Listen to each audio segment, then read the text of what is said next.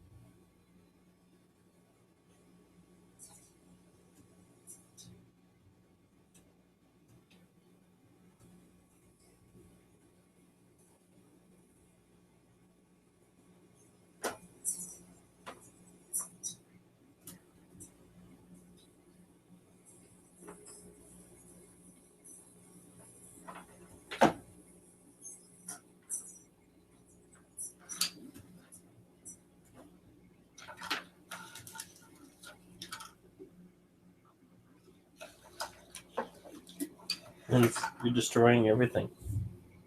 Yeah, you are.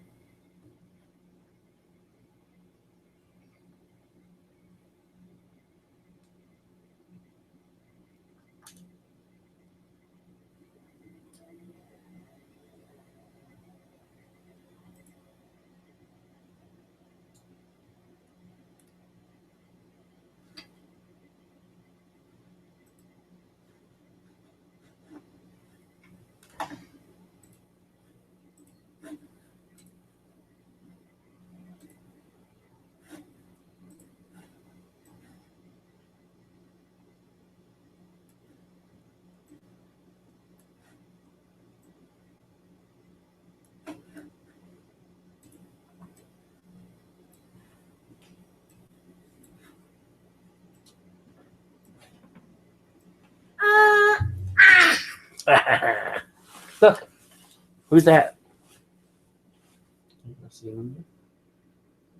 There you are.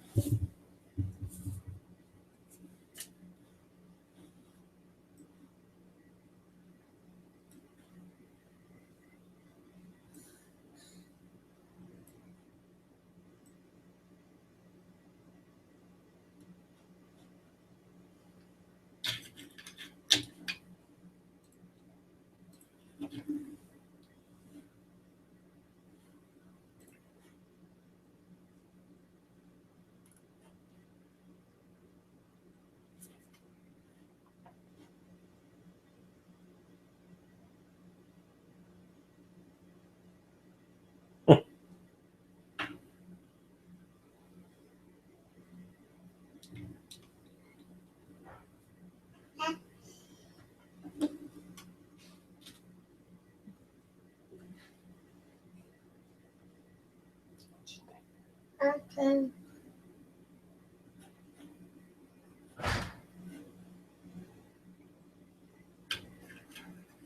Mata, mata, mata, mata.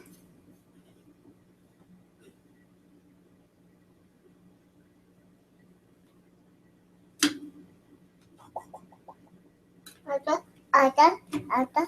See? No.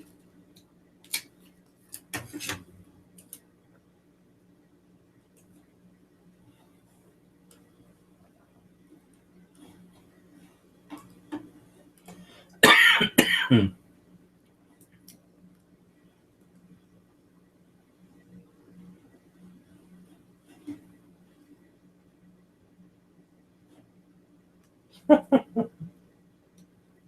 hot dog.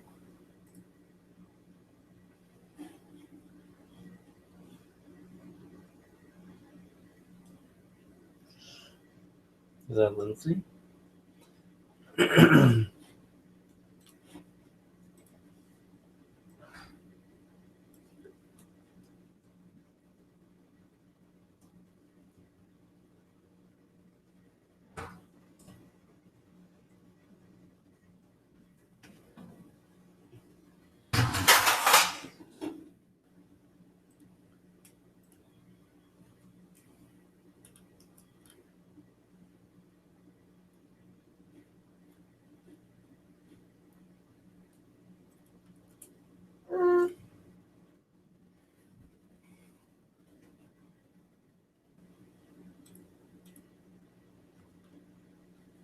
Something there? You just need to let go.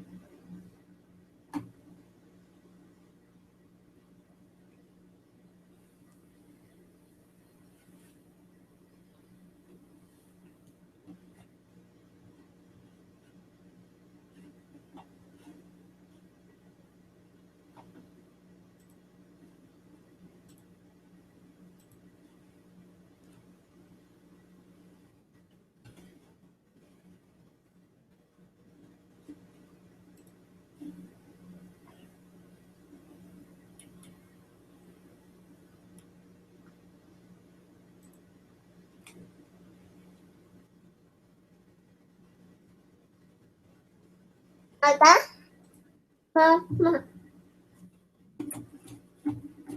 Hold on. Ready? And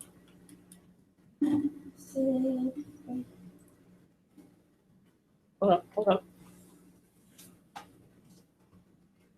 Oh, I know.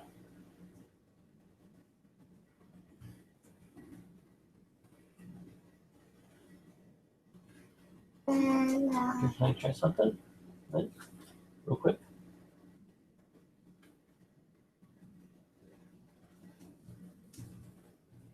Hold on.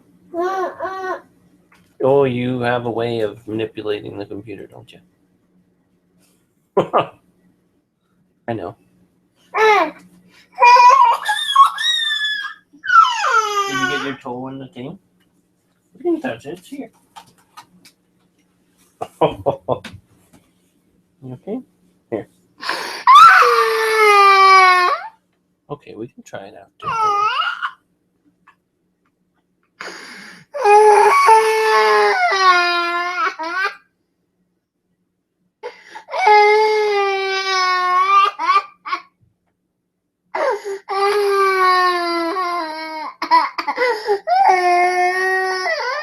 Yeah? Yeah.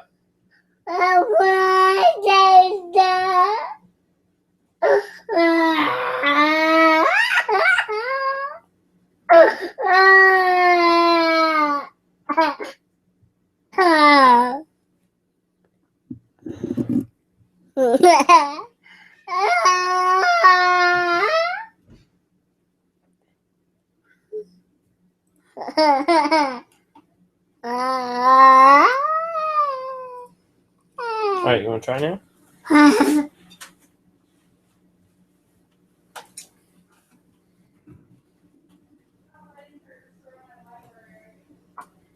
No.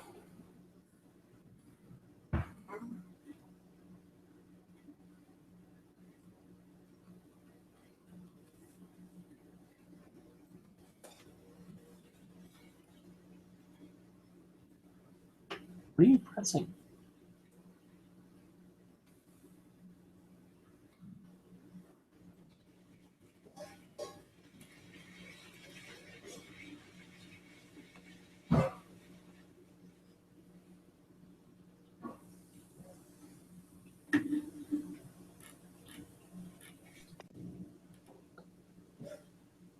What's up, Paul? Can you see me? How's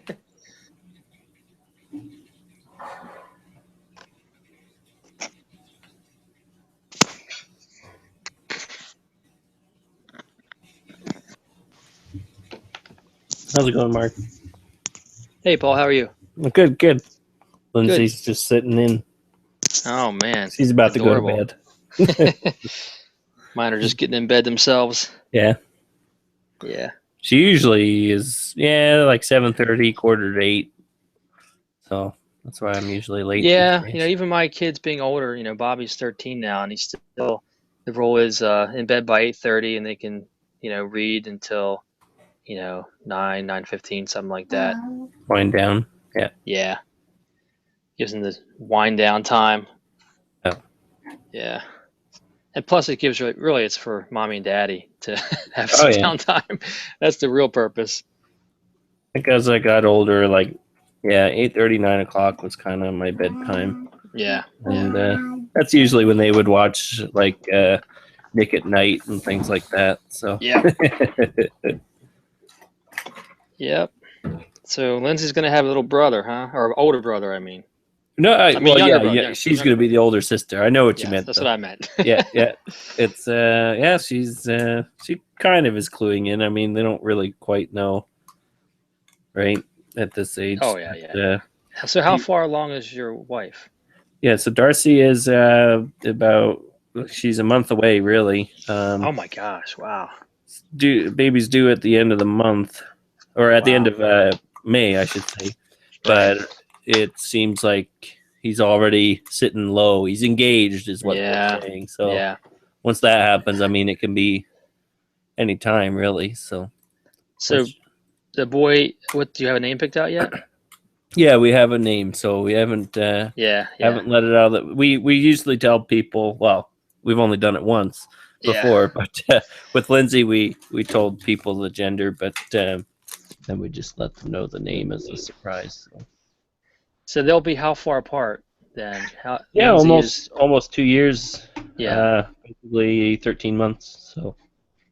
Yeah, Bobby and Luke are only 14 months apart, 15 months apart. Oh, okay, nice. And but then Anna is about 2.5 years younger than Luke. Oh, okay. So. Yep. What's up, Yoshi? Oh, not much. Still in a bad mood? I was until I saw a chat. Well, talk at Google. Paul Horowitz, The Search for Extraterrestrial Intelligence. Which, why that instantly caught my eye is I have his book. Yeah. Under Third 20 edition. seconds, we get to see a book. That's awesome. What's up, Kevo? Yo, How are you? Yeah, Paul, you got better looking. Yeah, I pass it all down. Yeah. I apologize in advance if she somehow shuts down the chat, which could very well happen. No, don't do this. This is where it's, yeah, and then you have to touch it one more time. Okay. I think we're gonna go to bed. So I'm gonna go put her to bed. Already? So the best here. part of the chat is gonna be or I something. got another textbook this week. Vince, I don't want you to close Oh, man. It's What? nice when you get textbooks off You the want internet something? that are hardcover and like $150 cheaper than the bookstore wanted to Okay. charge me for a paperback. Oh, You yeah. guys get It's all in black and white. you guys get hosed for textbooks. Yeah, well, we gotta go sometime. This one came from Canada. Oh, nice. I like your Fake shirt crying. there. I like your shirt, Yoshi. No fake crying. Oh, and then there's the other book which my older brother gave me. And I still have to pay $100 for some stupid internet code for a 6-week course. Stupid internet kid. Stupid internet code. Code. So I can get Okay. all their my math lab nonsense. I got Because you. apparently my college made it mandatory to have the online homework. Gotcha. So even if the professor wants to just give all homework out of the book, they still have to have online homework. which is aggravating. Yeah. Sounds like Because they want to charge like $100 for it. But this should be fun. I'm actually looking forward to my classes this summer. Well, that's good. Kevin, you at work? Looks like. Yep. Oh yeah. Yeah. I don't have these racks at home. What time's your At least shift then? not this book. 11. 11. That book.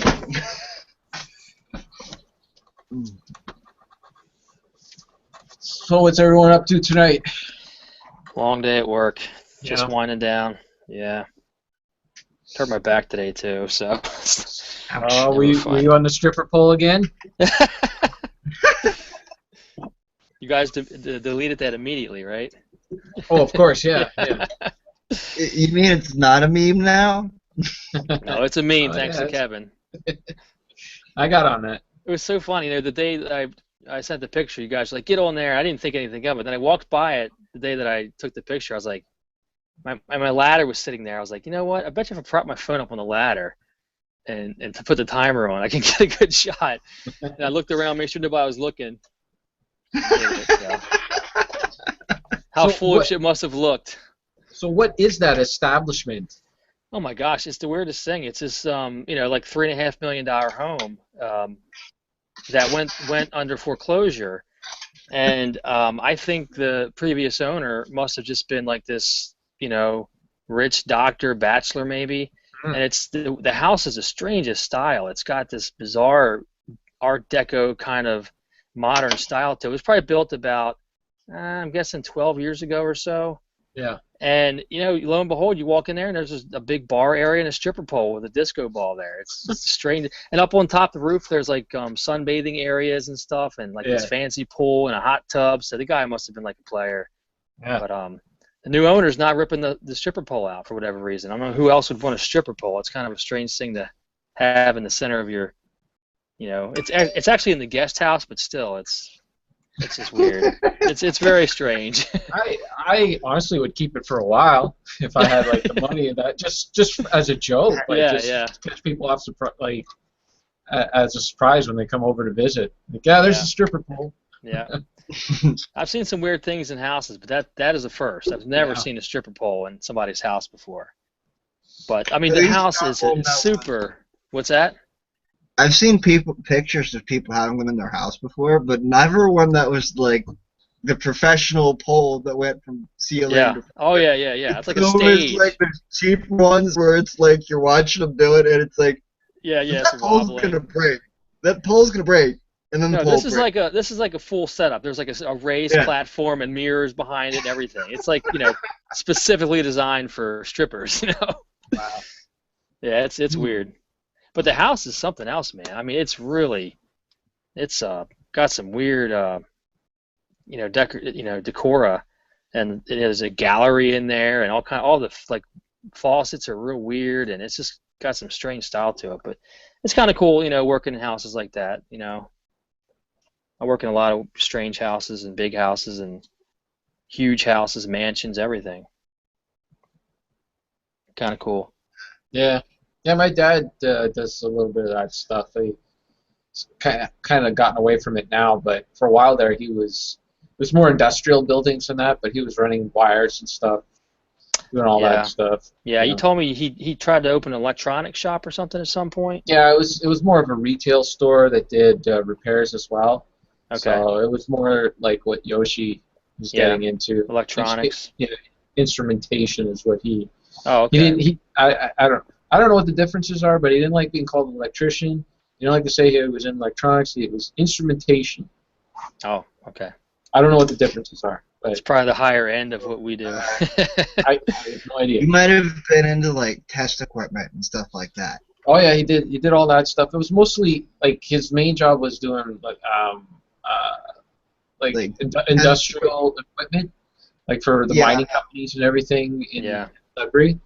So that was like his big job, I guess. Yeah. And then everything else he would just do as extra.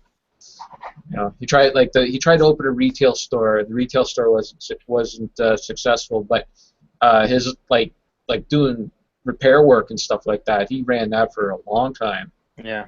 And then just a whole bunch of weird stuff. From what Was he I've heard. self-employed, more or less? He was, but like it was like an extra job, like an extra thing. Like he had a job Oh, at the mining company, and he would do this on the side. I He see. had 2 jobs. He was very ambitious, Yeah. not like me. That's cool. Anytime I have time off, I take time off for myself. You know. Yeah, yeah.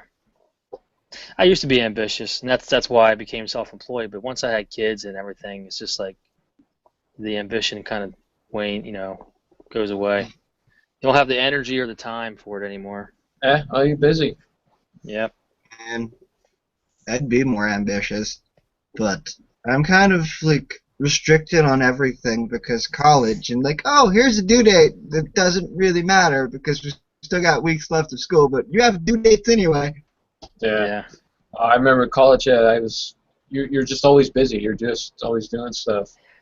The thing I don't like is my head's in like 5 or 6 directions at once now, or more. So Yeah. it's like I think about philosophy, then I got to think about speech class, then I got to do math, then I got to do electronics, and then I got to do club stuff, and then I come home, and then it's like okay, console modding, and then like online stuff, and it's like. Yeah, I can never understand why they make you do all those extra things. Like you probably just want to do electronics. You don't want to do all the other stuff. I'm sitting here like the philosophy class. I signed up for the philosophy class. It was an elective. I signed up for it hoping it would be an actual philosophy class. What did I get? A history class about philosophy. Yeah. That's what they give you, and it's garbage. It's like, what value is memorizing what a bunch of people that are long dead gonna do me? I don't know. I don't know why they do that. They say I'd look it up. Yeah. I guess it's one of the benefits of trade school. I went to trade school, not college, obviously, but it was just specifically to do my trade. So, yeah. But then much like you're saying, though, the difficulty lied in the fact that I was working full time and then going to class at night. Man, that was tough. Yeah. Yeah.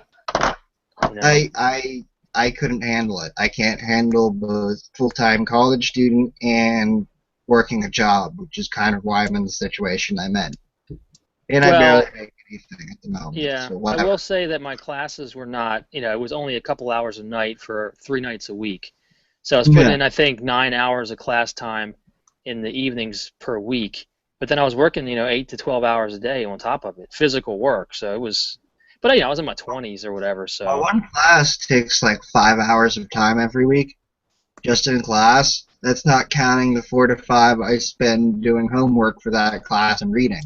Yeah. That would be my electronics class. But yeah. That's because I actually spend time doing like, if I don't get a concept, I go look it up for electronics. Same thing will happen with math. If I don't understand something, I go look it up. For a lot of my other classes, I just don't care. If I don't understand something in this philosophy book because the author did a horrible job of writing it, I don't care. Like, I'm just at the point where, like, okay, I don't care what grade, as long as I get a C or higher in these 2 classes, I don't care. I want to be done with them. I want to move on. Just focus on electronics and math, because that's what I want to do. And it's just, like, annoying me because it's like, okay, you've given me 3 semesters. I've gotten a taste of the electronics. I want more. Stop making me do other crap. Stop making me give speeches that are, like, very particular about what you must do. And, like, oh, you only have 8 to 10 minutes. And if you're not in the 8 to 10 minutes, you lose points and all this other stupid shit. It's like, it's very obvious to me that the current college education system is outdated and needs revamped. Yeah, maybe. It's the same deal in Canada too. Well, you want to talk about revamping? Try the public education system here in America. It's a disaster. Yeah. Public education system here in America is actually here to make factory workers. That's what it was made for. It was making factory workers. It's not gonna get you really smart. You're not gonna learn all that much through like K-12 anymore. Yep. Because like I got to high school and felt like most of my time there was wasted and I should have been doing something else. So I kind of went and did something else. What did you major in, Kevin, in college? Television. Okay. Although everything I learned in television, Learned afterwards. I never used any of it really. Well, plus at the time when I went to college, everything was, you edited on tape. They were moving from film to tape, and now it's like we don't even use tape. Like I said, like we got those tape machines back there, but we use them like once or twice a year. They're for We don't use them for editing, right? You use them for legacy stuff. Oh, I got this old program. I need to put it on the TV. They want so and so wants it on TV, so you use the machine to get it on the TV, and then it's digital now, and then you don't ever touch the tape again, right? Yeah, pretty much. Yep. So it's there until all the tapes somehow manage to become digital, and then they're probably just gonna like ditch Well, it. I don't know if they archive everything that we put in there. So it probably gets erased at some point, and then they'll come in again and need it put in again. But yeah, for the most part, yeah. Once I think for like ET Canada, for instance, once it's archived, it's archived. Like they keep it for good digitally. Yeah. Yeah. But yeah, the tape is pretty much dead. Like it's not used on air anymore.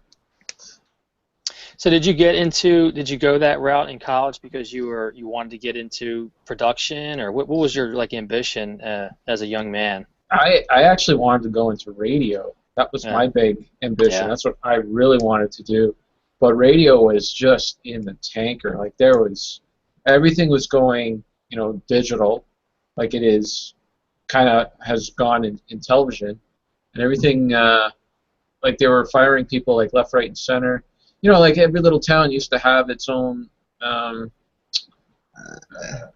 radio station. I know around here you can manage to catch a couple of like ham radios, but that's about it. Yeah. I mean, I might even start looking into that at one point, but I don't know what I'd do. I don't know what happened. Sorry. That's all right. We weren't being very interesting. Yeah. But yeah, I remember when I used to be a big Howard Stern fan, and he would often talk about the radio industry and how it was, how it was just pretty much a dead medium, and then he transitioned over to satellite radio. So yeah, I used to listen to him talk about that quite often, how difficult it was, and his movie is fantastic to see him.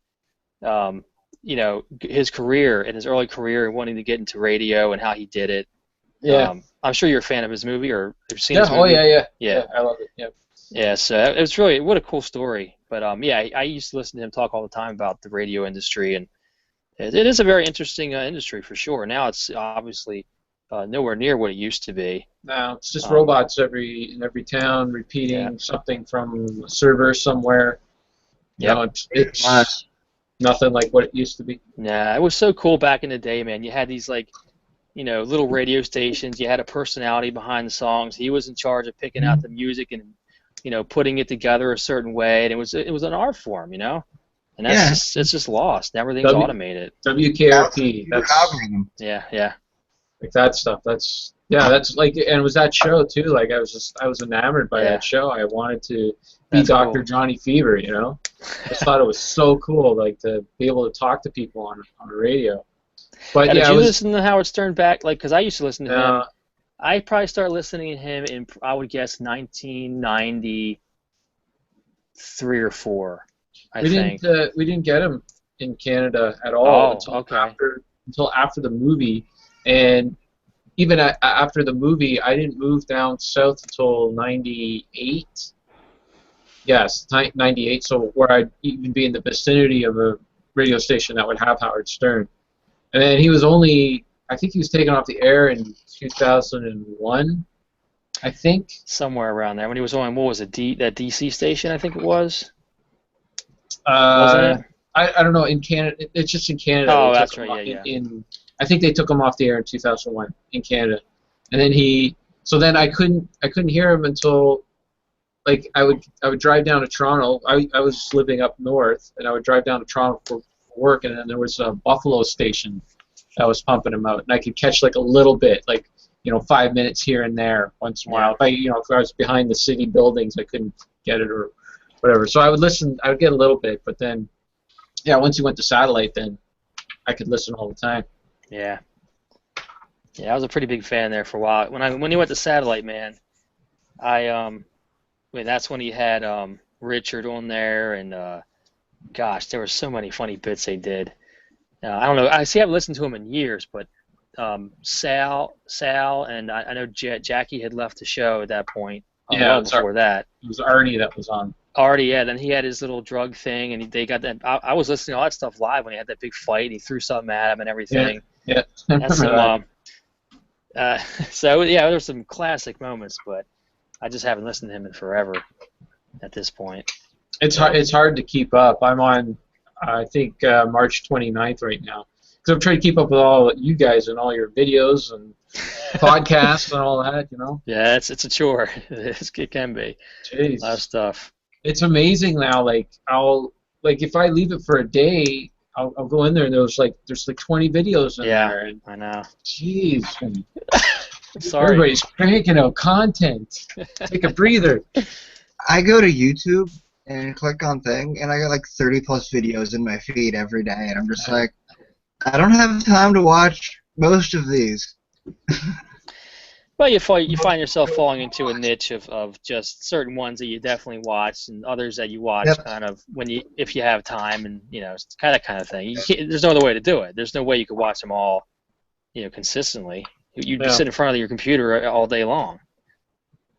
Like even your last video, your last retro nonsense video, Duke, I put it in watch later, and usually I get to them right away, but I put it in the watch later, and I just forgot about it, and when I started watching videos of my watch later, it was like, oh, this is already like a few days old, That's why I get so anxious about longer videos, because when I see like a 5-minute video, I'm like, yeah, I'll watch that right away, no problem. I see an 18-minute video, I'm like, maybe later, and sometimes I'll never get to it. So I get so anxious about my last video I put up 2 nights ago is 30 minutes, but I couldn't edit it down anymore. At least I didn't want to. But I figured, it's just my console repair. Right. So it's more of a tutorial kind of thing. So I didn't really care too much. But I really try to keep my videos, or want to keep them, 15 minutes or so at the most. You like the Q-Dogs, 5-minute videos. That's exactly right, man. They're done. Quick hits. They're fun. They're simple. They're easy. Yeah. Boom, in and out. You're done. Boom, we're live. Yeah. I want to make more videos. I have some shot, but the thing I've noticed is my phone just can't handle it. It just gets super hot and fills up, and it's like already laggy as I need to go through and clean my phone and probably factory reset it and a bunch of other stuff. And I'm too lazy to do it. Well, as you know, I just got a brand new iPhone, man. I'm so happy with it. It actually films in higher than 1080p. I don't know what the next step is, but whatever it is, that's what it films in. And it's got something like that. And it's got 4 times as much storage as my other phone. So man, I'm just in hog heaven with this thing. It's great. Yeah. Major improvement. Nice. Yeah. I did notice one thing, like when you were soldering. Put the iron down, let it heat up a little bit, add the solder, pull the solder away, then pull the iron away, because then it won't get stuck. Okay. Yeah, I'm a novice, but it works. Spoiler alert. Sorry, Kevin. I know you hate ruined it. That was a fun video to do. I really enjoyed messing with that. That was really fun. And it was a good thing you decided to do all of them, because the one you pulled out, I think you were probably pulling one out and saying it looks funny. Yeah. Kind of bulgy. Yeah. Yeah, that was probably the one that was causing the issue. Yeah, probably. Because that's what they do when they go bad usually, is they dry out and then they start bulging, and then if you let them sit there too long, they eventually, they might pop. Yeah. Which, that's not fun to clean up when they pop. Yeah. Well, they used to be made of paper, right? It was like rolled up paper. Yeah. Just layers of paper. Rolled up aluminum, actually. In electrolytic caps, I think it's rolled up aluminum foil, like aluminum foil with like a dielectric electrolyte in there. I'm not sure. I can go look it up in my book if you want. No, you're right. That's okay. Right. But now they make them. I barely care. But now they make them from plastic and they last longer, right? Ceramics. A lot of it's Ceramics. ceramic. A lot of the surface mount stuff is made from ceramic. They make it from all sorts of different stuff. Mica, there's paper capacitors, you got film capacitors, you got polystyrene, you got... There's a giant list of different types, and each one has slightly different effects. I'm starting to learn this as I go. It's like, I bit off way more than I thought I would bite off, like 2 years ago or whatever it was, when I'm like, I'm going to go to school for electronics. And then I got here, I'm like, holy crap. Now let me ask you something. I might just be being paranoid, but because now I'm hypersensitive to looking at my NES screen, but it seems like the volume's a little low. But maybe I'm just paranoid or whatever. Do capacitors deal with the volume of the NES? In some ways, yes, they can, but I wouldn't worry too much about that. It could just be due to different values. I'm not sure. It's one of those things where it's like it's very hard to troubleshoot electronics when they're not sitting in front of you. Well, here's all I'll say is when I switch over to my Super Nintendo, it's noticeably louder, and I got to crank the volume up a couple notches when I switch to my NES. Is that just because the Super Nintendo has a better sound chip and it's just going to be naturally louder, or is something in my NES, failing? Oh, it could be that, like, out of the Super Nintendo, it's stereo, right? You're That's only getting correct. mono. Yeah, that's You're only a good getting point. mono out of the NES, so that could be it. That's a good point. It's not terrible. It's not. Again, I'm probably just being paranoid because I'm like, oh man, did I mess it up? Kind of thing. But it's fine. I mean, I'm not really worried about it. Man, that screen is crystal clear, man. It looks fantastic. Awesome. Yeah, I was really excited. Yeah. So success. It's probably like super exciting too because you're the one who fixed it, right? I know. And I was very You're like- determined. Yeah. Yeah. That's one of the. That's awesome. That's a really excellent feeling when for repairing stuff is when you actually manage to get it to work. That's gonna feel really good whenever I manage to get that PC Engine Duo to work properly, which it's been on the shelf because I've just been like slaughtered by school the past few weeks. And I'm also trying to okay, I'm not quite sure what I'm doing. I need to go look and research in a bunch of books. And that kind of just snowballs. Too much. Well, it's in my blood. I do, I'm pretty good at fixing stuff in general. So I always try to do something myself first, just as kind of a rule of thumb. So I'm pretty determined to get to, do my own thing when it comes to my house and stuff like that. So. My dad was like that. I learned it from him. There was never a contractor in my house. My dad did everything himself. Oh yeah, same with my dad too. He still does everything himself. He won't even call a contractor. He'll call his buddies if he doesn't want to do it. Make his friends do it. Some of buddy which are system. contractors. But the addition to this house was built by my dad and a couple of friends of his. That's it. They just came in, built the whole addition. It's like, okay. Of course, this house isn't that great anymore, but that's mostly because no one takes care of it. I'm too busy. So how old's your dad now, Kevin? Oh, 62? Yeah, Okay. he just turned 62 in February. Is he retired or does he still work? Yeah. No, he's been retired for 7 or 8 years now. Wow. He retired from his job, like his main job, and then I think he closed down the business maybe a year or two after that. Yeah.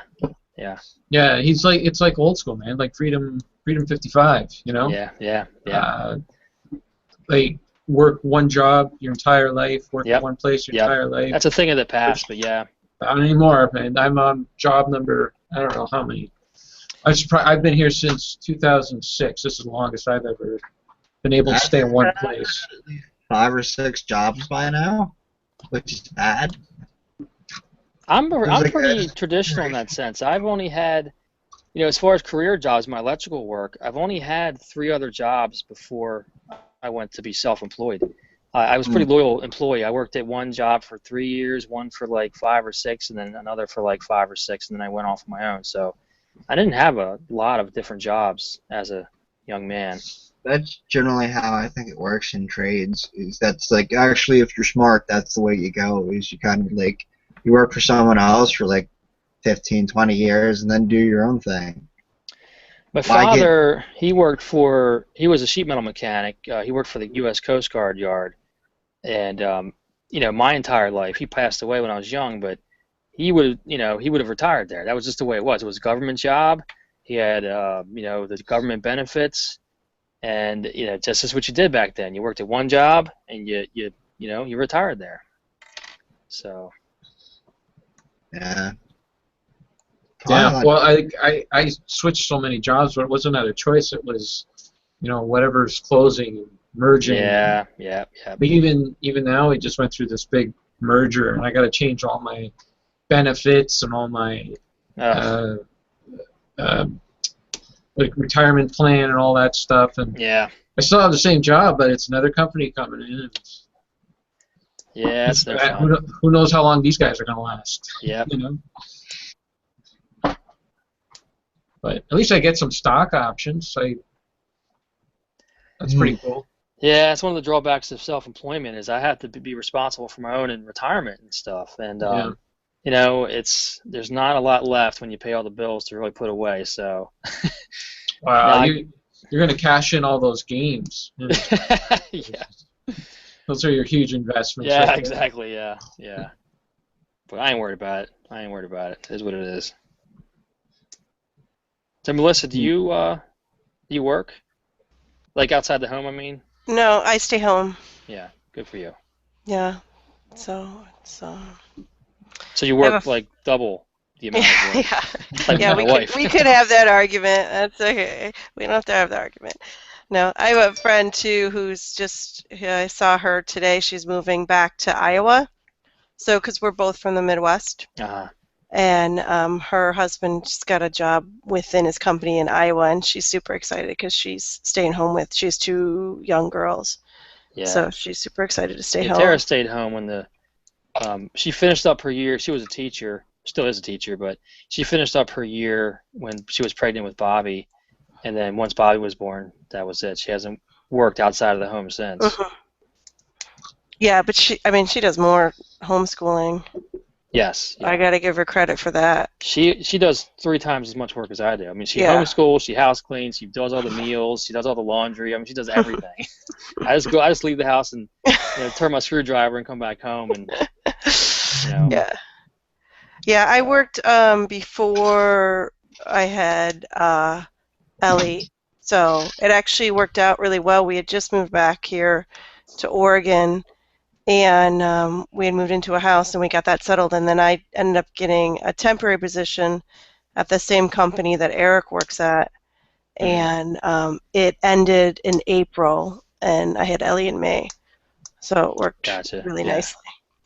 Is that why you named her Ellie, for Ellie Mae? No. Ellie Mae? No, was that from the Clampets, Ellie Mae?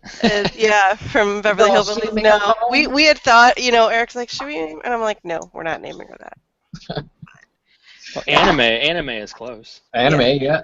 Anime. It's funny because we found that name in a book, and we had never heard it before. And then we ended up naming our second daughter Emma, which is like the most popular name for like the last, 10, 15 years, right? On all the lists. And I never, ever hear an Emma, and I hear Ellie all the time. And it's just funny because, I was expecting Emma to be like one of 3 in her classes, and there's like nobody ever in anything we do. Yeah. Really? Mm-hmm. Emma's my grandmother's name, and I always thought that was like a really nice name. And then, I think there was some movie, was it Ghost World or something like that, where the girl was named Emma, and then it just seems like everyone was naming their kid Emma after that. It was also in Friends too. Oh, okay, maybe it was that. You want to hear something stupid? There was a McDonald's in the little town I grew up in, and there was an older woman there that worked there, and she was like always there, and everybody knew her. Her name was Miss Emma, and I thought her name was Miss Emma because she worked at McDonald's because of the M. I didn't realize Emma was a name. I thought she was like McDonald's herself. It was the weirdest thing when I realized Emma's an actual name, and I got a little older. Which, yeah, it was funny. It's hard picking a name. Well, all of our names were based off, like Bobby was named after my father. Luke was named after Luke from the Bible, and Anna was named after Tara's grandmother. So they were all kind of like already ready to go names kind of thing.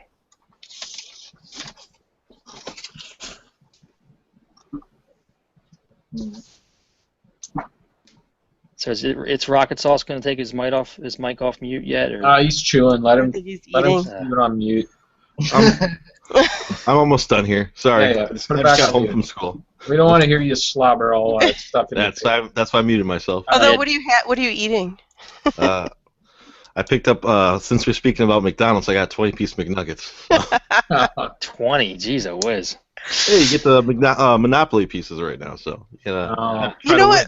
The other thing too is it's like $5 for the 20-piece and like $4 for the 10. Exactly. So you get the 20-piece and you like only eat half if you can control yourself, and then you put the rest for lunch tomorrow. I've taken down 50 nuggets before. 20 is a good amount for me though. So. Okay. You know what's weird? I've noticed that same problem across like a whole bunch of different restaurants, both fast food restaurants or whatever, but there's a whole bunch of them. They all do the same thing. Like, okay, we're going to make a special where if you get this item with this extra item, we're going to make it less than the original item. You're just like, what? So that tells me that it's obviously cost you a lot less. I don't know how they do it. Must be nice It's a for scam. corporations. It's a scam. Well, it could be, like grocery stores have loss leaders, I think they call them, right? Where they put something on special and it makes them lose money, but their hope is that you come in and you buy all this other stuff that is a huge profit maker for them, and so it evens out, Yeah. I got smart with it. Take an economics course, Yoshi, next semester. Thanks. You can hold up an economics book for us. Or a history class about economics, one of the other. Please no more history classes. I'm done with the history classes. If we're taking another history class, it's probably going to be something like anthropology. At least that's interesting history. But yeah. I think I'd probably also enjoy this philosophy class a lot more if it didn't have a professor that gives the entire speech while he gives his entire lecture while talking like this, and then he doesn't put much thought into it, and his speeches it's like it gets incoherent, and you can't figure out what he's trying to get across because we're going to some random rant, and it's like. What do you want him to do? Do you want him to act it out for you? It's just No. I mean, like, put more emphasis behind your teaching, because otherwise, like, if you do not exaggerate when you're teaching philosophy, it's boring. It is a very, very boring subject. Especially most classes are very boring, though, Yosh. No. So has everyone watched Kevin's Mitomo video yet? I watched it, yeah. Yeah. I'm dying to know what console and what game you guys are going to play for Oh yeah. for your bonus. That is good. I actually thought about asking that on, get bonus. No, to ask you guys that, and then I'd read it on Retro Fandango. But I don't know. That's fine. You know what? The one good thing about this Mitomo is it's really spiced up this little competition. What a fun little flavor we got in here now. Mitomo Gate. Well, it's now done. It's So over. Kevin, you played it for a while. I mean, you gave your opinion a little bit on there, but was it? Do you think it's fun, or what's your opinion? No. It's just you might as well just go to Facebook or Twitter and have a conversation. What was the big game aspect of it though? What's the part that you said this is the most? I forgot because I did watch it, but I was watching it in a lunchroom. So for me, I don't want to be blasting, so I couldn't, hear everything you were saying just because there's other people talking. But what was the key point? I'm just trying to remember what the key point is to make why it's a game. It makes you come back again and again. It encourages you to get points, to earn stuff, to buy hats and and shirts and like stuff for your character, whatever it is, right? Which Because I just heard today, because I listened to the CU podcast, and I was listening to like the latest one today when I was on the treadmill before I went to work, and they were saying that it's like Snapchat though. They're saying Meatball was more like Snapchat, and Snapchat is just an app. It's not considered a game. That's the only reason I'm asking right now. If that's the case. I don't know. I've never used Snapchat. I don't know what that is. What is that? Like, it's like a photo thing, kind of. Musty, can you answer that better? No, I I can answer it. I downloaded it right away, and without remorse because I'm not in the One Console Challenge. But I mean, it throws points at you for looking at people's statuses. So there's a bar to fill up, right? Like you unlock new levels, and now you're a fashionista or something like that. Right. Like I'll give you an example. There was one guy who commented. I can't remember who it was, but made a comment and said, "I don't think this is a game at all." And then his next paragraph, he gave me his strategy that he uses every day to load up the app and get points every day and do a certain amount of thing every day. And I'm like, so you're saying it's not a game, but you're giving me the strategy you're using to play this game. What about then something like the app? I think what's it called? It's is it Foursquare? What's the check-in app here?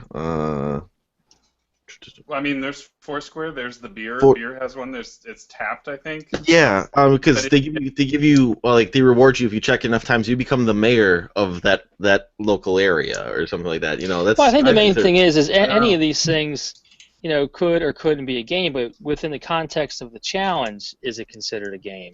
I think a lot of people are saying that it's not as much of a game as say Fallout Shelter, or it's not as much as a game as Farmville, or it's not as much as a game. And my point is, it doesn't matter how much of a game it is. If there's enough there that it is a game, then it's a game, right? It doesn't matter if it's as good, or it doesn't matter. It's just it is a game, and it doesn't really matter what you did in it. Like I said about like Skyrim, right? You load up Skyrim, you create a character, you turn off the game. Well, did you play a game, or did you just create a character? It doesn't really matter. Skyrim itself is a game, right? And you interacted with it long enough. So I think it's kind of sad, like that's what passes for a game today. But if I was to say, well, Miitomo's okay, you can go ahead, you can play Miitomo. Well, then I would have to say you can go ahead and play Fallout Shelter. You can go and play Farmville, or even Animal Crossing or something like that, right? It's all kind of in the same category. So games. If it's something, to me, if it's an interactive type like app or whatever that you're playing in some form where it's like you're not sitting there, well, that's in a weird definitions here, but if you're not, how do I put it? Well, I took a look at the definition of what a game is, and it's very broad as to like. It has to be something that's a competition to anything that you do in your leisure time is a game. And I'm like, well, like reading is not a game. So then I looked at the definition of a video game, and they said, well, anytime you're interacting with anything on a screen and you're making objects move on a screen, and I'm like, well, then you might as well say the guide on your cable box is a game, right? So what exactly makes a game a game? So I just had to look at, well, what category does Miitomo fall into? And I think what it falls into is a mobile game. The core, if you open it up and you look at it and you first start experiencing it, the core of it is that interaction between, you and the people in your friends list, right? You're typing in stuff and your character is saying stuff through your guide, then their character is saying stuff through their guide, and you think that's it, okay. But then it starts encouraging you to come back tomorrow and you'll get points. Come back tomorrow. But I'm just saying applications also do the same thing. I think what they did with Miitomo, or what Nintendo did with Miitomo, was start with a game and then throw a social app on top of it. I don't even think that's that. Really that's crappy the thing. I think game, it's just an application that they just try to get you to reward you to come back. Is what it is. It's mostly just an application. How is it any less of a game than something like Tomodachi Life, though? Right. Tomodachi Life, or even Fallout Shelter. How is it less of a game than Fallout Shelter? It's an interactive thing. Fallout Shelter encourages you to do the exact same thing. Open it up, push, click on these things, you get a whole bunch of stuff. Come back tomorrow, or come back in 5 minutes, or come back in an hour. Same thing with Farmville on in Facebook. Click on all your little squares. Come back tomorrow. Like how? Well, I think the main point is you could argue whether it's a game or not pretty well. You could say in certain context it's not a game. You could argue that and probably make a good argument. But in the context of this challenge, I think you made the right call that it's a game, and that. Go ahead. I gotta come back. Big Shot's gotta take a phone call. Oh, I'm a Big Shot. I got a phone. I have to work here.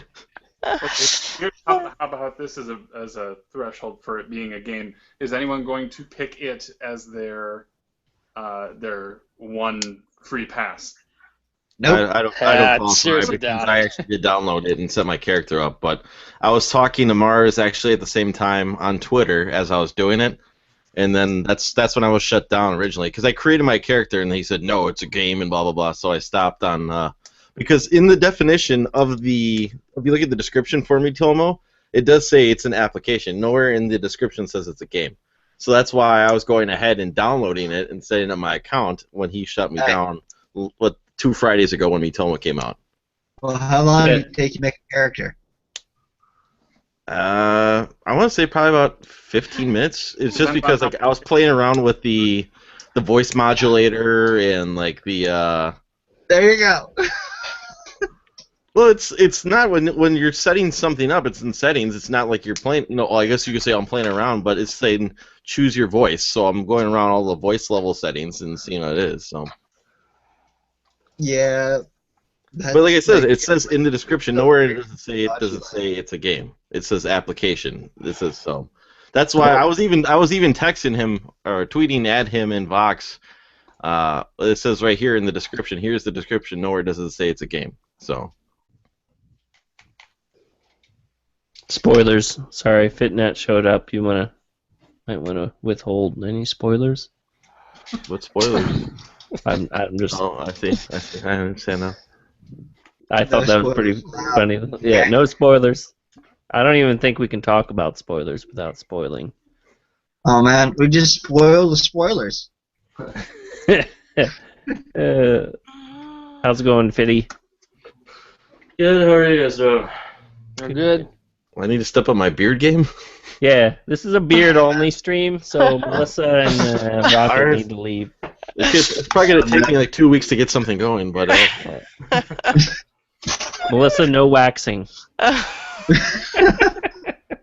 Sorry. Can I use like mascara? Mascara, yeah. There you go. Make a pretend one, you know? Put like Ryan Budapest Hotel, just draw on the mustache. Yeah. Alright, actually, you know, I'm gonna actually have to go. I have to pick up Eric from the airport, and I just came back, right? Portland traffic has decided to be a total cluster. So it's gonna take me over an hour to get there. We told her it's a beard-only stream. Yeah, and so now I gotta go. See you, Ryan. Yeah, Ryan's going too. Yeah. Bye. Right, but I'll leave you with this. I'm kind of boring. I'm actually not going to play a game until. So I'm going to stay pure. You're going to stay pure? Yep. Nice. Okay. I might spend so long trying to figure out what to play that I ain't going. And then it'll be May 8th already? Yeah. Because it's like, oh, I can only play one game till May 8th. Do I pick a long one and binge it? Or do I pick something like Mega Man 2 and just play it every day for the next 2 weeks or whatever? Yeah. You could just download Mega Man 2 on your Wii U. Dude. Well, that's true. Or the Legacy Collection. Yeah, what a waste. That's not on the Wii U. That one's only on the 3D. But I have every single Mega Man game other than X3, which I have on my Wii U. So I technically have almost every Mega Man game. Get back there. Well, except for 2. Except for 2. On my NES for when my buddy played it. Hmm. For when my buddy visited a couple weeks ago.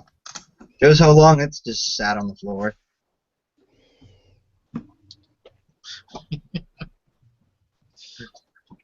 Awkward silence. So what's this big reveal here, Musty? You got a big haul, or? It's looking smaller and smaller as I've sort of unearthed it, but And it's an Xbox haul? I thought you were paring down and decluttering. well, when somebody posts something for $10, and That's the problem. and you That's end up the walking problem. away with you can still pare down. You should see the boxes. There's like 82 games I'm cutting. I feel like I'm acting as your wife. Is this what the conversation that you guys just had? Why are you buying more? I thought you just said that He kept that in his trunk and he snuck it in. I've always owned these games. I've always owned them. You're seeing things. Getting stuff in. You know, I might have too many video games. No, I don't disagree that I at times need to cut things back. So, but yeah, let me show you what I got for $10, I guess. Kevin, are you looking at a spider? No, I'm angry at this umpire. Sorry. Sorry. Yeah, the umps are really the Jays game, I'm assuming. It's right in the strike zone, man. Called it a ball. It's unreal. Sorry. What's that Twitter you're following? The Blue Jays strike zone or whatever? Yeah, like they'll show if the- there's a bad call against the Jays, they'll tweet it out right away. Does And they'll show you exactly where the ball is. Man, you guys are hallucinating as fans. I tell you, man, I want to go to robot umpires, man. Like have like the robot call the balls and strikes. They do kind of have that machine. I forgot what that machine's called right now. It's set up at every What did you stadium. get? And then it's like, okay, I'm gonna show you what I got, and now you're talking about the sports stuff. Sorry. But then, I guess, do you like tennis the way it's called with the, like they have the. I'm too busy looking at the ladies in the skirts to know what's going on with balls and tennis. Yeah, like they have somebody to call the lines, but then. Yeah, I just want them to get the calls right. Just get it right. Whatever sport it is, I don't like a lot of people are against like the video replay and all that. Just as long as they get the calls right, I'm okay with it. And these trackers that they have now that show you the balls and strike, it just shows you how much the umpires get it wrong. Yeah. And, I think there's a simple answer where the umpire behind the plate wears like a bracelet or something like that. And it vibrates if it's a strike. It doesn't vibrate if it's a ball, and he just calls it that way. You know, you can still call guys safe or whatever. And in that case, though, what happens if he makes a mistake? Because that is human nature. That like it vibrates and he's like, oh ball, because it's a high pressure moment. That's gonna happen. I think that would happen a lot less than a guy throwing the ball right down the middle of the strike zone and him calling it a ball like I just saw. Can I see a picture of this pitch? You can go on whatever stat track and check. Let's see if Buddy's who's pitching for the Jays right now? Stroman. Mm-hmm. Who's he going against? It was some guy named Mike Wright, I think. It was awful. Are you playing the Red Sox right now? No, the Orioles. Sometimes those pitchers get those calls.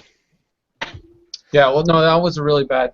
Like the first two are definitely balls. I'll give if they, if it's fair, like it was in the strike zone. I don't sit there and pretend it should be a ball because it was close or whatever. If he calls it a strike and it's legitimately a strike, I'm a realist like that. But it's way too often that they get it wrong. They don't they're probably at like 60-70% right. And there's just too much margin of error, I think. Anyways. In hockey, they got.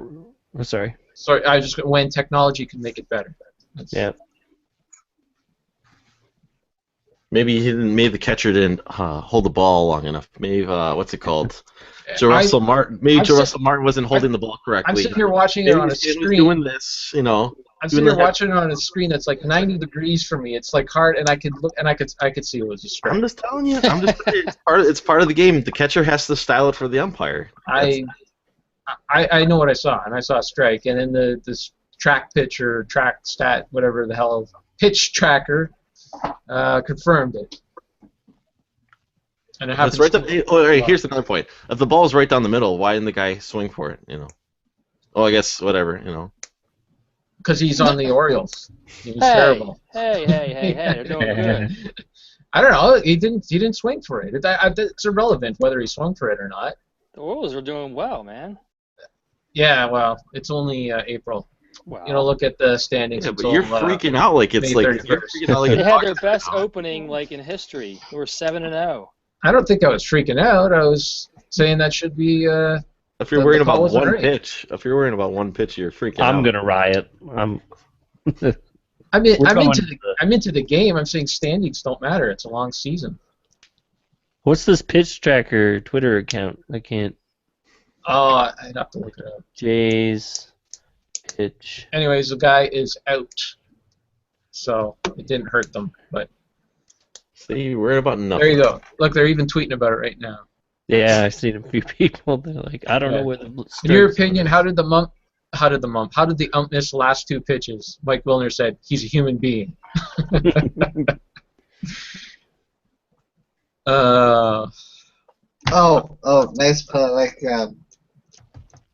Nice sign you got there, Paul. What? Nice sign you got there, Paul.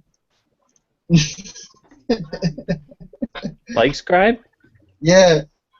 Yeah, that was last stream. I just haven't taken it down. Is that a Christmas wreath you still have up? Well, in my storage. Yeah, this is where the Oh, sheds kind of are retired. The I see. or the sheds, the wreaths. Yeah, Gotcha. I think I did this last time. I too. Yeah, like I'm in my storage room. Gotcha. Okay, so the Twitter account is called Blue Jays Strike Zone. They're Blue Jays. at Blue Jays ump. I'll be back. I got a Sonic. There it is.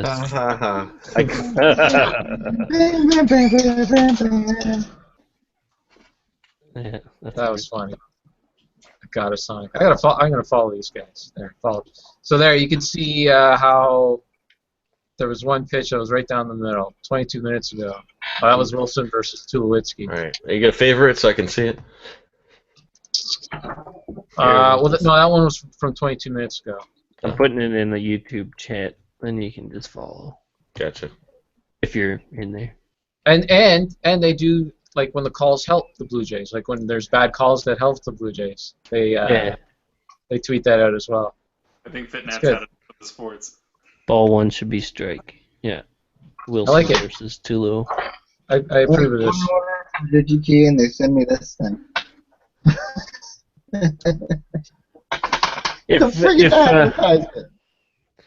If they Oh, still want to, Well, sorry. why are we looking into your roof now? Oh, Why are we yeah. looking at insulation? What's going on there? That pitch wasn't right down the middle. It was just kind of the middle. We're not. They haven't posted the pitch that I saw yet. If they want to keep drama, like, part of the reason why what I imagine they want to keep umpires in the game for is for the human drama, right? It's interesting to say, oh, is he going to call it a strike or a foul? And then they get mad and kick dirt and they get in his face. People like that in baseball, but I don't know. Maybe they could just show this pitch tracker thing on the. You either have to have like an automatic machine that does it, because the umpires go real quick. The game of baseball is a slow game to begin with.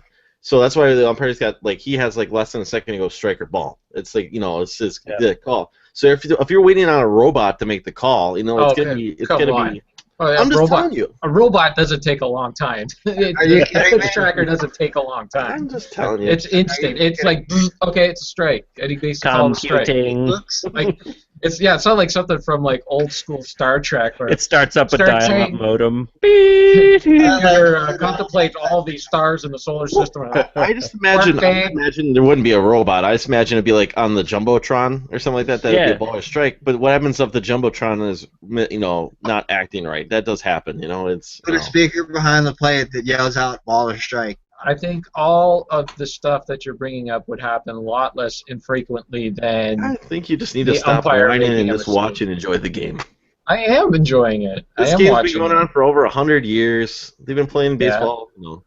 Yeah. I'm happy with the instant replay because that That's- corrects more mistakes than anything. It's part of the entertainment. Well, too. so you say that instant replay is a good thing? It's helped the game, yeah. It's helped the game? Yes. So why wouldn't calling the balls and strikes right help the game? Because I think it'll take longer if you had to have a robot do it for you. You're living in La La Land. That's just not true. The computer's already doing it like anyway. Yeah, it's an Our instant. computers could do that like a decade or two ago.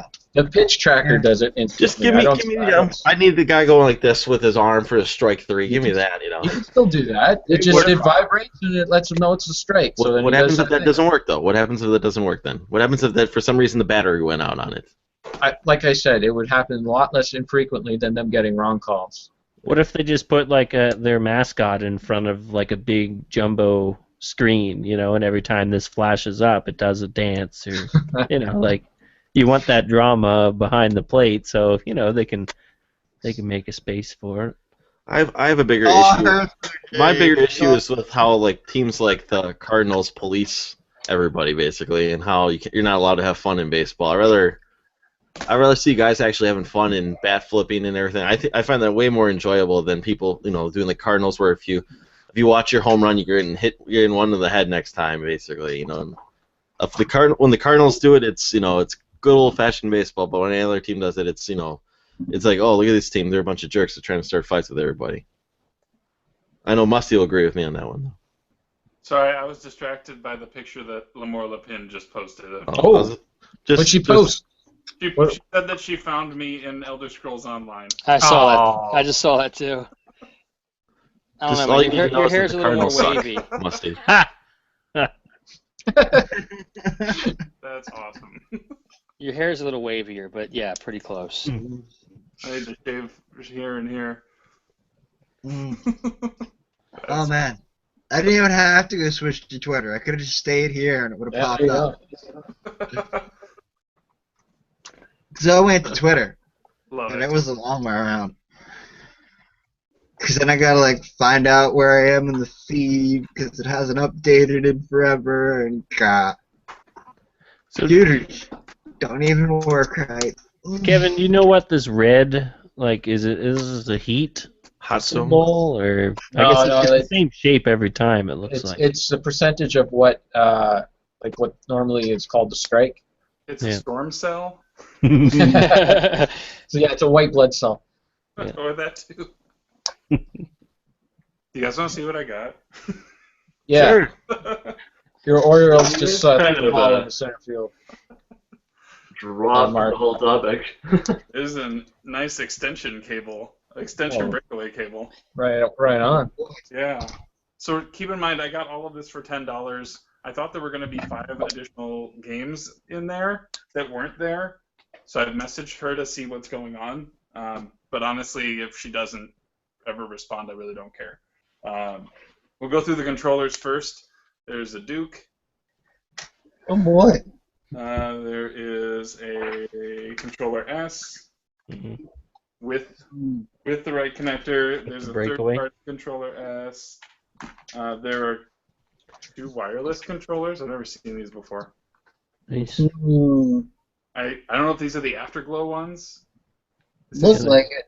It says Spirit on it. We'll have to see. What's that extra button at the top there on the right shoulder? Well, they've got. Is that a sync button? Is that a sync button or? I'm looking for LEDs. Here. I can it's kind of. see what it does. Oh yeah, it's got some LEDs in there. I saw a green one. The problem is the battery casings on both of them are missing. The covers. Go figure. Garbage. You got receivers for them? Here's one. Okay. Well, there's one dongle. I bet the dongles are probably worth more than the controllers. Possibly. If you really wanted to go with an RF connection for your Xbox, here you go. No thanks. And a normal AV cable. I still say X on that one. I get it.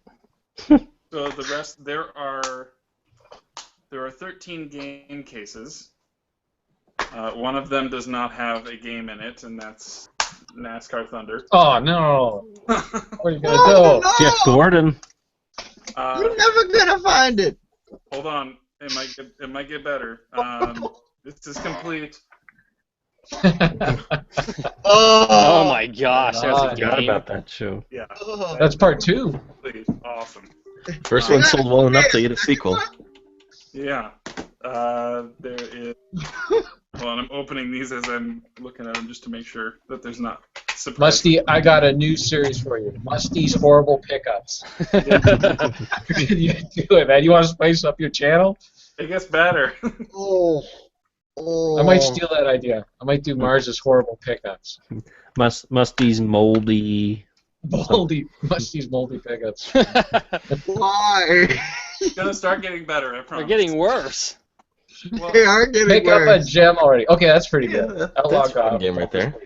All right. These games are always fun. and that's in really decent shape. Better than the last I couple. don't think she's wearing appropriate golf wear. Nah, But she's an man. outlaw. That's okay, that game. It's got Metallica in it. Yeah, it does. Right Yeah. there. But is it a good Those Metallica fucking song? shills. or- But does I it don't have remember. Axl Rose? Does it have Axl Rose as No, AC/DC's lead? No. He's sounding pretty good, I'm telling you that. No, He we're might banning- be we're the banning- best singer to have. We're having the ban on that conversation. I can't handle that. Man, I don't even like Guns N' Roses. So that's like Not even familiar worse. with this one. I would try that one. It's a cart game. Looks like a kart racer type. Yeah. Music by Moby, Fatboy Slim, The Crystal Method, and more. Wow. That boy Slim. So this one had a surprise game, but I'll show you what was in there first. They have. That's a great game. Yeah. And that's complete. You know, they still make mods for that game on the PC. It's insane. That doesn't surprise me. Yeah, but it's probably garbage because it's on the PC. Yeah. Ooh, Blinks. Blinks is pretty Yeah. good. So there was a It's loose the first copy. one, right? Yeah. Yes, it is the first one. Then we've got. I'm looking for that game. I have a copy of that. In good shape. I have the Thank- one. I just. I'm looking for Hit and Run and Road Rash for the Xbox. Is it like a crazy taxi clone? Yeah, pretty much. Hit and Run's the Grand Theft Auto clone. This is the double for me. But this is the one you can unlock the X-Wing and the TIE Fighter in. Oh. Oh, cool. It's LucasArts. Oh. That's cool. I didn't know that. Yep. Yeah, I think So that's a double? Send it to this me. is the double for me, yeah. Yeah, send it to me. Then we've got. Okay, Ty, yeah. Never tried. I've looked at that a few times, but I've been like, yeah, I don't know. Okay, got two more. Crash, yeah. I have the PS2 And version then- of that. And then the game that was worth the $10 alone. There you go. There you go. I'm looking for that too. It's a double. I wonder That's a why. double. Hey, it's a good volleyball game. Does it have realistic physics engine Boop in physics. it? I have not met anyone who There you go, has. physics. Volleyball games are important. The good one was the one that was on the GameCube. It was a GameCube exclusive. It was a girls' beach volleyball game. Isn't that just an outlaw one or something? I thought Dead or Oh. Alive has been pretty much on the Outlaw. Xbox for that time. There's outlaw volleyball for that. Yeah, but I thought the Dead or Alive volleyball was only on the Xbox. I don't think that was on the GameCube. No. It's not a Dead or Alive game. It's a girls' beach volleyball game. like Rumble Roses. Let me check that. No, My GameCube guide here. I'll take a gander at that. Do you know what? So you have a hint of It a was name like- what it might be? it was like I think there was two S's, like Super Strikers or Okay, hon. something. Oh, you're welcome, dear. Oh, there it is. My tea's ready. Beach Strikers, Virtua Beach Volleyball for the GameCube. I think it was an exclusive. I used to have that one back in the day. It was good. It was a really fun game. But yeah, so the Made rest by of the Sega, so it bundle, probably is good. the rest of the bundle was supposed to have Tetris Worlds, Dead or Alive 3, Max Payne, Mm. and the case for Blinks, and then Fusion Frenzy. And again, I have Fusion Frenzy. I have a loose copy of Max Payne, but so we'll see. If she responds, she responds. But really, all of that for $10 is So she saw the good games and said, "Oh wait," and she pulled them out. You can always use those cases anyways. It was just Facebook, and somebody tagged me in it, and I thankfully got in like 2 minutes before everybody else started saying something about it. So, but for $10, it was worth it. I think Blinks alone, that's one I don't have. It just kind of stinks that it's not in the case. I got one pickup this week myself. That's a good game. That's a good nice. pickup. Yep, I've been wanting this for a while, and I saw it at the retro shop for $30, which is about what it usually goes for loose, but it's in really good shape. And I figured I'd take the plunge. So it was on my want list. So It's my favorite. yeah, it's a fantastic game. Because I have like 3 manuals for it, I think, or something like that. Yep, I've got my manual for it. Manuel? The manual I have is my original. I just, for some reason I found it in a drawer years ago and kept it. But this is a new game. But yeah, it's in like pristine shape, man. It's perfect shape. So I got this giant stack of mostly Super Nintendo manuals, Manuel? 3 of which are Zelda. Yeah. Yep. Quit hogging them Zelda manuals. You have the Try manual. He's hoarding them. He's trying to drive up the market on Zelda manuals. Oh! Like all those Samson hoarders. Yeah. They're not in the best condition, but whatever. They've been loose manuals for years. I got a ton of these things. Some of these are from my childhood. Some of them shown up from other places. I don't know. You got a Donkey Kong Country 2 spare? No, but I got Just showed Donkey Kong Country. This one is from, like, I did buy this game when it came out. Golden Sun The Lost Age. I thought that was Circle of the Moon. No, Golden Sun The Lost Age. I even still have the map that came with it. Like, I loved the Golden Sun series when I was a kid. Except I got, like, halfway through Lost Age, and then someone stole it from me. I hated that. I got to the point where I stopped taking games to school because people always stole them from me. Why do I have 2 Link's Awakening manuals? I'll take one. I'll be right back. I need to restart my Wi-Fi. I got Final Fantasy Legend manual. Yeah, you can keep that. Jays win. Jays win. Was there a garbage strikeout call, though, at the end or something? Nope. That's what I'm kind of reading here. Nope. It's all good. It's all legit. Earthworm Jim 2. Is that the Genesis one? No, that's a Super Nintendo manual. Meh. I've still got Super Mario 64's manual. I'll take that. I'll trade you my torn Super Mario 64 manual for that one. No thanks. I have You the can have box. Pilot Wings though. I don't even have Pilot Wings anymore. Meh. You got rid of Pilot Wings? I don't even know what. No, I didn't get rid of Pilot Wings. It disappeared. Mm. And then I have this giant stack, which yay, let's go through them. The Super Mario All Stars. I'll take that. Actrays here. I do have that, so I'll take that too.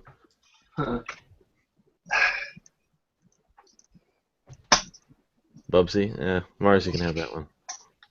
What could possibly go wrong? No thanks. Many things. Oh, there is a sound clip for you. What could possibly go wrong? I don't get it. From Bubsy? I've never played Bubsy before. The problem is you have to play it in order to get that joke. I guess. Unfortunately, you have that on Super Nintendo. I can send it to you if you'd like. You can, like, If I'd I pay get you to something take it. Fitting at your Wi-Fi got worse since you I got reset it. You did? I'll Yeah. take that too. And you're infecting Yoshi, too. Okay. Oh, yeah. That's got the craps, the internets. So don't worry about it. So I I haven't like it even really looked badly at now. Contra 3, I'll take that one too. Donkey Kong Country 2. I told you I wanted that one too. Yeah. You can have this one along with the game. Do you have 3 Ultimate by chance? Because I need that one. If you have 3 Ultimate. Yep. Donkey Kong Country 3. Ugh, that game sucks. And I don't play it. This game doesn't suck. I do need the manual for that one, even though I never played it. I do have the game. You have the map? No. I don't have the map. Curses. I bought the manual secondhand. It didn't come with the game. I got the game used. Most of my games are loose. I've had boxes. I traded the boxes to get more games.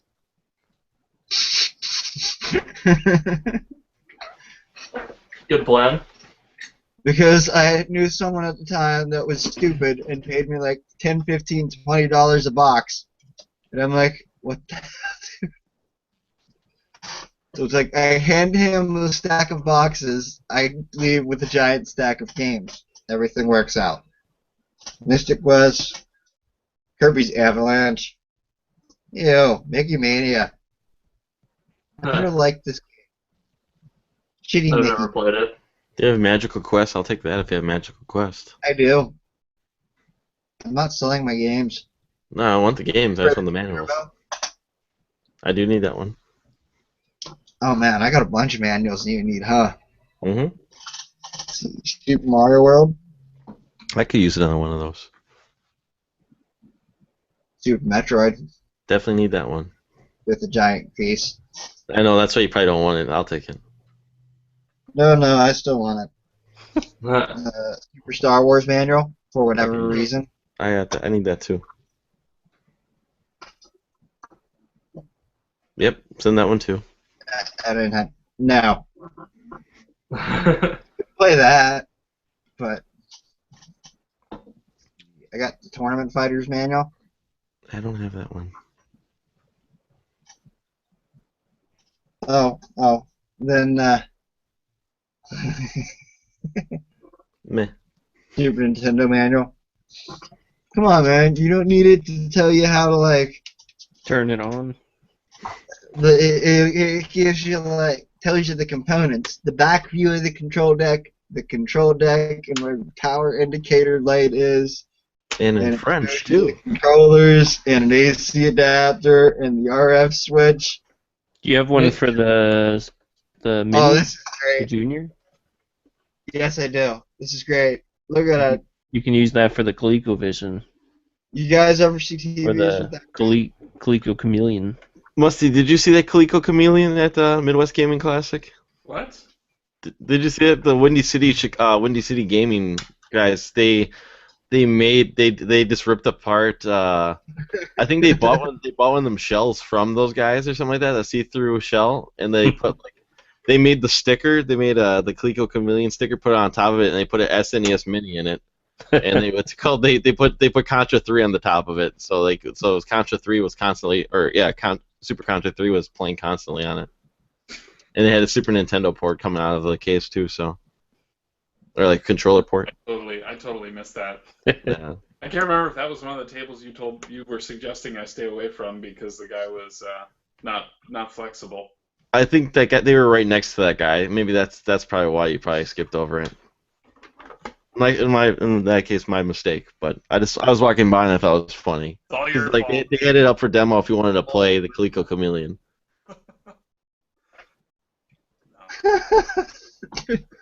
The problem solving in the back of this is horrible.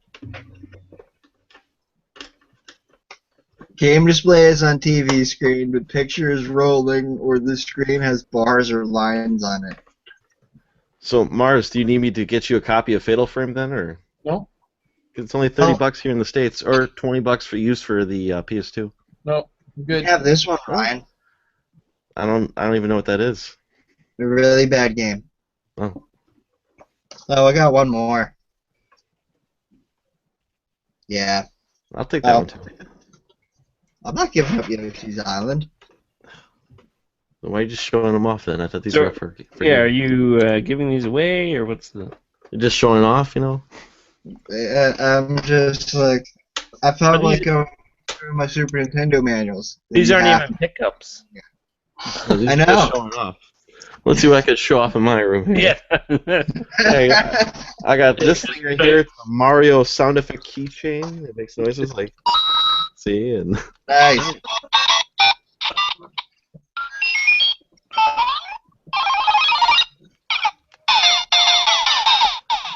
Okay, I'll Oh take man. that. Why Okay. is it still in plastic? my buddy Jesse gave it to me. He said like he got it when he was working at a shipping place because someone I think drove a forklift through the skid or something like that. So like this one spluing everywhere, and they could like I think they just ended up throwing them all away, and like they had to, for insurance purposes or something like that, they had to refund whoever company they were buying these from. So Yeah. he just took one. He took one of these home, and he's just like, you know what? I never ever ripped this out. And he's like, I don't know, you're a big Nintendo guy, so you can have this. So. Fell out of the back of a truck. Did it? Well, it basically because of someone Yeah. being a reckless Yeah, forklift yeah. driver. Oh yeah, just rip off the place. Sorry. Yeah, it's all Yeah. good. Hey, I didn't do it. It was, Only a it was a little gift. It was a gift. Your friend is greasy, not you. That's right. Yep. But somehow you have the chain. All right. Where's the soundboard? Wait, you were the forklift operator? Soundboard No, I is- wasn't there. It was my buddy Jesse. It's just Yeah. when we didn't work together at the same time. He was, we How'd were you just get hanging this out. Blu-ray player? Forklift. I don't know. Ended up there. Forklift, man. That's why they Hey. call him the Rocket. You need this TV? It just fell off of a forklift. Here you go. Sound like Bill imitating Joe. But I don't know. It looks pretty cool. I've never taken it out because it does the trick right here in the package. So it looks pretty neat. So You don't need it on your keychain. nope. You can still Walking put, down the street and then like just hit the button. That's your. What were you saying, Musty? What were you saying? I was gonna say you could still put on the keychain. There's that spot up at the top. I know, but what's the point? I would just probably just break this thing instantly, and I like how it is right now. But yeah, it was a gift. A real nice gift. Mordor, right? What's up? Nothing. Oh, I was trying. Trying too hard. Talking Hobbit talk again. That's right.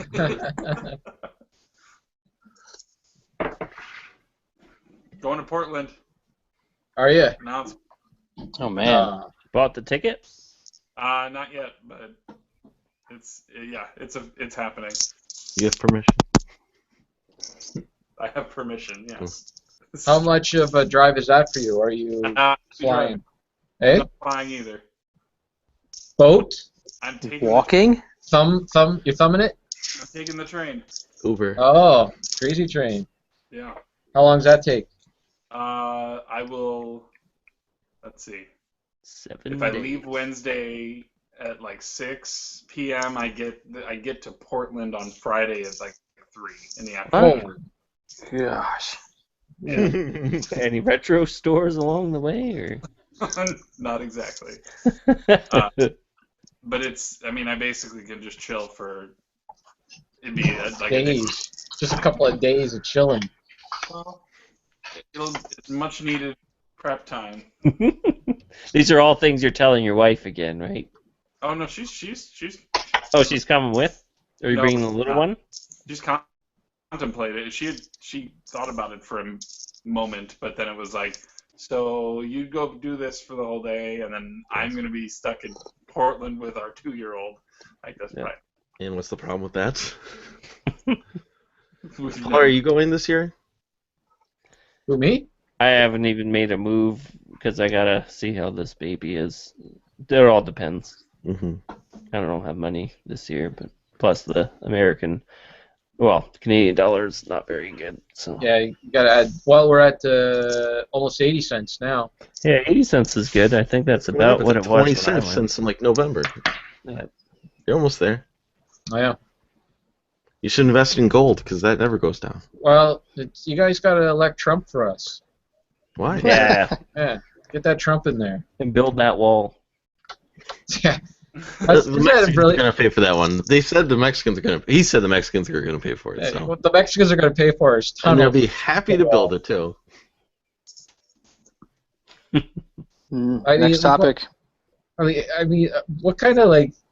I'm going to build a wall, like a tunnel, man. Like Mexicans are good at building tunnels, man. They'll just go right under there. Like, Doesn't make any sense.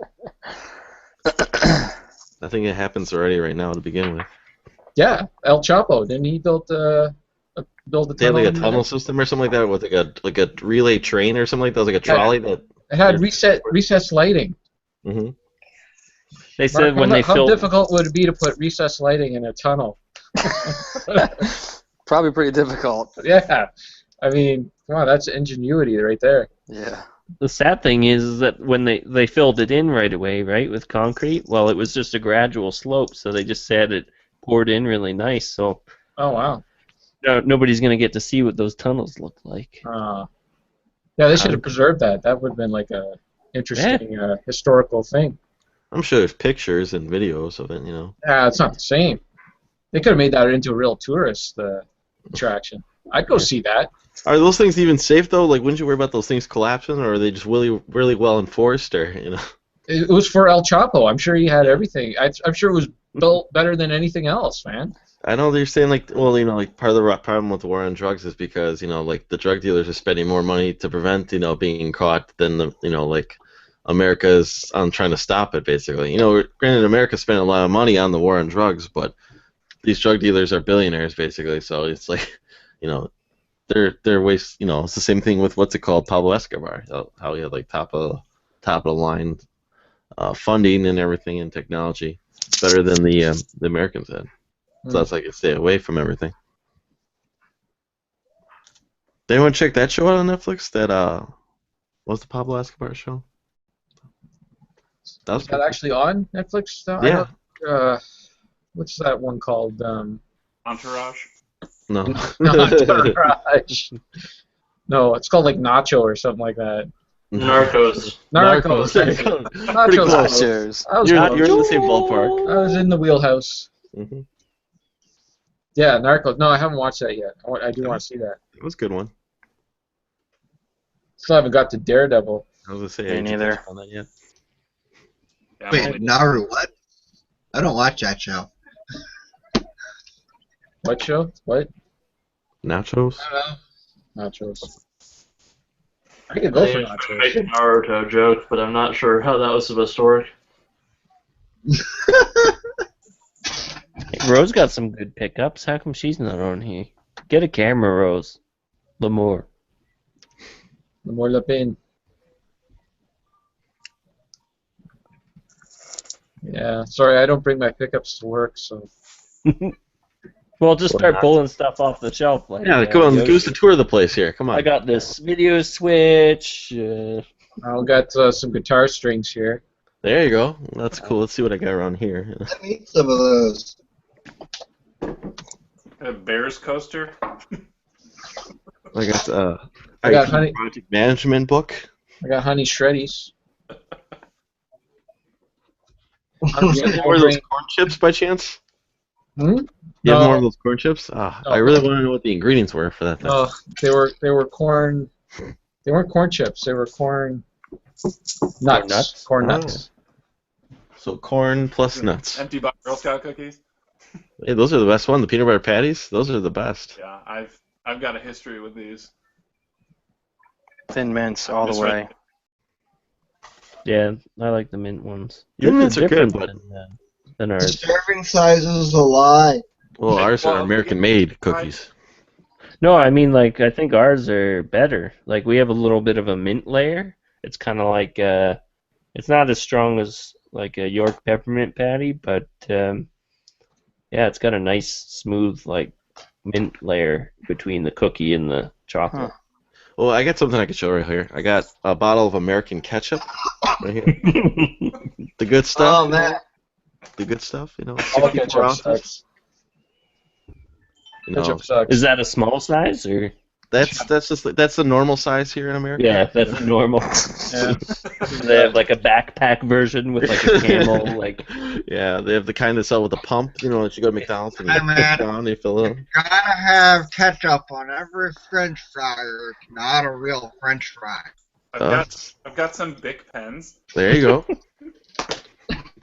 This is a real show and tell episode here. Wonderful. I have a bumbo seat. Nice. I got a calculator. Ooh, Complete. Bobo. Nice. I found it under a box. I got a whole bunch of box of comics here. Calculator. I found it under a box.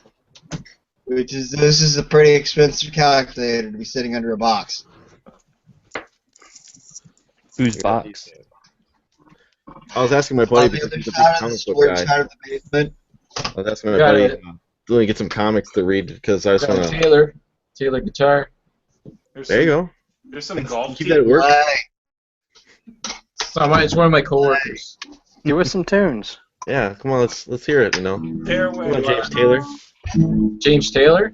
Yeah. I don't know any James Taylor. I don't know if any of this is being picked up. Yeah, we can hear it.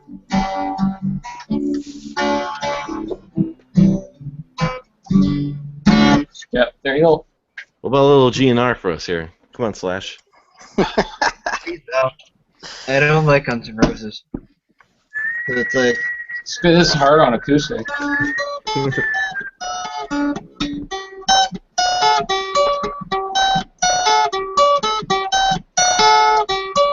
Yeah, it's not easy on acoustic, but it's something like that.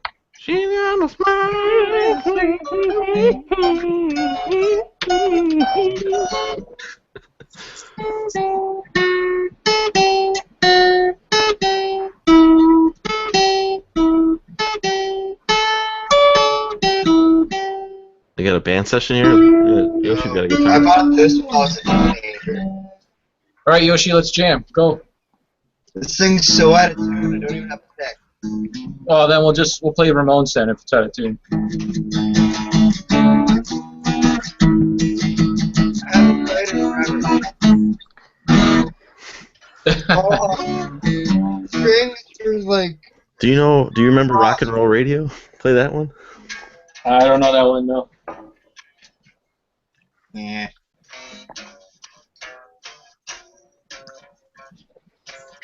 You're right, that is out of tune. I'm gonna drop out of the call and call back on a different computer because this computer is terrible.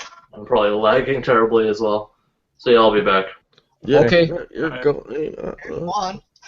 I have 3 more. What kind of guitar is that, Yoshi? Let's take one of those Pantera guitars. Is that a Washburn? Well, Washburn. oh, this is Is Dean. it a Washburn or is it Gibson? No, it's a Dean. Washburn. Oh, Dean. Dean. So those Washburn knockoffs? Through body. None of that neck plated stuff.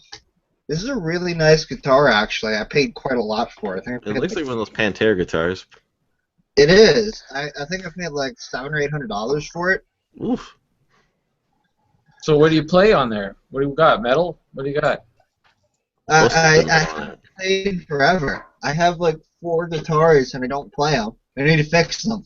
I'll send them to me. Oh, we'll fix them and then send them to me. I'll We gotta recap them. recap.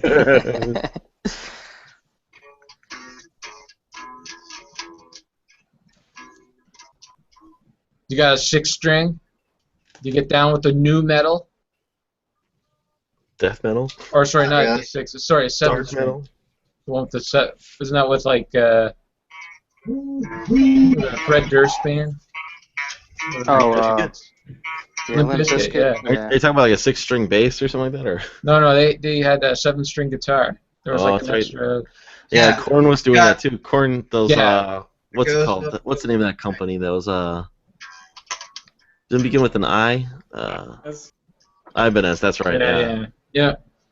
Yeah. They invented that. And they're like, this one's a little bit heavier because it's got that extra string, Yeah. a little bit more metal. Deftones. I think they were into that too.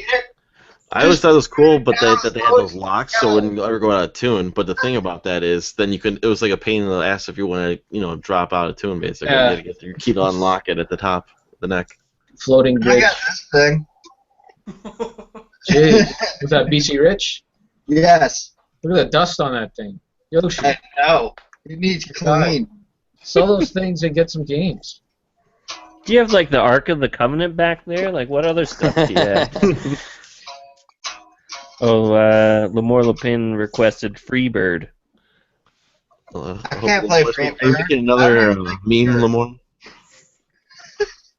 Go for it, Rocker Yoshi. Rocker Yoshi. I don't know how to play Freebird. I don't even like Freebird. Sweet child of mine. There you go. There you go. Go on, an easy one.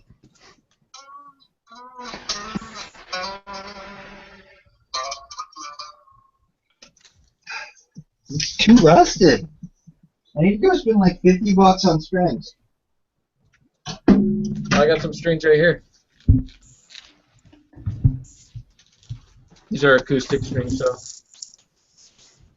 Yeah, I don't know if I want those. Yeah, I don't think I want to pick that up. I have a big, like, stereo 100-watt amp. I guess it's an amp. I did get something though. I just remember I got these comics this week. I got the new Ninja Turtles Batman, basically. Oh, nice. Number 4 and number 5. The series actually has been really good. You got it. I don't know if, it's been really good. I've enjoyed basically what's been going on with it so far. It's only like a 6-issue run. And then my buddy gave me a whole bunch of Carnage comics because I was asking him for like some Carnage and some Deadpool because I just want to read comics. I don't want to collect them. I have enough stuff to collect for and pay for. But I got a bunch of Carnage comics because I always loved Carnage growing up. I was always one of the better villains I thought Marvel's ever had. No, it's cool and guitar. Cat. This was a good series. Got Carnage USA. Except now my cat's annoyed with me. I thought this was really cool, and they got Carnage and Deadpool here. That's a series run that was from a couple of years ago. So far, it's been pretty good so far. All these comics I got, so I just enjoy rereading them, reading them for the first time because I would love to get back into comics. It's just if I could get just the book of the series being done, that's what I want. I don't want to have to wait every couple months before it's done to get a new comic. Graphic novel. Yeah, that'll work. Oh, are we showing pickups? We're just showing off what we have laying around us right here. I'm searching the room here. So check out my textbook I bought for $80 off. Hold on. 92.36 Canadian. Off of what? Which is 72.43 American. Yep. Wow. It's quite a difference. I know. Yeah, but at least it's not like a school-made book. I remember I had that one book like 2 semesters ago that was like $400. I mean, like, this book that comes with the stupid, like, what the hell do you call it? Mandatory online code that you need to do to just, like, look at one stupid speech. Oh, you need to, like, what was it? Do, like, self-evaluation of your speech or something. So she made you put an online code in, so you can't even buy a used copy of the book. This book is garbage. That's how the school gets money. I know. Second custom edition for blah blah blah. Blah blah blah? Yeah, insert school name here. I thought you were talking about the famous attorney. Blah blah blah. Don't do television references to Yoshi. He doesn't get them. He doesn't watch television? He doesn't watch anything. Then again, I don't think many people watch that show. He only watches anime. I watch anime and wrestling. And If you bring hentai. up references out of those, I'm likely to go, what? I'm horrible.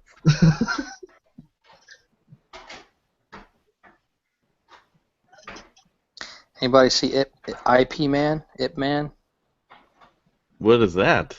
It's I never heard of such a martial arts movie. Is that on Netflix or Yeah.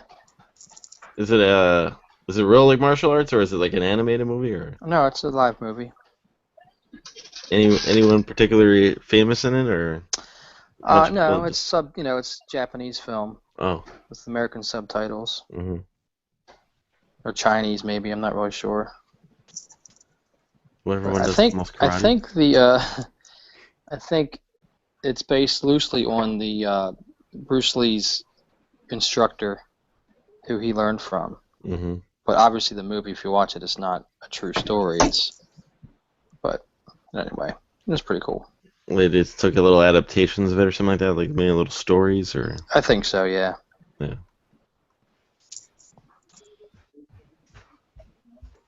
Oh, here comes Paul. What do we got here? Is this the big pickups? Is this the big pickups you got here, Paul?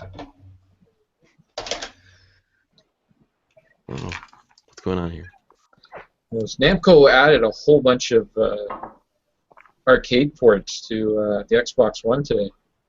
Oh, really? Got Galaga, Pac-Man, Miss Pac-Man, Awesome. Big Doug. All right. That's like the arcade, the Xbox Live arcade kind of thing, you mean? Yeah. Yeah. Okay. That's cool. All right. I just picked up a PS2 Namco Greatest Hits disc the other day. Namco Museum. Yeah, that's Yeah. it. Those are good collections. Yeah. There's like a couple dollars. Great. Different computer. Yep. Did you? That looks better. Yeah, it's a newer computer. That piece of crap in the background from 2008, it was just giving me too much trouble. Huh. Nice. Get to see some stuff on the shelves. Yeah, that shelf is kind of garbage right now. I haven't sorted anything on it. Oh, that Well, you- reminds You got Sonic on Come on there, here so so we can do a little voyeurism here. There was something I posted on Twitter earlier that someone's like, "Ooh, you should talk about this at the Star Wars Hangout." shelf. Yeah, Duck, can you go lower? Can you go lower? actually, yeah, Fidnet, just get out of the shot. I'll- Yeah, just lay on the ground. Lay on the ground. We'll tell you. You know, when we're done looking around here. Is that a Mortal Yeah. Kombat shirt? Yep. Yeah.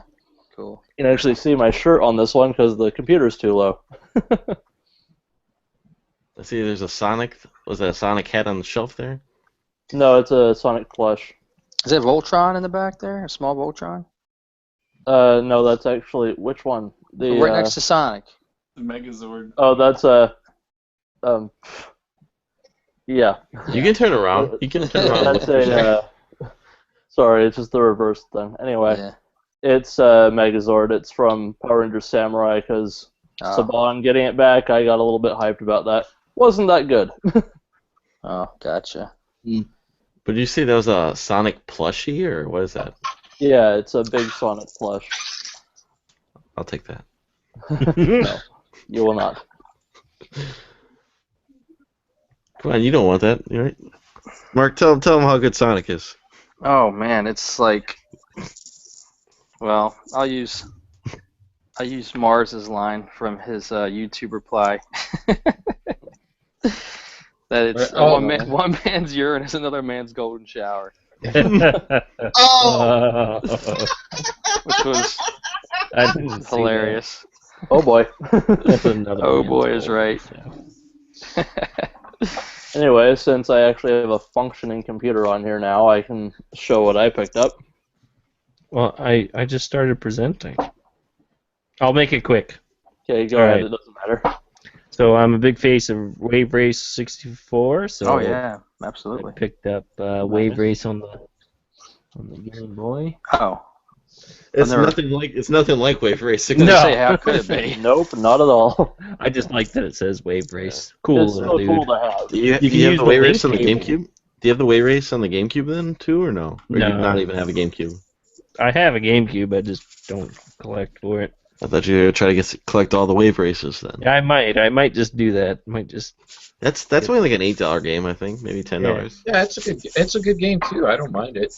Yeah. I still need to get that one too. It's the only one I don't have.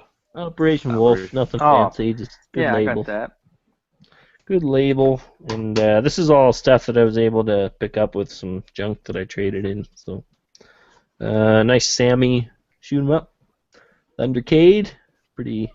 I don't have that. Pretty I'll good. take that one.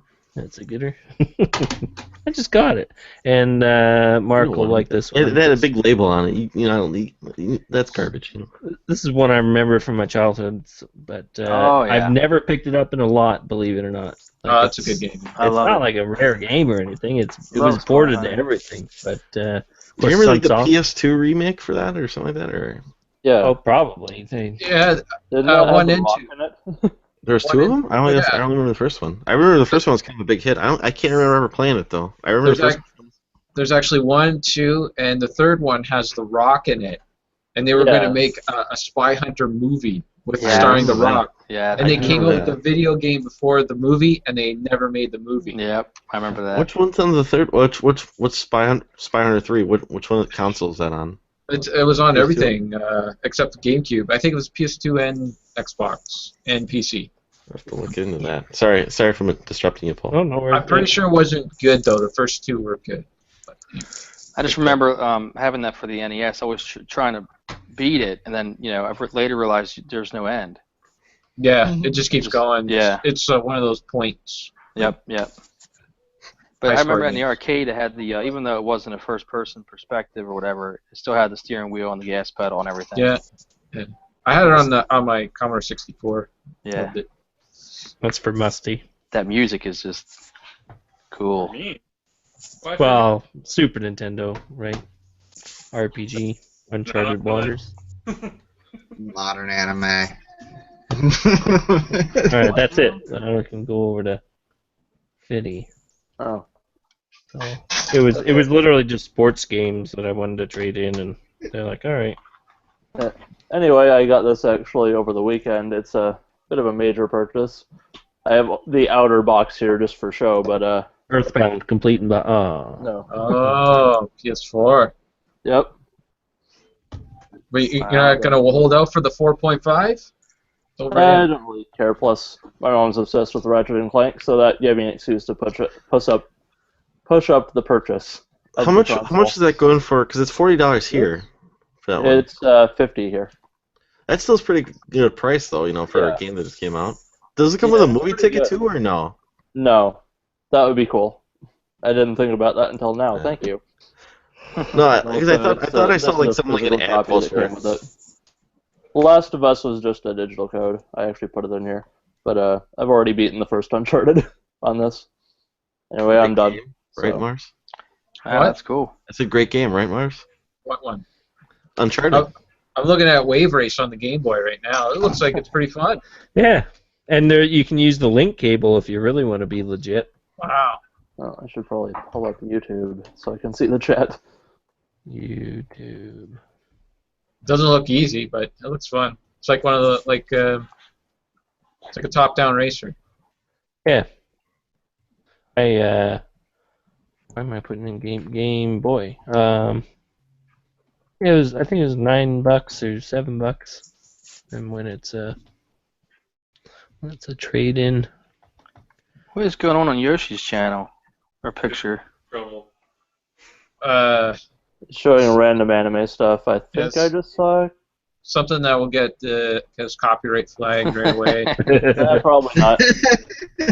What one were you showing just now? Not this one. I'm not looking right now. Yeah. Oh, Kill la Kill. Yeah. I thought so. I could tell from the font. There was one I showed like a minute earlier that wasn't Kill the Kill. Nope, it was not. Gardening Club. Which game? I mean, which show? Well, that I was watching before that. Mm-hmm.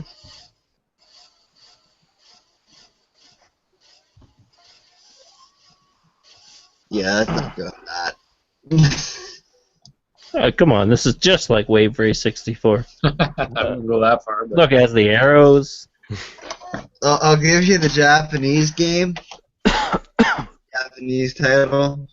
The, Japanese Wave Race, sure. no. I'll just There's show a you guy. what I watched before. The thing on Twitch is everybody is like the world champion of something. Like, you have people that are doing the Mario speedrun, and they're the champion. You have the I was watching a guy 100% Donkey Kong Country 64 on my lunch break. Yeah. He was gonna do it in two hours and like 34 minutes or something like that, 100%, and I was just like, that is incredible. But it's How long is crazy. your lunch break? I didn't watch the whole thing. I was just watching it as I was going through, and it has like the check-off list as he's going through by the time is expected to be done with this point at this, done with this amount of bananas at this point at this few minutes. So I was just watching as he was going through it. He was using glitches to exploit the game, but still, like, that game is insanely long. To beat it in 2 hours and like in 34 minutes, that's incredible. Yeah, there was the guy, and then of course looked up wave race, and then there's a guy that's proclaiming to be the world champion at wave race, and I just thought that was he owned like every record. So when you own every record, like, does it mean that there's not many people competing against you? Like, so, but I guess you can. Maybe I'll be the world that's the champion goal. of wave race on the Game Boy. That's the goal. Is you gotta find the. It used to be The Twin niche. Galaxies. Like I don't know if Twin Galaxies still keeps records, because I remember we were looking that up after seeing that Donkey Kong documentary where they were talking about that, and we went to their website and we saw like the Mario Party 2 records, and you can go to my game cartridge and our records completely destroy all the registered records for all the records in that game. So we were thinking about starting to film it and do it, but now I think you have to pay to submit your submissions into Twin Galaxies and whatnot. So Pay for. I think the guy Greg from Arcade Impossible was setting up some kind of like Yeah, he has his own free access. submission place where you send in the video and. That's still going. That Yeah, Scoreground. That's the name of the website, Scoreground? Yeah. I'll just Google that real quick here. Oh, you know what? I had one more thing. It's not a video game. I wish Steven was here. Is it a toy? No, it's a board game. Oh. An old board game. Wonder if everybody Anybody knows what remember Pass Trash? No. It's an awesome game. I'll set it up and then I'll show you guys later on. But Okay. that's the game. You Yeah, press. dude, You have little hand paddles.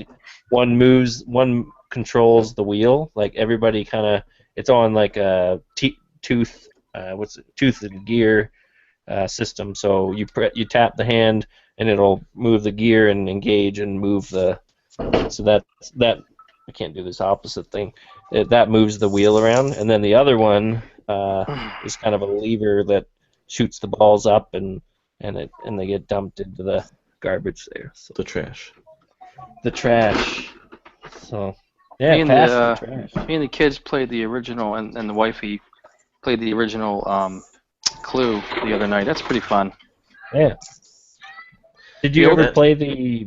There was like a VHS series. No, of but the Clue? movie is great with what's his name, Tim Curry. Yeah. That's a great movie. And Lee Ving, the lead singer from the punk band Fear. He's the butler who gets killed. Yeah. I didn't know that. Yeah, the You movie probably don't know was. who Lee Ving is. I know my parents liked the movie, and then there was the actual like play. Remember when like VHS like play along games? Yeah. No, I don't remember Popular. that. So my dad, Christmas videos, I just know he got these Clue things. So it was pretty funny. Oh, that's right. I'm supposed to watch all of Rebuild Mod this weekend. You don't have to. Oh, I totally need to.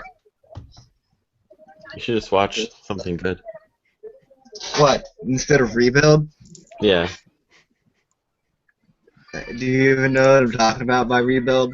Nope. So it's not good. Never heard of it.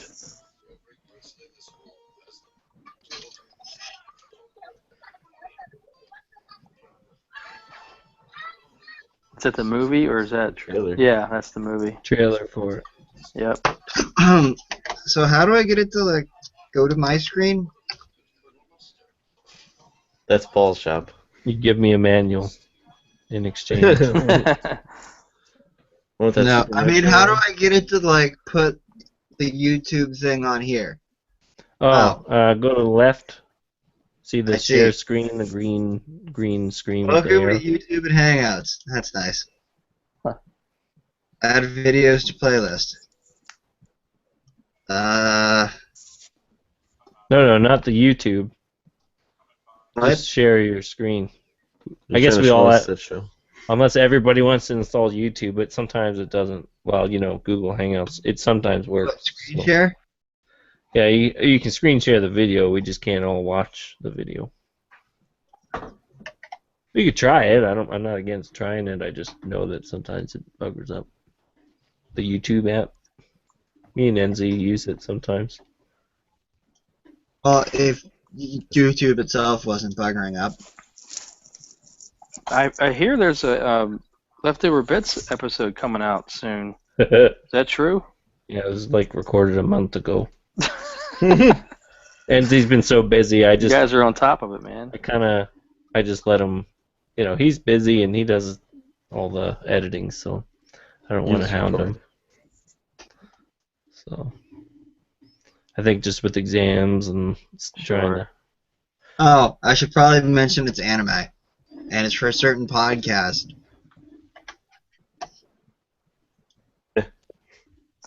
You talking about the Hypecast? Yep. I haven't listened to that in a while. It's not on iTunes. No, exactly. You gotta listen to it on Podomatic or whatever. Yeah. There you go. And I guess I could download an app, but I'm kind of lazy. Oh, great. Automation. It's probably going to be dubbed. Prepare Yeah, yourself if it's not on iTunes, I'm not listening most of the time. Dubbed. I've read All-Gen Gamers posted a new podcast. No. I have to download that one. Yeah, I haven't listened to that yet. This is what I was watching before.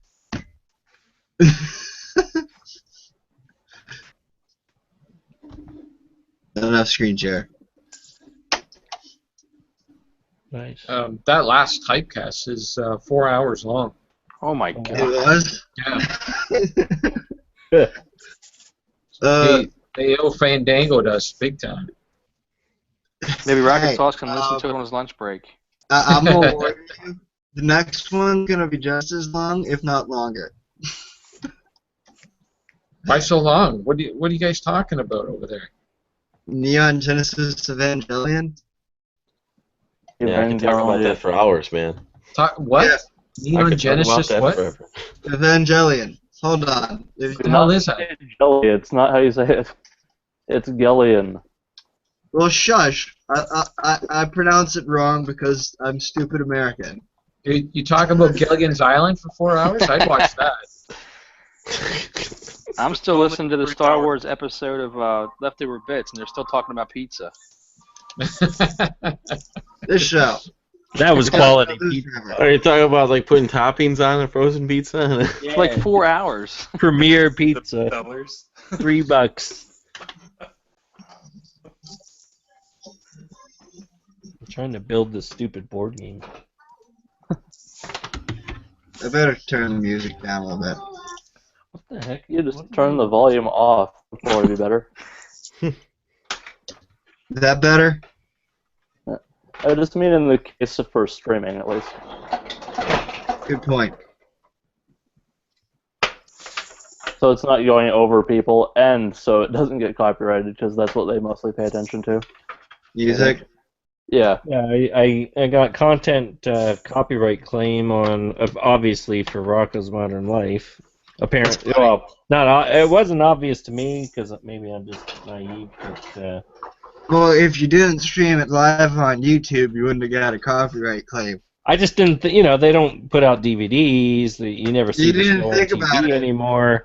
And then all of a sudden, Viacom cares about YouTube and people distributing it. They don't want to distribute it, but they care if other people do. So, oh well. And then I think somebody put their own ads on on the last one, because what did I put up? You had baseball up for a while. Yeah, I had baseball, so they did not like the visual. And that one I kind of thought, like, they'll probably do it. But... Do they just go through the entire video or something like that? And that's how they... Because that's like a 7-hour video that last It's an algorithm. It flags it. Yeah, they upload their content, and if it It's a matches... computer program that says, oh, there's this much of a song that's also on this channel. It must be copyright infringement. Bang. But it was a live commentary, wasn't it? It was adding to the... Well, I guess that's why they're serious about do not broadcast or redistribute in any way, shape, or form. Or you could fight it, Paul. Without express written Well, they just consent put an Major League ad on my Baseball. video. It didn't put any bad mark on my channel. I guess I'll make 1/5 of a cent or something if I monetize it. That's 60 big game views. money I right don't know there. what. Nothing, as far as I know. Yeah, nothing. Yeah, man. There we go. I have a better shot at making my own Playco Chameleon and selling it than making much money off YouTube.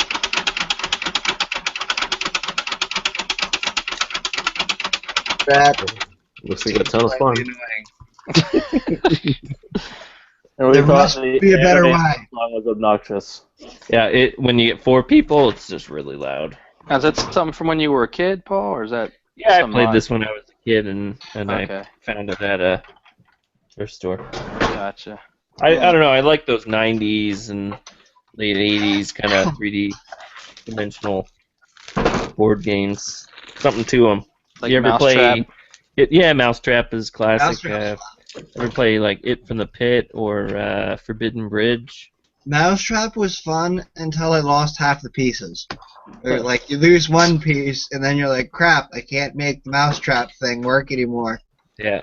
So you That's why then you play it with a few missing pieces, and it just doesn't feel the same. And then you lose more pieces, and eventually it's like there's no reason to even try and play it. It's half Pretty the cool. pieces are I'll come out and say Mousetrap is not fun. The only thing fun about Mousetrap is hitting the switch.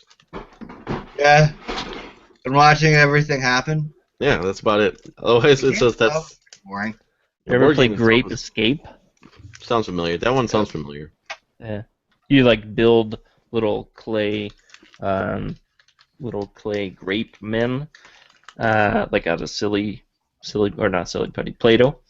And yeah, you move them around the board, and then the objective is to be the last one standing. But in the meantime, you go through like traps and levers and saws. They like saw your guy in half, so it's kind of funny.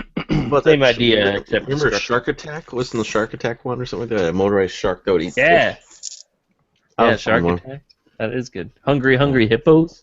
That was a fun one. I enjoyed that one, even though it only lasts about 3 seconds. You know? Yeah. Trouble. Remember Trouble? Trouble's fun. Sorry. I always like Sorry. Because I remember the commercial for Sorry. Where it's like, sorry, you get me, I get you back. Sorry. That's Canada's national board game. Sorry? Yeah. Yeah, those Sorry. commercials were so annoying. That was great. Not so much. I think I even had like the little travel edition, like for travel it's only like this big, you know. Yeah. You know, like I think you had a little bop it in the middle for Sorry. That's fun. Pop-O-Matic. Yeah, the little pop thing. I don't think if there's any other games from childhood past. Besides Did you ever- Monopoly. But no, I Anybody- can never. Does anyone ever finish a game of Monopoly? Oh yeah, Oh yeah. at my grandmother's cottage. You got Holy nothing Christ. else to do. 3-4 hours of Monopoly. My wife is a very expert Monopoly player. She kills everybody in that game. She has a strategy. I don't know what she does. She won't tell me. She kicks my ass every time. And I've never seen her lose. I don't know what she does. I always liked the Game of Life. I thought that was a fun one. Yeah. In the PlayStation 1 game is actually a lot of fun too. They put a little animated, I don't know if you guys ever played that one, but they put like little animated sequences or I remember like if you get married then like your wife jumps in the car and if you pause it right you can see up her dress and everything. You know. That's a fun time. Tornadoes destroy your house. They have little animations of that. That was always something fun to play. I always liked Risk and Stratego. Risk was always too advanced for me as a child. Play that one. I love and- Risk, but I can never get anyone to play it with me. Yeah, I my kids love that game. I always think of the Seinfeld episode of Risk when anytime someone brings up Risk. Ukraine is nothing. Yeah. Ukraine is weak. Ukraine is not weak. Yeah, he flips the board. I forgot why they bring it on the subway though. I can't remember because I remember. Well, he's 'Cause they playing were- Newman. They were going to cheat. Yeah, they Oh, didn't yeah, trust He's concerned about Newman or something. That's right. They would put it in neutral territory in Jerry's apartment. Then they caught Newman trying to Mhm. break into the Oh, apartment yeah. on a fire escape. It's crazy. I remember Risk being a bit of a thing in undergrads. If anyone ever watched that cartoon, No. yeah, I didn't think so. Didn't you use like Reboot a couple episodes ago from the cartoon, or was that some other podcast I listened to? No, that was Mark put that at the start of Cartridge. Oh, that's right. That's what it was. Yeah. Because I haven't watched that show like in quite a while, but I remember that show. Yeah, it was a good show from what I can remember. Even I liked it when I was older. Troy's incoming. All right, let's see what some controllers got to clean tonight. Captain Clean. Yep. He's late because he went out for cleaning supplies. Uh-oh, he's freezing again. Uh-oh. Got some Genesis controllers to clean tonight. All right, that sounds good. Yep. Don't sound to that. Changing it up. What's going on? Nothing. We're talking old board games. Yeah, we're talking board games. The interactive board games. Well, some strategic, like of course Monopoly and Risk and stuff. I was just showing this, and we ended up getting talking about stuff. Cool.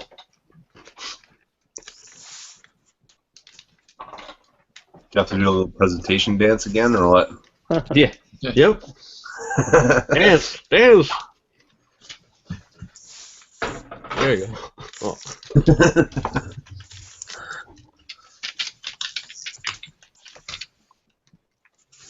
Yeah, I got a few Genesis items from a garage sale.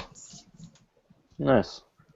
Wasn't even really going garage selling. I was leaving my son's swimming lessons, like the community center or whatever, and right at the intersection of the exit of the place, there's a sign for garage sale. I'm like, yeah, I'll just pop in, and then it's a little bit of Genesis stuff, nothing too fancy, but it's worth it. $20. You had one warm weekend, and there's garage sales already have. Yep. Oh, exactly, man. It's been brutal, so it's nice. It's pretty nice today, that's for sure too here. Yeah, they usually. But I get to be cleaning again. They traditionally don't start till May 2-4. Yeah. But they've been Signs starting for any- earlier. Yeah. But that doesn't mean there wasn't stuff around. Just I didn't see any signs. Yeah. It's usually May 2-4 to Labor Day weekend. It's the season. I think I'm going to turn in, guys. All right, man. I think I gotta go too. All right, Oh, have a good night, guys. Is that what you're doing? Yeah. I figured as much. All right, see you guys. All right, take care.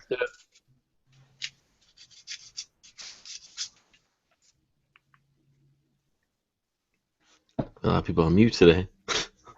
Yeah. Sorry, I'm editing. Oh, editing on your phone? Yep. Let's see a raw, uncut version. Hold up the whole thing uncut first for us before then we get to see an edited version. Like, let's see the 20-minute version of your video here. There's the 23-minute video of the Midwest Gaming Classic stuff, but you guys mostly saw that last week, so that's not going to be a surprise. Mm-hmm.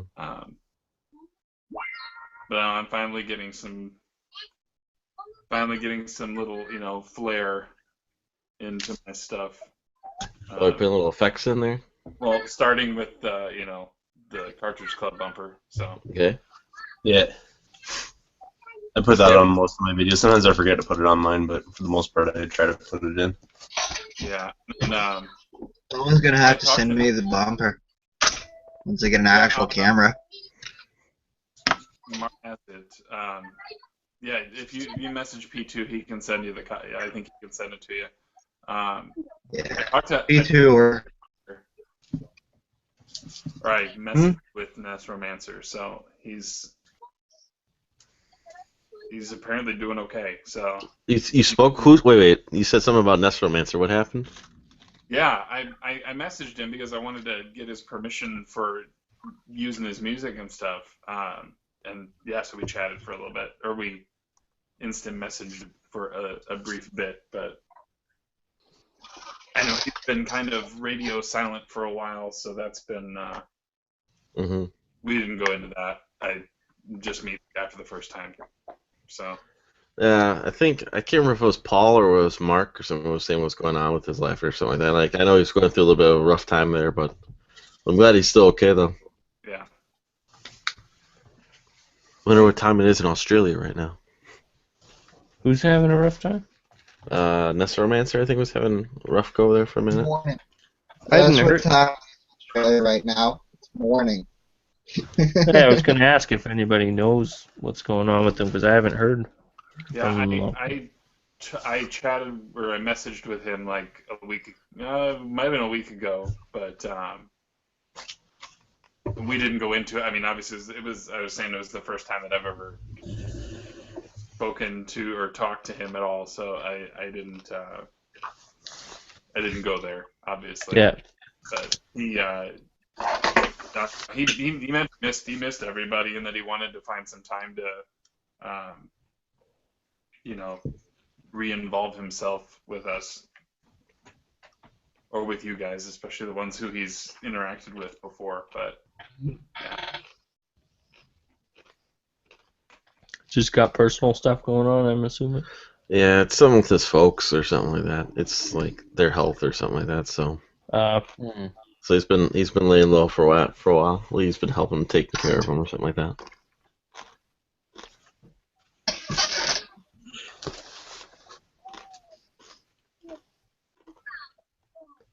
So nothing else going on, guys? What's going on? I don't know, man. I mean, can't just like fart, here, make a good chat, I'm eating some Smarties.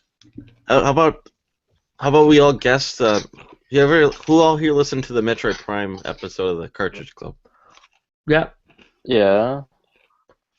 Who do you think farted on that episode? Oh yeah. Who's it between? God. Of course, there's P2. Was there P1 there? P1, I think. I don't know. Was P1 on that? Let's see if I can pull up that cast real quick here. I think who was both of them? Mighty Q Dog and Bill and one other, right? I don't think Bill was on. Bill was on Mario Sunshine. Oh, that was that other. Okay, that was Bill on there? Or Bill just says like it's like, oh, I just remember Bill on the Mario Sunshine one. I was like, oh shit, this game sucks. The entire time they're like, he's like, what do you think of that one? Oh, this sucked. Like, you must have played it for like 5 minutes, and I was like, his entire opinion was formed in 5 minutes. No, man, if the game sucks, you don't like it. You don't like it. I usually give a game a good chance. Basically, I don't give up on it right away. Enzy loves that. That's his favorite game. I know. Enzy was on the Sunshine one, I believe, too. Wasn't he was the only one singing its praise. Mm-hmm. I can't. I hate that game. I beat it once, and I probably will never come back to it again. Yeah, I beat it for the month for the club, and as soon as I beat Bowser, I'm like, okay, done. Not even gonna bother trying to get any more shine sprites or whatever the hell they were called. That game's brutal. That game's brutal. It's because you guys needed this. What are we gonna do with the Mario Player's Guide? Yeah, all shine sprites, baby. I'll be right back. Well, that's no worse than my sealed Twilight Princess HD book. Twilight Princess what? HD book. What's an HD book? Like it's just high definition pictures? Or? It's the Twilight Princess HD strategy guide. Alright, Yoshi. Well, I'm just going to start showing you stuff that I already own. It's not a pickup. So, alright. So we got the Majora's Mask guide, which will come in handy for, this is the... I might have that one, but in, no cover versus books. Versus books. And then I have, why not just have the official Nintendo guide? I need that. Yeah. Because he needs more than one. I have the paper. I have the hard book copy, but I need paperback. I could probably separate with Banjo-Tooie. I need that too. Someone want a Banjo-Tooie guide? Oh, Troy's like, enough of this garbage. He left. I have this one. I need N64 strategy guides. I collect those too. I So need this is the Brady games, and then this is the Nintendo guide. Well, I have I this need that one one too. for Mask. I'll take that too, Yoshi. Does anybody, if any, It's in I rough got a- shape. I got a pretty sweet Prima, like when they did books, Mhm. like a Legend of Zelda Prima guide, and This is what's left of my Ocarina of Time strategy guide. oh yeah. Can you tell I've played the game a bit too much? Apparently you don't take care of your stuff either. I've had it since I was like 7 or 8 or something like that, so it's been through a lot. Yeah, I could show you my original strategy guide too. It's in great shape. I didn't take care of stuff when I was a kid. Even as a kid, I knew what I had to take care of because that game was legit. Well, a lot of these I stopped caring about games for a while, so they just kind of like went wherever. Do you guys collect strategy guides at all? Because I do collect strategy guides. I always go through Half Price Books strategy guide section because I'm always looking for like N64 ones. I collect N64 strategy guides, and then some of the newer ones that come out, like the Star Fox one coming out for the new Star Fox looks awesome. I love. I'll probably have to get that. The new ones are awesome because they always come with like artwork and like art concept of what they were thinking and how they're going with. I love stuff like that. They're fun to look through. Oh yeah. Well, like this. I rarely use them for the strategy. I mostly just use them for the art, basically. What, you mean like this book?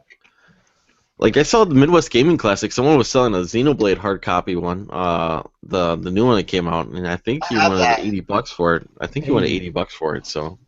For the collector's edition guide? Yeah, the hardcover one. I have that one. That's ridiculous. It's an RPG. That's probably why. I think I remember Pete Doran saying something about it, saying like most strategy guides don't hold their value unless they're like an RPG. Like RPG collectors are absolutely nuts. Because a lot of RPGs, especially the older ones, you almost needed the strategy guide or good luck ever finishing the game in any timely sort of manner.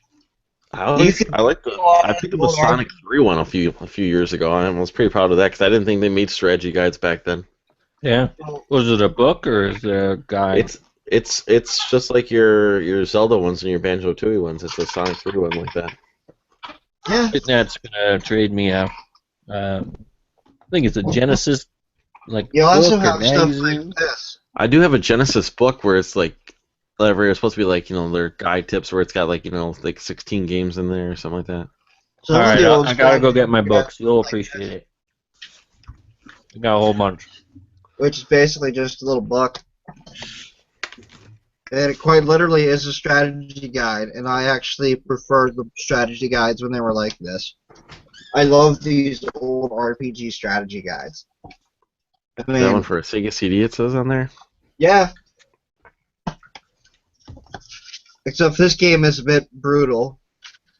But it's got it's all in black and white, yeah, but it's got full charts of all the weapons and the armor and all that stuff. So you're not sitting there looking through menus going, now what the hell does this do? Exit menu, save, go back into the menu, buy it, equip. Oh, great, it's worse than what I already have. Reset. I did that type of stuff when I was younger because it's like if you didn't have the guide, what were you supposed to do? Buy it and then go grind for a couple more hours because it sucked and you needed the other piece instead? Yeah. I don't know if this one's it. I don't see too like N64. They had more like guides, but before they used to just be. That's because I don't ever remember seeing strategy guides until around the PlayStation and N64 era. Well, Nintendo would mail out I know for Mario 3 they had like an insert in the magazine, and that have like every part of the level, the whole world map, and you could see where all the coin boxes and Cloud World was, and I thought that was pretty cool. I got a question. Are we ever going to have a Cartridge Club game on this sucker? I think probably, yeah. What, record one or what? Oh. What are you talking about? Not on record the, one. On the Sega CD. Sorry, I was looking at prices there. Sorry. Yeah. I still need an AV cord, I think, for my Sega CD.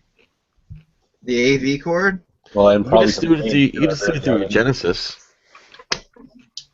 Because I don't think it doesn't have an AV cord really. It's got a mixing cable, yeah, and then it's just the other one that's just standard line out. And the mixing cable only matters if you have the original Genesis, because then you'd run it from the headphone plug on the front of the Genesis to that, and you'd get stereo sound out of this. Maybe I'm picking my 32X. I haven't even looked That's at what you're probably thinking of, yeah. Probably is 32X. I got a spare 32X cable that I picked up at Portland. There was a guy that had a table of like just extra bits and everything, and I already had a 32X cable, but I'm like, oh, I know how hard these things are to find. They go for like $20, I think. Yeah. Don't tell them that. I want it for free. Yeah. $20 American, so that means Canadians. It's cheaper, right? I'll be rich. I could retire. No, $20 American. Like I'm gonna get 40 in my.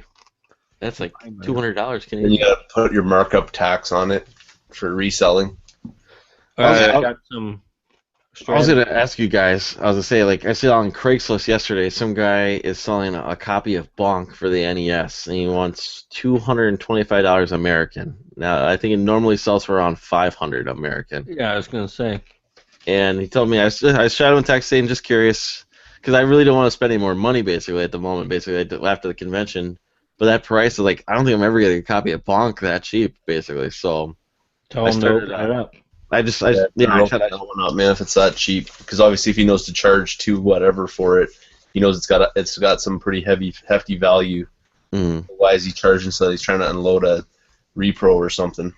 Well, he told me he's got 7 other people contacting him, and he took pictures of the back to show everyone, and he took pictures of the front. He's like, I can't open it at the moment. And he's not gonna do any bidding because he had multiple people asking to show the board. So he ordered a drill bit off of Amazon the other day, last night. And he said, like, I'm not gonna do anything until that comes, basically. So How does a guy that has a game like that not have a bit for Nintendo? I don't even know why he's bothering. He might as well take it into a game store. They'll give him like $300 for it, probably. Yeah. I think he what's it called? He showed me because he told me he has some other games that he kind of wanted to keep, but he said if the price is right, he would consider getting rid of them. Like I think it's this little. He doesn't have a very big collection. He has a very small collection. Like it must be from his childhood, and he dug that one out and found out it's worth like around $500. So I think he's just trying to get some cash for it. Hmm. And that's the sad thing about the current market. It used to be you could go out and people would dig stuff up out of their cellars, and you could go pick it up for like a couple bucks while it was going for a ton on the internet. And then everybody got smartphones, and they realized, oh, I can look up how much these are on the internet. And like, I just never find deals anymore because of that. He told me that happened, it just stopped. He told me he's no longer, like he said, like he's not doing anything, but I'm not going to exceed this $225 offer that he was asking for. Basically, if this is getting a bidding war, I'm not, bidding against that, because I don't even want to spend the money right now at the moment. But I just figured, $25. I think there was someone selling. I think someone was selling it for $625 at the convention. Have to win it Super Mario Brothers games. So these are the ones that I really like. The Jeff Roven books. He has a whole bunch if you look them up. But I think my buddy Tony bought a book like that last time he was here. There was a book like that. How to win in Nintendo games. And Guess what? One of the strategies was like. Is it a red book? One of the strategies was like, take your time with this level because there's no time limit. You don't have to rush. That was like one of the tips, basically. Yeah, that's what I like reading. Is it has the manufacturer, objective, layout. So what he says for beginner strategy, tips for someone who's just starting out. Oh no, this is their layout of what they advise. You have the Doc's 1 minute Encyclopedia of Nintendo Game Instructions, which contains instructions and secret strategies for over 310 games. Don't waste bullets on mushrooms. So anyway, how to win Sorry. Nintendo 3. Bullets on mushrooms. Yeah, I'm not sure what game would that have been.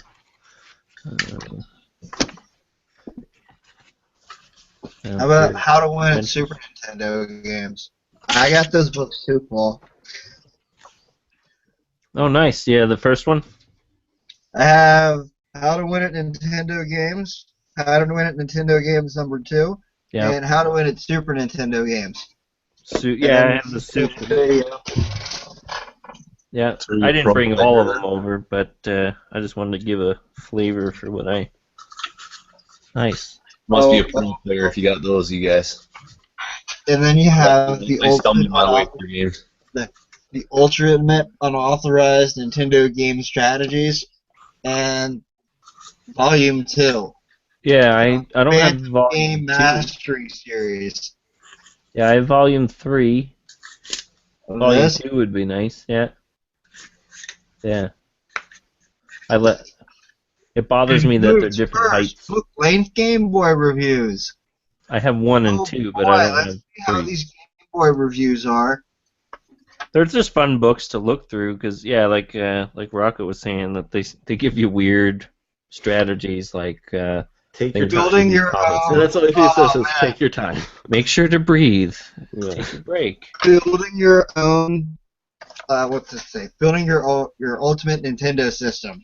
And then it goes on to tell you, like, you can feed the signal into a high-quality television, including a large screen or projection TV. So Telling you to feed Russell the audio into a stereo simulator. You can Russell record your Demaria video games. Demaria was. Showed, I'm never gonna. Okay, go ahead, Yoshi. my bad. Don't you No, just it's part- okay. You just You mean didn't mention you had that Star Wars one when I showed it last week, Paul. You had a Star Wars one? Yeah, I showed that last Oh, week. right. Russell Demaria kind of basically started up the guides Prima, huh? for Prima, and this was when there were books. Now, it's said to be that Russell was kind of lazy, and he actually didn't quite know what he was talking about some days. So Zach Meston, he was kind of the co-writer, but he was always kind of second man on the book.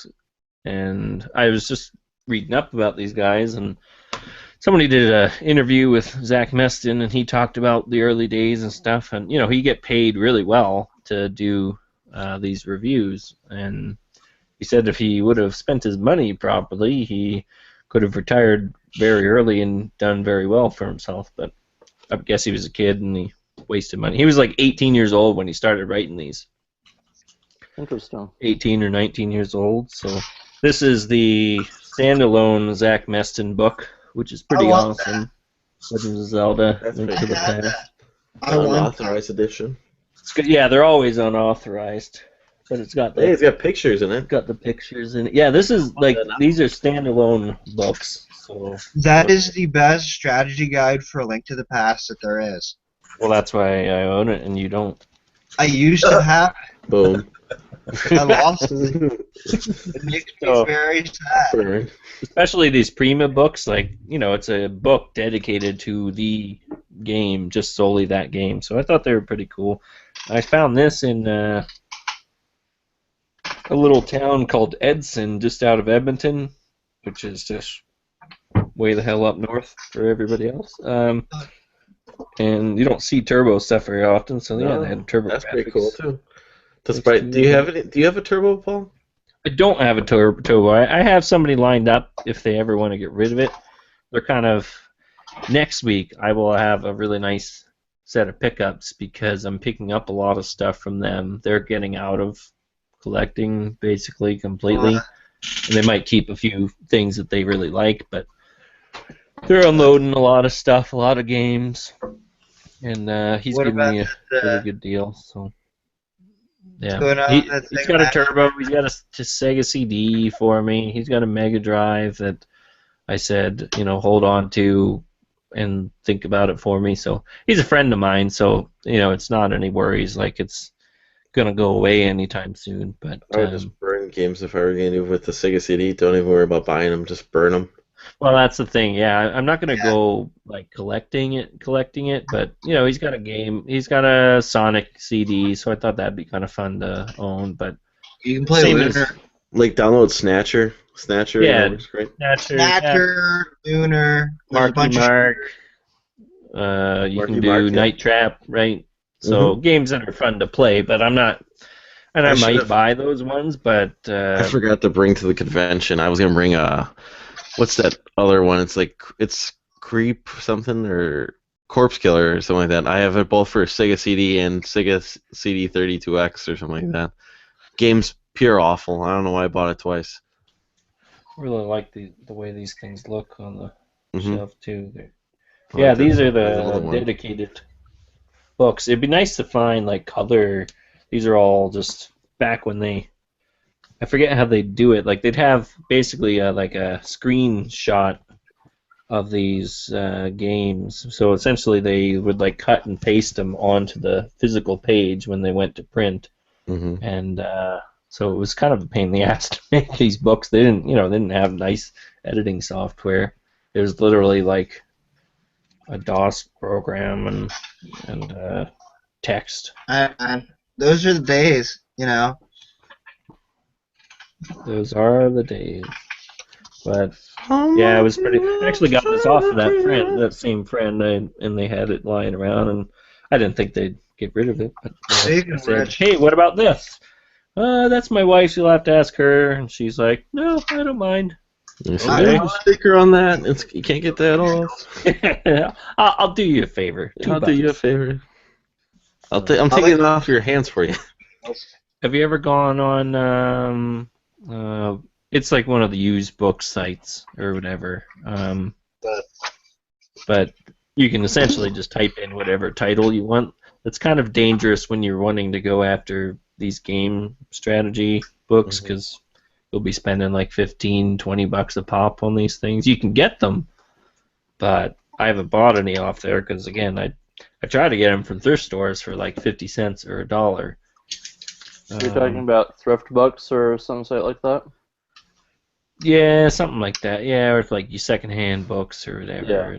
Yeah. But I like the hunt. Finding a turbo guide in the wild. I did order this one, and it's only because the guys at Portland kind of spurred me on. He said, "Oh no, you'll never find it for a better price," and they were asking like $18 or $20. I said, I usually don't spend more than $5 on a book. And they said, no, you won't find it. Well, it was like $10, including shipping Canadian, when I ordered it. So I'm like, no, I'll get it. I don't think it's an expensive book. I got it included in a lot of Super Nintendo games off eBay. Yeah. Well, you can buy it individually. Yeah, you're gonna pay. I just happened to get it in a pile. Yeah, that's the way to go. I know one of my favorite strategy guides I have is for Conquer 64. For Conquer. Oh, that'd be cool. Do you have it with you now? I don't. I have to go get it, but I could go get it for you if you really wanted to see it. Yeah, bring a few. I was gonna say, before I go, I remember though originally the original packaging of that game, it came wrapped like a porno magazine. It came wrapped in the black wrapper, like if you're like Barnes and Nobles or like an airport, like if you're gonna buy a porn mag in an airport, in the black. That's how the original game came, or the original strategy. What the heck are you doing at airports, man? You're not looking at the porn magazines at the airport? No, I'm getting like a normal person. Plane. You're a weirdo. You think I'm a weirdo for looking at them? You're a weirdo for not looking at them. All right, I'll go see if I can don't find go to the airport that much. If that's what you're doing, are you just going to the airport just for that sole purpose, or? Yeah, of course. Why would I buy all my magazines at the airport? All right, I'm gonna go get something real quick. I'm gonna go find a couple of strategy guides. I'll pull out here.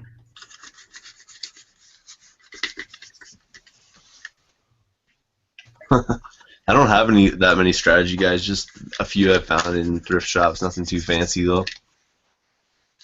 Fitnet had a. I don't really check the literature section too much. I don't have a lot of time. do that. Because like I get in there and I'm just like games, and then I just like leave. Basically, I don't have time to sift through shelves and shelves of books looking for stuff. Our I guy had one Village. now there, Paul. Oh, you had that Sega magazine or whatever. Yeah, that was a We were random gonna trade. find. I Yeah, still I'll have Link to trade the that to Past. you. I was tempted to sell it, but I'm like, no, I'll hook a friend up. We're gonna trade it. So. Yeah, we have Alien Storm in that magazine for Zelda. Yeah. Pretty good deal. Yep. Okay. I probably can't cover the other games unless I'm like actually paying for them. Yeah. I don't even know where Cybernator went. Where the hell did that game go? Yeah, but we'll talk about that later. Yeah. On Twitter or something. No worries. Different messages. I got my Halo 3 one. Nice. Yeah. See, I always regret not picking them up at the store. Sometimes they'll have like Halo 1 through 3, and I might be spending $18, but sometimes you don't have the $18 to buy them. But yeah, they do look nice on. I have my Reach is just sitting here. The imagery is really good in these. Somebody made fun of me for buying, and I'm like, just look neat, like it's cool to look back and say, oh, well, I remember that map. Like, instead of sitting in front of a computer, it's nice to hold the maps and the strategy that you played in the game. There's this one that's going in with the Purge pile. Ghost Recon. Yeah. Actually, I have quite. Does anybody want a? It's the Godfather, I think. I don't know if it's the PlayStation 2 or Xbox version, but yeah, they have a guide for that. I thought that's a pretty decent game to have a nice guide for. Anybody that played the Godfather game? I actually picked that up last week. I haven't tried it yet, though. I know people like it. But yeah, I don't really need the more modern games unless I played them a lot. I'd like a Red Dead Redemption guide. That's probably one of my recent favorite games. So.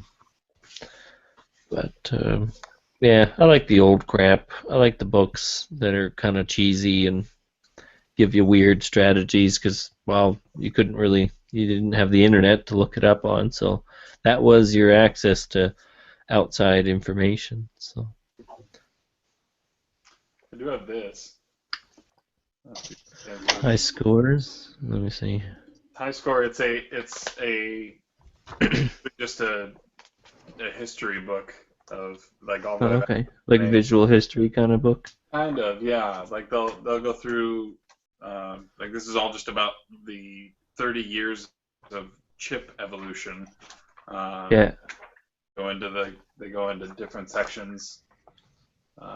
Nice. On different decades. But I do like those books too. It was printed in 02, I think 02.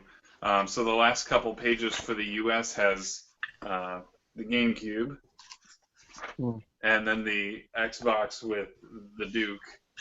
Nice.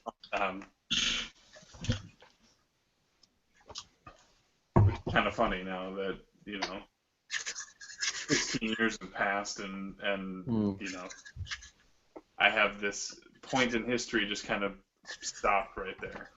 It's nice looking back through some of those old books and the magazines too, and it's like hyping up games that are just awful. Yeah. And they're like, this new revolutionary blah blah blah blah blah blah blah, and then it's like the game just absolutely was brutal. But the magazine makes it sound like the greatest innovation of all time. Like there's a whole section here on Europe. The last section of it is all PAL region.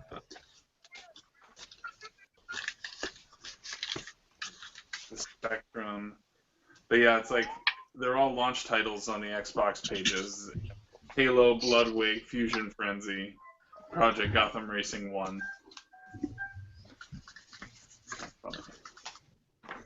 See, that's a nice launch lineup there. It's basically like, here's every genre, pick one. What do you want to play? Yeah, here's. Yeah, Game Boy Advance. That's a nice setup right there. You got Nice. the link cable. Nice. The Indigo GBA. Wave Race GameCube right there. Oh, was Wave Race in there? Yeah. The little logo, you probably don't recognize it, but it's right next to Luigi. See a little demon? I see that's Wave Race for the GameCube right there. That's the logo right in the cover of the game. The PS2.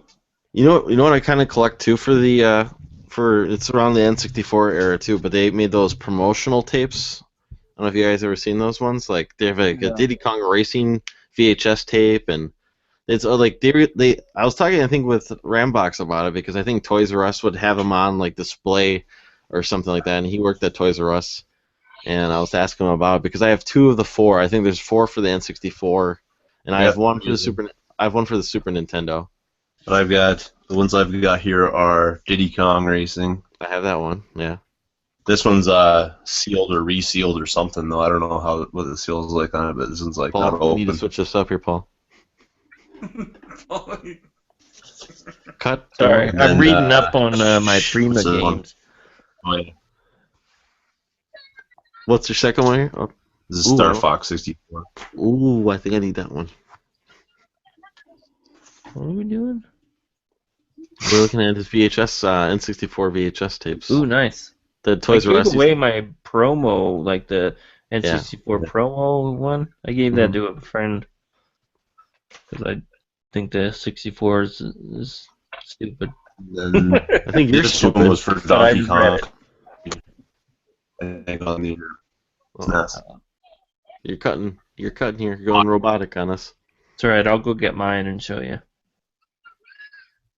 Yeah, I do have the Donkey Kong one. That one's pretty. Oh, he's gone. That's but there's the Donkey Kong. I have Diddy Kong Racing. I have the promo tapes. Yeah, I have 2 of them right now, and I actually have 3. I have 2 for the N64, and I have Donkey Kong Country for the Super Nintendo. Nice. I can't remember the other one. I think the other one's just a mixed bag of like stuff coming out. But that Diddy Kong Racing one's great. I love it because like there's like terrible acting in it, and the guy's like, he's like, "Whoa, the insanity of the race!" Yeah, the like, Donkey Kong one. Everybody's got like ponytails, and they're wearing like plaid shirts. And the guy's like, "Whoa, Donkey Kong, man! The pre-rendered graphics," and they're like sitting around the table talking about. There's a guy. I think it's World of Nintendo on YouTube. His name's Bob, and he's kind of a surly guy that's like, "Hello, everybody, it's Bob from World of Nintendo," but he's kind of funny. He has a lot of like Nintendo promotional material. Like he has the not the kiosk, but what are they called? Like the little pamphlet holders.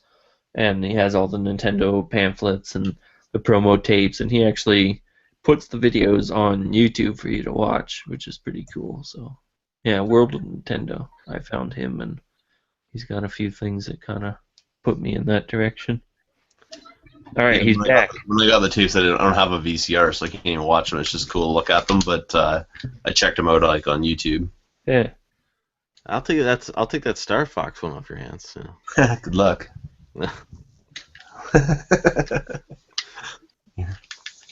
Cleaning a Genesis 6 button.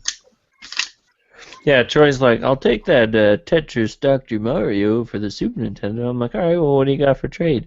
I don't know. And then he's like, "Oh, I'll show you these multi-carts and these promo. Oh, okay. Well, do you want to trade for those?" Well, it's not, if it's a double, fine, but I don't have a double of it, so I'll trade you a loose joystick N64 controller. I don't have loose joystick N64 controllers. I'm just messing with you. Mine are all perfectly tight, basically brand new. Otherwise, I don't touch them. Yeah, I don't pick them up. They're not, because the replacement part's worth more than buying them. Yeah. Buying the controller. I haven't even seen them anymore recently. Actually, no, I buy them. I buy them just so I can smash them with a hammer. Just so I know nobody where will have to hold that but- controller. That's what The problem is the that's what price you'd have. 1000 does. Uh-oh, Yoshi's going on a tangent. Are you guys like are you Price you presenting for a reason or what? The price you have to sell the controller for, it's like no one will buy it. You guys put me on presentation. I thought it would help the audio because you kind of Really? reminded me of my grandpa. He'll just start talking and people are like, "Is he talking to anybody? I don't know. Better listen." Oh, you should see it though, man. When I'm selling N64 controllers at like Waterloo Swap or whatever, like your video game swap meets, people will sit there for like 10 minutes playing around with the joystick, like looking at it, analyzing it, seeing if it's like And you're like, just do their it. specifications or whatever. I'm like, dude, just buy it. It's the cheapest one in the place, and it works perfectly. By that time, I'd be like, here's a good controller, and I'll put a Super Nintendo controller in their hands. They'll be like, "What is this?" I'll be like, "This is what a controller needs to be." Because if you see here, Controller should be. Those replacement sticks suck. Anybody ever get the like the GameCube Yeah. replacement for the 64? I hear it's a little like the distance. You have to go basically to the extremes. It doesn't have like a it's mid good for ground. some games. It's good for some games, bad for others. Yeah. You know, it's games like Smash Brothers. It's great for. Some games like maybe like I think it's kind of good for. Actually, Mario Kart I thought it was a little good for. I think it's easier to do the drift where you have to go Oh, like yeah. back and forth The really waggle. fast. Yeah. So stuff like that where you have to go really back and forth really quick is fine. But if you're trying to do something like Accurate. when you play, I would say when you play something like Mario 64, it's bad because like there is like that slight lag where you go up right away and Mario it's got like a quick second behind delay or something like that, and to me that doesn't cut the mustard. No, something like that. And the what? Yoshi, are you a Star Trek fan? No. Oh, damn it! I was gonna say I'll trade you something for some of your guides. I have this collector's plate. Hey, we still haven't managed to work out that Master I System deal. hear he's the best one. He's the best guy. I have no cares about Star Trek plates. Look, it's even signed and numbered, limited edition. This is plate 3085C. Dude, you might as well be trying to sell me a cow turd in a box. That's what I used Collect that. for. This is my cow turd plate. My cow patty. So, actually, no, I need to talk to you about those mods because if I'm gonna do it, I'm gonna pull the trigger pretty quick here. Yeah. you don't want just the poopy smeary composite look now anymore. Well, I might end up just staying with it because, I have it all going to the CRT anyway. It's not that big of a deal. An S video, or do you want what do you want? Just composite. Well, So Even on a CRT, S video is a huge improvement. yeah. Or Yeah. RGB's even better. But then I like to see. My thing is I have a RGB NES is expensive. NES RGB is pretty expensive. I have a No, but matrix For switch. Genesis, you don't need to worry about it. It's built in. The same thing with Super. Yeah. The only reason you didn't need a Genesis is if you wanted to have like S video output because you don't have an RGB setup. I have like all in all, I have 9, 10. Because I don't charge much for just the Genesis S video install. I wouldn't charge too much for that because it's not much work. The hardest part is drilling holes in the back of the console. That's the only part that's kind of like nerve-wracking. Other than that, it's cake. I'm sitting here looking through EEPROM programmers. I noticed. This might interest a certain person that has a certain glitchy game. I still think it's dirty though. That's my biggest thing about it is I think it's just really dirty and I don't know. I know you say you.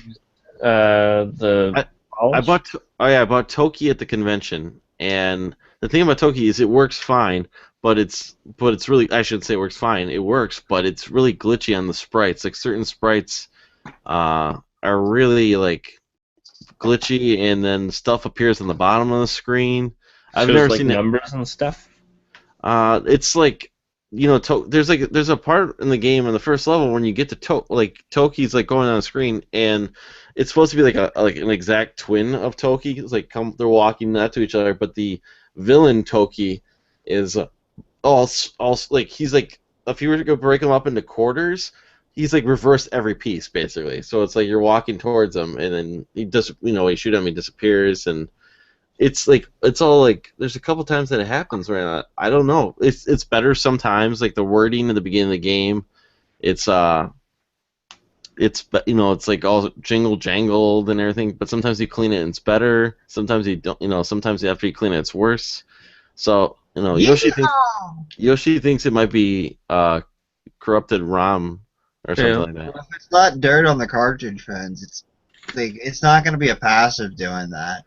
I've never heard of that happening before where it just goes bad, like that where I've had that with Back to the Future. Well, actually, yeah, they can just go bad. Like if someone touches the cart pens with a really let's say someone was rolling around on the carpet, build up a giant static charge. If you touch a game cart pens, you can if you touch the wrong pen, you might shock the thing. Mm-hmm. It's like ESD discharge and stuff like that. So that's possible. But wouldn't that prevent the game from working though? I thought something like that would probably prevent the game from working.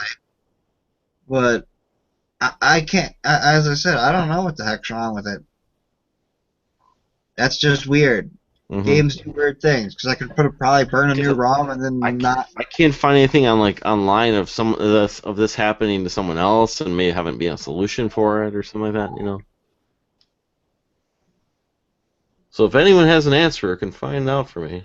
Yeah, I have had a Back to the Future that did that, and it had like a bunch of numbers going across the screen. Like the blacks were a certain number, and yeah, it was hard to play.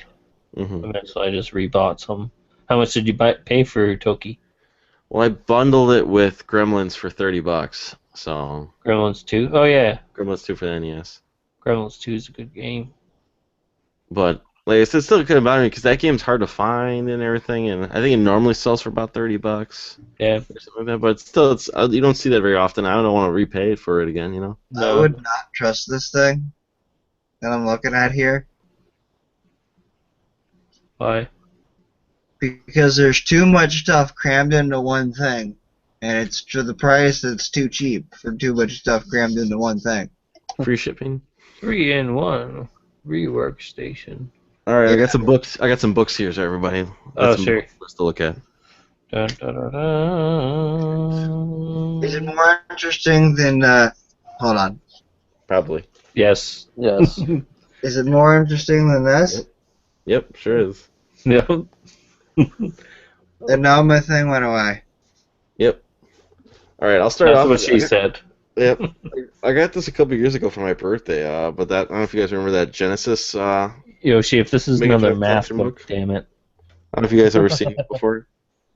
What are you showing us? Man, Yeah, you're showing us freaking math. Stop. It's not math. Take it off them there. But I don't know if you guys remember this book. I think it was a Kickstarter, but I got it for my birthday a couple years ago or something like that from Amazon. But it's like the Genesis book, and they talk with like the game designers for it at the time, and talk to like Yu Suzuki's on there. They have the blueprints for the Genesis and everything in it. Oh, that's cool. This isn't math. Controllers, blueprints for that. Alright, I gotta mute Yoshi. Yeah. He's out of control. The different models of the Genesis across the world. Yoshi unhinged. Yeah. And then they have like game pictures and everything. Hey, Dean's here. Oh wow. Can I see I those think Dean actually pictures? bought this book too. I don't know if you ever got it. Dean backs everything. Yeah, Dean, you bought this book, right? the Genesis book? I did, yeah. Did you ever get it yet or no? Yeah, I did. I got it probably a couple months ago, 2-3 months ago, but I haven't opened it yet. It's awesome. I love the book. I think it's great. I love all the concept arts and the posters, promotional posters for the games and everything. Did it hit retail shelves or it's only Kickstarter? You know? I know you can buy it on Amazon. I know that. What's it That's how I got called? mine. I mean, see, they have like sprites for every character from like a Genesis-made game and everything in it. What's it called? It is the Complete Sega Mega Mega Drive / Genesis Collected Works.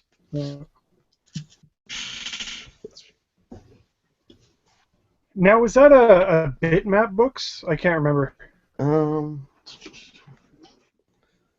Because I know BitBooks, they always do Kickstarters for like Commodore and the ZX Spectrum, and so I have a bunch of those, but I haven't opened that Sega one yet.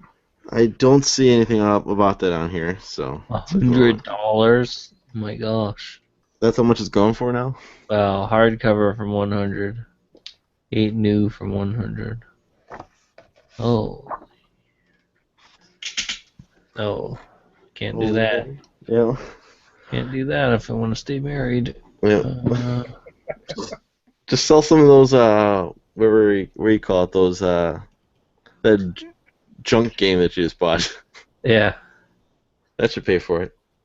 Well, I bought that Conquer I was telling you that came packaged in the black porno wrap. That's the one that came. Oh, nice. I don't have the black plastic porno wrap, but it's. You know, I really that's a great strategy guide. I like this one a lot. There's a lot of like good promotional things in there, saying like the Panther King's looking for the squirrel to fit his table and everything. I always thought that's funny. I thought that was a good one. 35 pounds from the people that made it. So what's that? Like $1,000 Canadian or what? Somewhere around that. Currency. Come on, damn it. I got. I guess I don't need Banjo-Tooie. I found I actually had Banjo-Tooie. I should really mark my strategy guides. I know you're showing off your Banjo-Tooie. This is like the blockbuster edition, I guess. From, nice. From Bradley Games or Brady Games. Does it just have stickers on it, or? Oh man. Hey, I never took the sticker off this one basically, but I could peel that off at half-price books. $6.99. Good for that Is one. that the one with the poster inside? There's a poster that goes for ridiculous amounts of monies for Banjo-Tooie. I think it was either the Prima or the Brady Games one. It's got punch cards right here in the back. Dean, Oh, maybe that's what it was. Yeah. Yeah, it's got punch cards right here. Which one? that's awesome. Brady? Yeah. Well, if that's the one that's got if that's what makes it the valuable one. This? Do you have that one? Do you have the cards in the back of yours?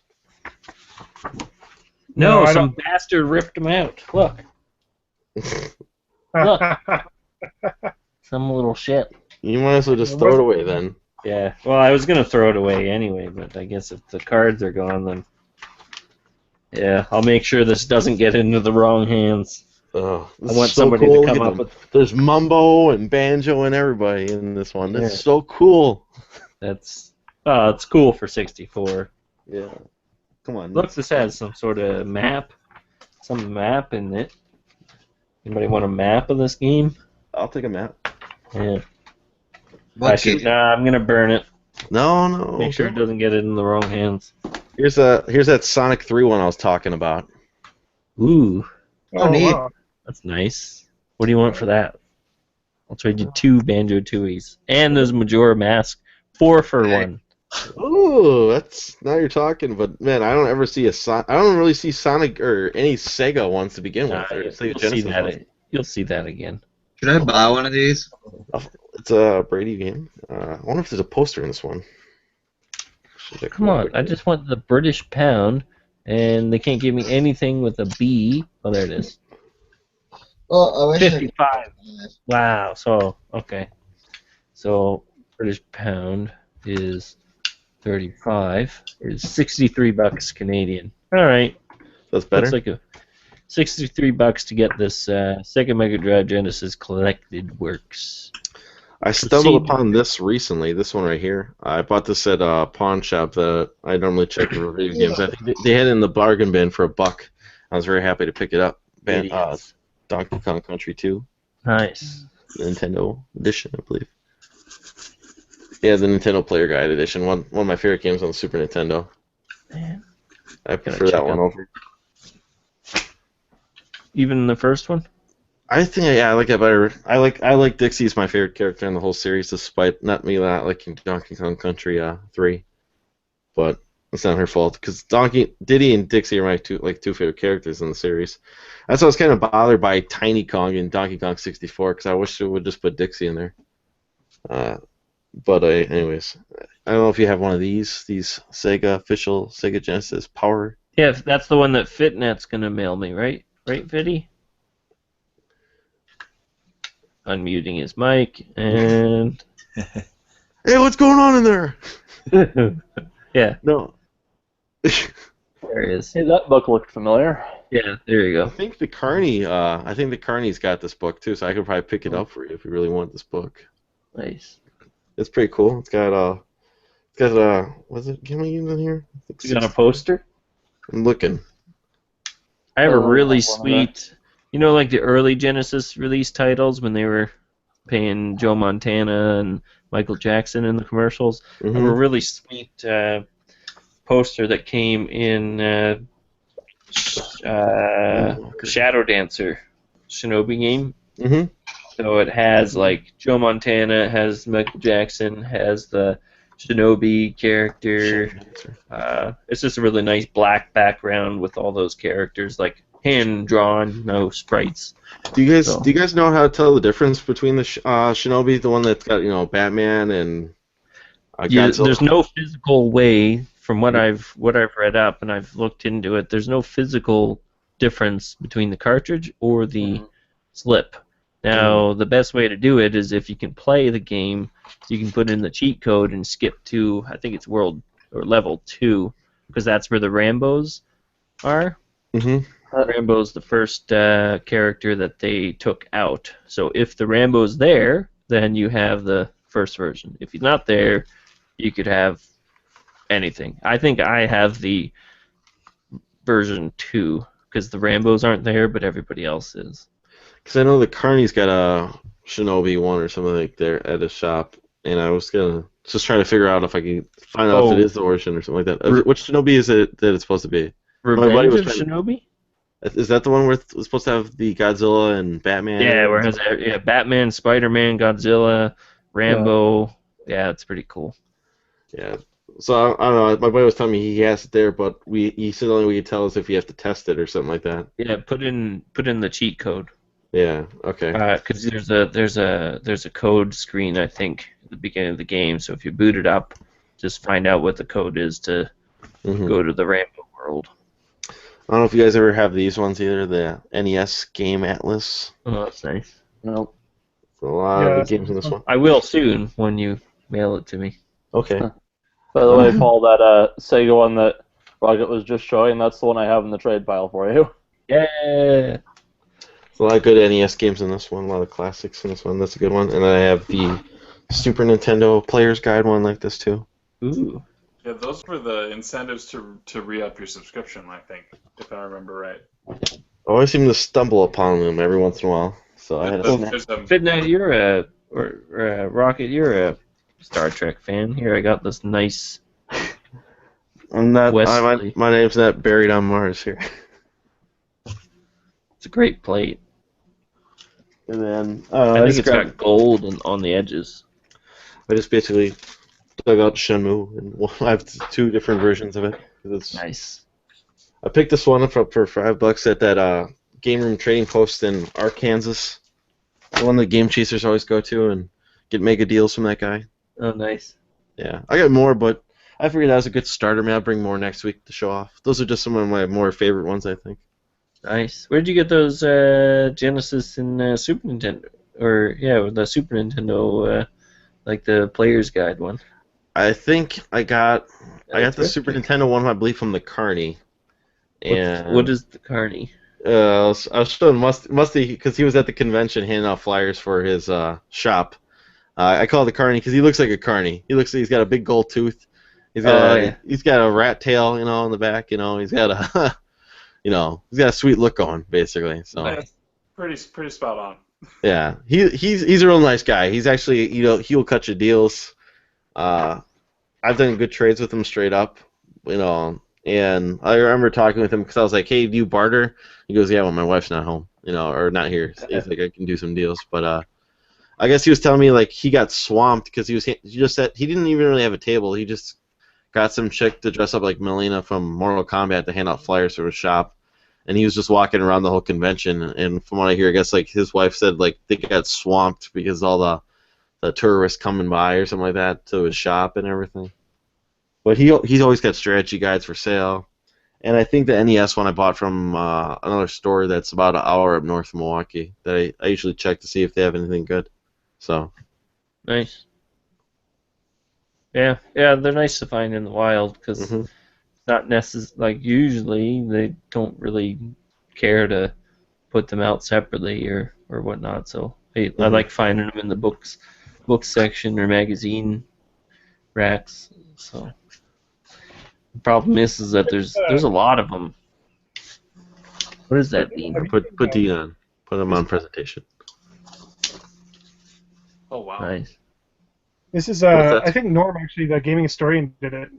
Did an awesome video on it, and it's just every Famicom game out, but it's all translated. It was originally in Japanese, but it's I guess English as well. It's just a huge compendium of every different Famicom game. So really cool pickup, and it's pretty cheap right now. Huh. What's the name of that book? It's just Family Computer 1983 to 1994. I'm going to Amazon check this one out here. Yeah, so just a huge, just everything you need. Buy it now. Nice. Interviews and stuff. Do you have any guides or like game secret? I was showing them some of my game secret books, and then we got on the magazines and 64 guides. Yeah. Nice. So you've got just a few there, Dean. Oh yeah, Dean's got the novels.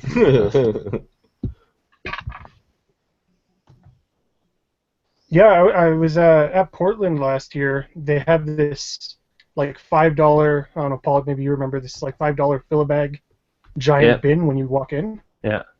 And it was filled with Prima books, and I just passed it up the first day.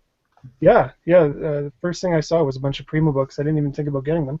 Wait, newer And the ones second day or like cards books, and stuff. like old retro books or the like Halo and things like that. Yeah, a lot of Xbox and like PlayStation 1 onward.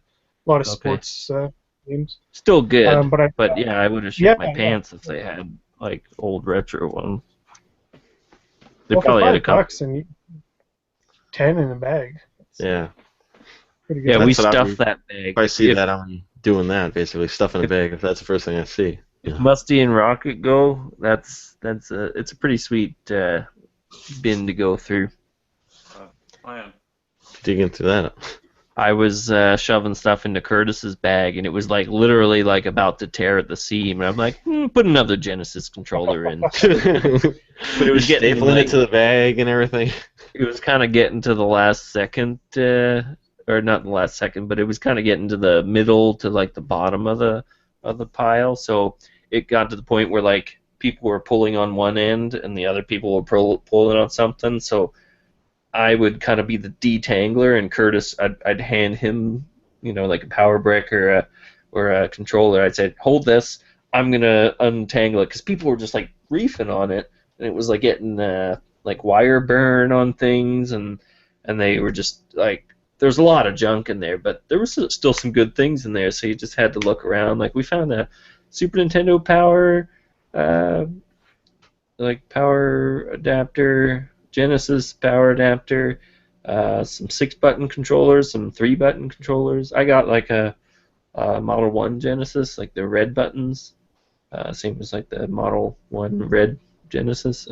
So yeah, some good things in there, and again for $5. So I shoved a bunch of stuff into Curtis's bag that probably would have just gotten junked or maybe found in the end. But there was some stuff that it was like a rat's nest.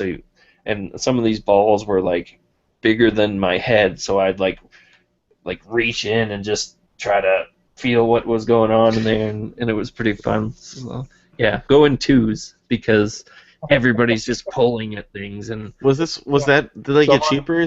Was that right? The same price at the beginning of the convention? Same or price. Is that at the beginning of the convention? I regret not I'm going hitting at that the right beginning. away. Because if I found that stuff like halfway through, there's probably a lot of good stuff right away. But you might not want to go right away. Like, again, you're only going to get, you're going to get power cords, headsets, and controllers, but you still want to hit the floor to see what your games are that are out there, because they go pretty quick. And if you turn your back and you decide not to get it, it may not be there. It's most likely not going to be there when you go back. So. Either way, someone needs to re-edit what Paul said a minute ago about the controllers and pulling on the anything. That I just think that would be amusing. You could pretty good re-edit of that. Oh, the pulling. Yeah. One of these balls is bigger than my head. Do like some all Gen Gamers orgy clip type thing. Nice. Of the re-edit, if anyone remembers those.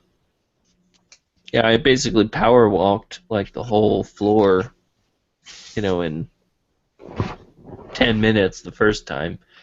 Mostly just going back and forth and looking at every table, and I'd stop. I think I maybe bought like 1 game, 2 games, and they were cheap, which is why I got them. But after that, then I went back a second time and started to buy things. You need to bring Musty. Musty, how tall are you? Like 6'4"? How tall are you? 6'3"? 6'4", 6'3". See, Musty's got that. See, I'm 6'1", so I always feel I got that little advantage. I'm like, giraffe necking over people, seeing what's going on at every table. When convention always opens, at least the Midwest Gaming Classic one. But you're probably even be better at it because you got that little more height on him. So. Yeah, but then I gotta reach further to go grab something, so my reaction time is. Yeah, well, what's it called? Like that's the best because like right at the beginning, it's like I do like a one go. I always do like a once over real quick to see what's at every table. Yeah. And most of the time people are doing asses to elbows, trying to get in every table, take a look. See, everyone's like getting there really quick, and once they're tall, you just look right over their heads and you just keep going, see what else is available. No, Grimsy42 gave me he laughed a little bit about my height. I was like. Isn't he a taller dude? He's somewhat tall. He's somewhat tall. He's not. Man, me and Dean are like the bearded midgets compared to you guys. Like, I'm 6 feet, but I'm only 6'1", so we're about the same height probably. Yeah. I'm 6 foot, dead on. But in that picture, you look like Frodo compared to Musty. I told you, Musty's like a basketball player. Yeah, like. Doesn't look like a 3-inch difference. Yeah, I need to wear platform shoes or something like that with Musty. Or stand on a phone book or something like that, But, yeah, it's... Sounds like it's going to be an awesome turnout this year. I'm just taking a bit of a roll call with everyone.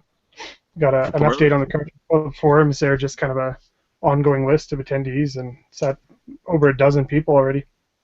Does anybody want to sponsor me this year? I could really use a sponsor to go. Start a Patreon. There you go. That's like everyone seems to be doing on YouTube, right? So we start a Patreon. Dean, what can I do for you? What? Well, did you see the flights that came through? Yeah, 400 is the bottom price that I could find, 2 years ago when I was thinking about it. So I mean, if you get anything under 4, that'd be amazing. But yeah, $400 for the flight would be tough to swing. So that would be my gaming budget. Recycle some cans. $357 was the price I got. So. Yeah. Should I start selling that Pocky and Rocky? And I would. That'd probably be your trip right there. Mod some consoles, Yeah, I need to team up with Yoshi. Where is he? Oh, he left. Yeah, I didn't even know that he left. I was going to say earlier we were trying to figure out out of the chat. figure out who's like taller or whatever at the conventions and who has the advantage, like height wise. You could probably do like a mathematical calculation to figure out what the optimal height to table length like ratio is or whatever.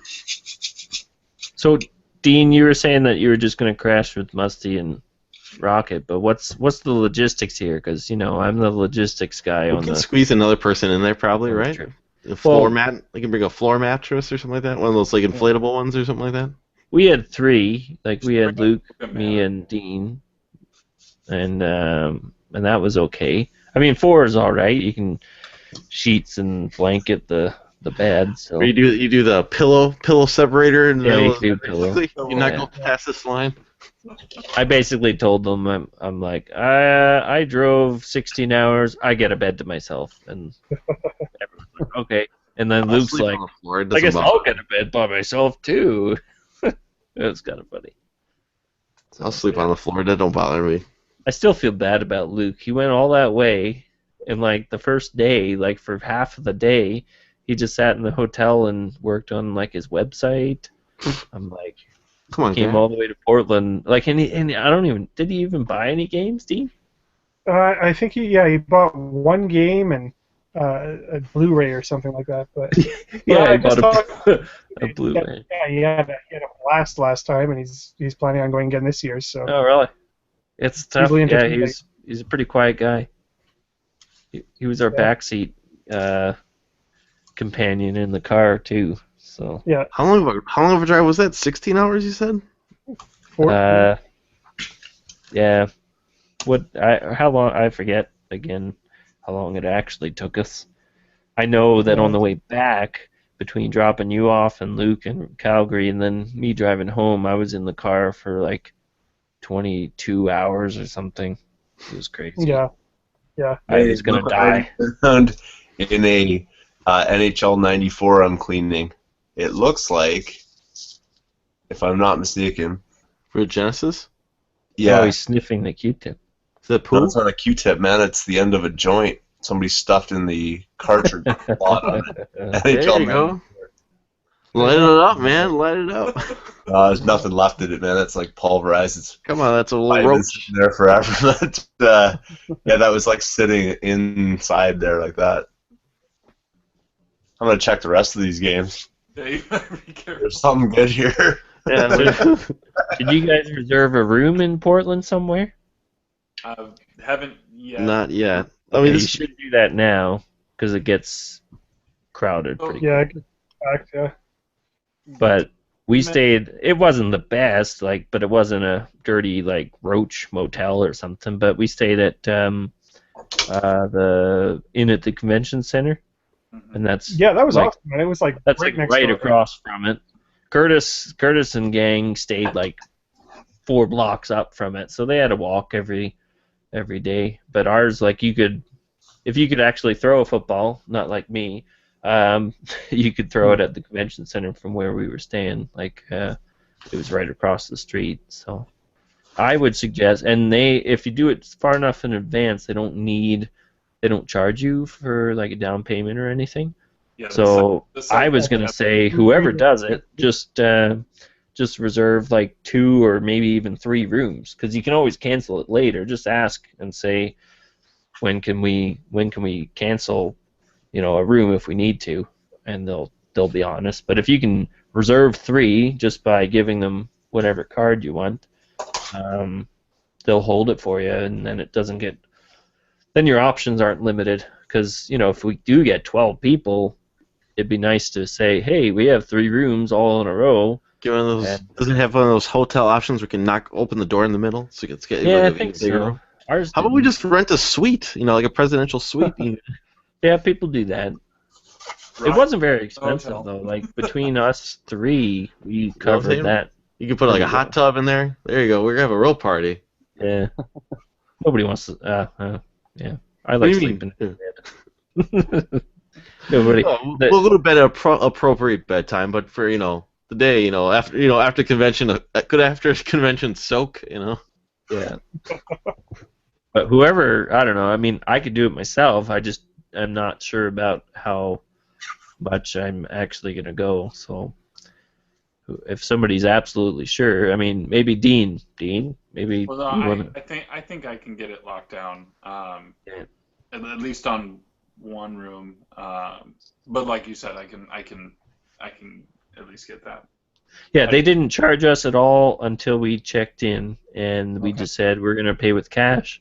They said, all right. There was no hold, there was no damage deposit. It was, we will have your card info if anything comes up. I said, okay. Nothing came up, and we just paid with cash, and that was all that we needed. So, yeah. So you may, that's my suggestion. Is better to get more than you need than need more, and you're kind of out of time and out of space. So this early, it would be no problem, I'm sure. But you get closer, like 2-3 months out. That's why Curtis had to go all the way up the road, because there was nothing left close by. So. Hey, Musty, is your friend coming along? Do you know yet? I said something to him. He has not given me any indication. He's the same guy I'm talking to about this whole Xbox purge. So I'm not sure how pushy I want to be about things, and I mean, if when it comes to that, because I still want him to take those 80 games off my hands, but I don't want to force him to make a decision. I think it may be a bit of something he's got to run past the significant other and all that, but he has not really said anything, so I'm leaning toward he's probably going to, which is fine. I'm good for it if it's just the three of us. I'm good with it if there's a fourth, so I'm no worries there from my perspective. But you mean a fifth? Or a fifth? Fourth or fifth? Who's gonna be the fifth? I feel. My I already feel. Oh, you're hey, I'm still deciding on if I'm going, but I'd be splitting a room. Yeah, yours isn't a very long trip. Just take the train down with Johnny Millennium. That's what they did last time. We actually met up with them in Denny's. Yeah, it's bought us breakfast, signed autograph. No, they didn't buy us anything. We just said hi when they were on the in. Yeah, whenever he did a video on his journey to Portland, I saw that he was taking the train. I'm like, oh, so if I ever went, that could be an option. Yeah. Be best friends. You could big time us when you get there. Be like, hey, Fitnat. Yeah. Be like, who I are live you an hour guys? away from him. I must be friends with him. Yeah. Sorry, guys. I'm on a panel. I'm buddies with Vancouver Metro, though.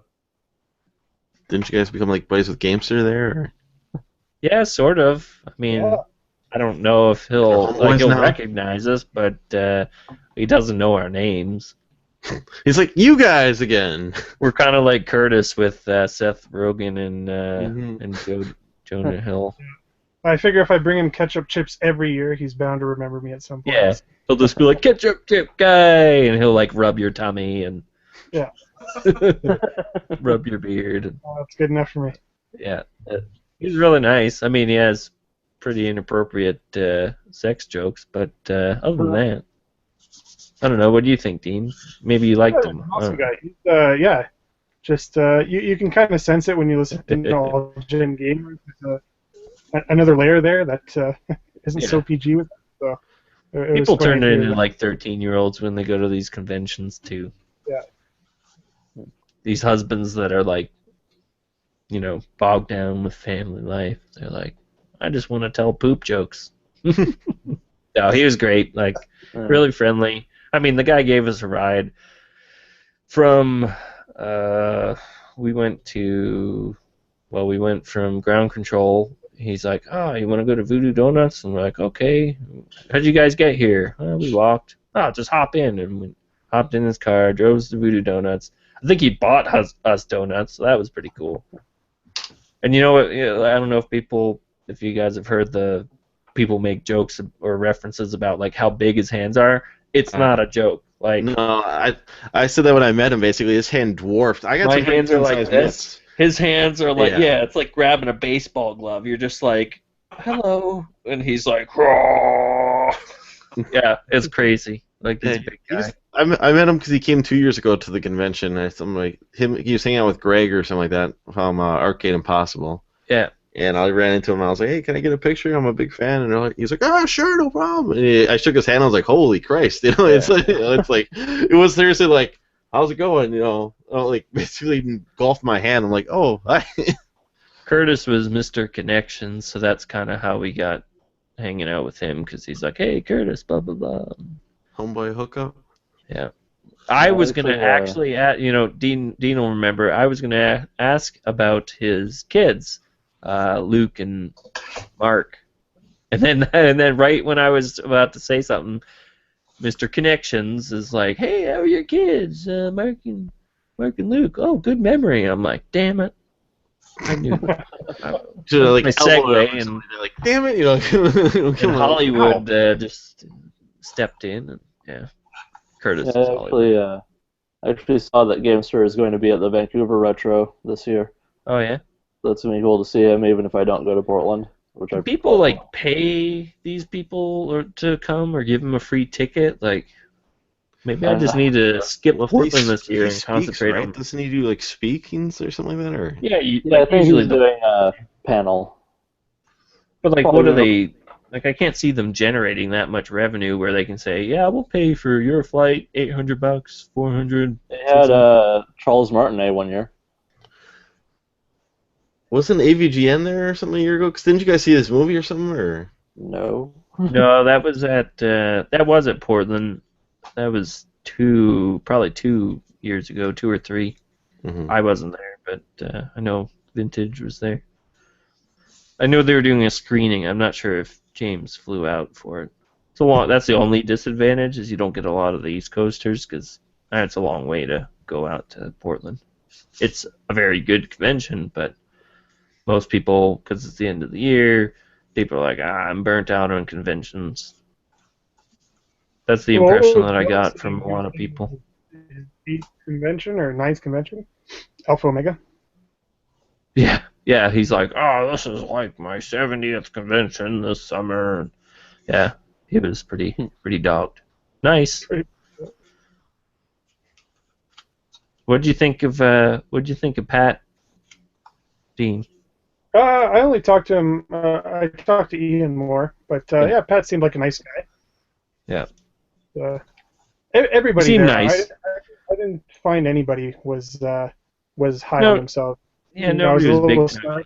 Here and there, but everybody's just super down to earth. The one guy I was really surprised with was John Riggs, just because I always thought he was a short guy. And yeah, he's a tall guy. He is a big guy. But his shape is like it throws you off. And the way he holds the camera, he's always holding the camera so it's like cutting off his chin, and then he holds it like so far back that it looks like he's short. But he's taller than Gamester. He's just shaped differently. You can do a size comparison by seeing him next to Metal Jesus in those videos. Yeah. Metal Jesus. I met Metal Jesus once at the Vancouver Retro. That was interesting. Vancouver's only one day? Huh?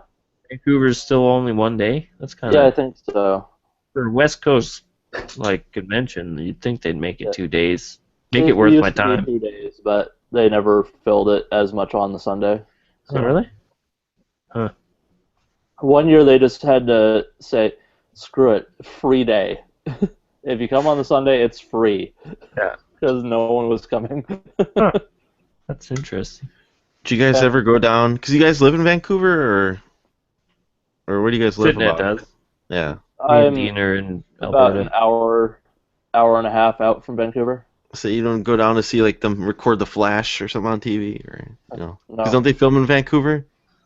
Probably. Everything do. films in Vancouver. All CW shows and whatnot. I very rarely go to Vancouver, I'll put it that way. Come on now.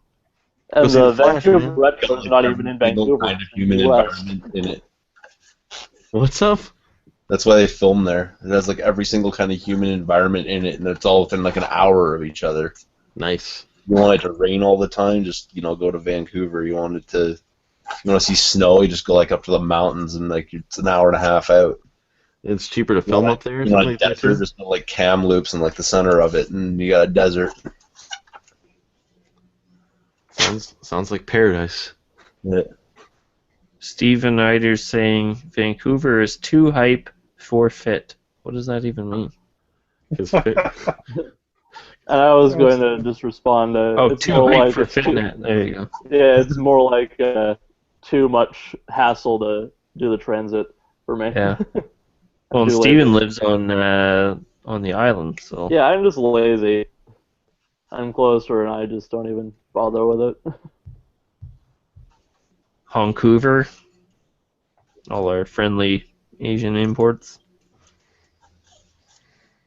Yeah, You don't call it that, no? No, I was in the Vancouver library once though, and that was a bit strange. Very many Asian people. Yeah. Well, they're there to learn how to read. Yeah, but this is like there's like a couple. There's like a food court there. I was just there and it's just sit down and it says like I'm surrounded by Asian people. This is strange. Everybody else got fat and lazy and forgot how to read, so that's the reason why they're the only ones there. And that's why you're getting good deals on retro games. They're like, oh, I'll trade my Super Famicom for this textbook. Right. All right, guys. I'm gonna be heading out here, so I'll see you guys next week. You know? All right, see you in Portland. We'll talk next week before we leave here. So, If but I'll leave you everybody out with- donated $100, that's all I'm asking. Like, huge. I will bring some games. I have a whole bin of consoles, Sega Saturn, Master System stuff. You know, that's two people right there. Musty needs a Master System. He's hooked up. I'll leave you with this right here, okay? Yeah. Nice. You know, for the length of time I've spent cleaning this game, I don't even think it's worth it. Yeah, I know. You probably burnt like $3 of alcohol on that thing. Q-tips, yeah. Bubsy. But I Yoshi can't was stand dirty telling me, games, man. I gotta clean them, no matter what they are. You should have seen the games that I was getting rid of today. Some of them had like, I don't even know what sort of funk they had on them, but people looked at them, they're like, all right, I'll take it. I mean, at the price that I'm selling them at, they should take it. I'm not cleaning the game. You can clean it. I always clean all the games, man, before I sell them. You're not one of those guys on Kijiji that's like, cleaned and tested. It's like, okay, thanks. Hey, if they want to watch 7 hours of this Google Hangout, they can watch me clean everything I'm selling, pretty much. We have everybody that's like, cleaned and tested. I'm like, okay, that took 2 minutes. And what else you got? Well, the price is $70. I'm like, $70 for Mario Duck Hunt? Are you insane? My phone's dead, but I have a new favorite customer. It's single moms. So I had a single mom read me out today, and she kind of jumped the gun. So anyway, I'll ask first, what's a fair price? Let's go Canadian prices because I know it's going to be different in the States. But what's a fair price for Link to the Past on the Super Nintendo? What's a fair price? Yeah. 45 is what I usually see it go for. Yeah. A fair price would be like 35 or 40. I mean. Yeah. I see people trying to get 65 sometimes. Yeah. I was at 50. Like 50 is a higher number. Yeah, I mean, I take water, man. Like sometimes it just depends on your area, right? Yeah, I see it go for like 70 around here. So I said 50, and we'll see depending on what they get. I always bundle, and then like Donkey Kong 3. I think again at our game store they charge like $89, $90 for these things.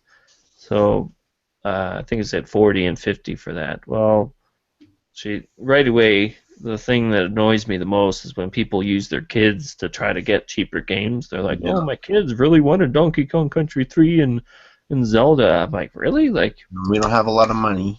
Your kids care about old retro games that they really wanted those two games?" And And she, tell your kids to get a different hobby. so I This one- said, $90. That's fair. Definitely cheaper than our other options for buying locally and stuff like that. And she's like, "Oh, would you take 80 or 85?" I'm like, "Well, I don't really see the point. No, I already bargained for you. I could have charged 60 or 70, but I do decent prices for our area. So the haggling's done for you, $90." She's like, "Oh, well, I'm only asking because I only have $85 on me right now." I'm like, "Oh, so you happen to have $5 less than I was asking." So I'm like, if you only have $85, use that for milk, bread, gas in your car. Like, anyway. And then she just started, she's like, "Oh, well, it's nice to know that there's penny pinching assholes out there that don't care about people trying to make it on the budget." I'm like, okay. And I said, I'm not going to take it personally because I know that you're probably having a rough day, but if you're bartering over $5, aren't you also, as you would say, a penny pinching asshole? And That's what I was just thinking, man. and then I said, don't worry, I understand, it's here if you want it. If not, no worries. Like, save your money for something else. And she's like, "Oh, I'm just, I just don't have much money for things." And I'm like, again, So why the you sob buying story. Like, games then? sorry, I have bills too, and there's a reason why I'm selling these games too, to pay for things. Like, I have a birthday for my daughter this weekend. It would be nice to buy her a cake. And that's essentially what I'm selling stuff for, to pay for party supplies and things like that. But I'm not telling her that. It's like, so anyway, single parents and single moms, because I've had other people do the same thing. They're like, "Oh, my kid really wants to play Lufia 2 and what's another RPG?" Anyway, these like complicated RPGs, and I'm like, really? Like, your kid's into retro RPGs? No, that's a complete and total lie. Trying to pull like heartstrings, buddy.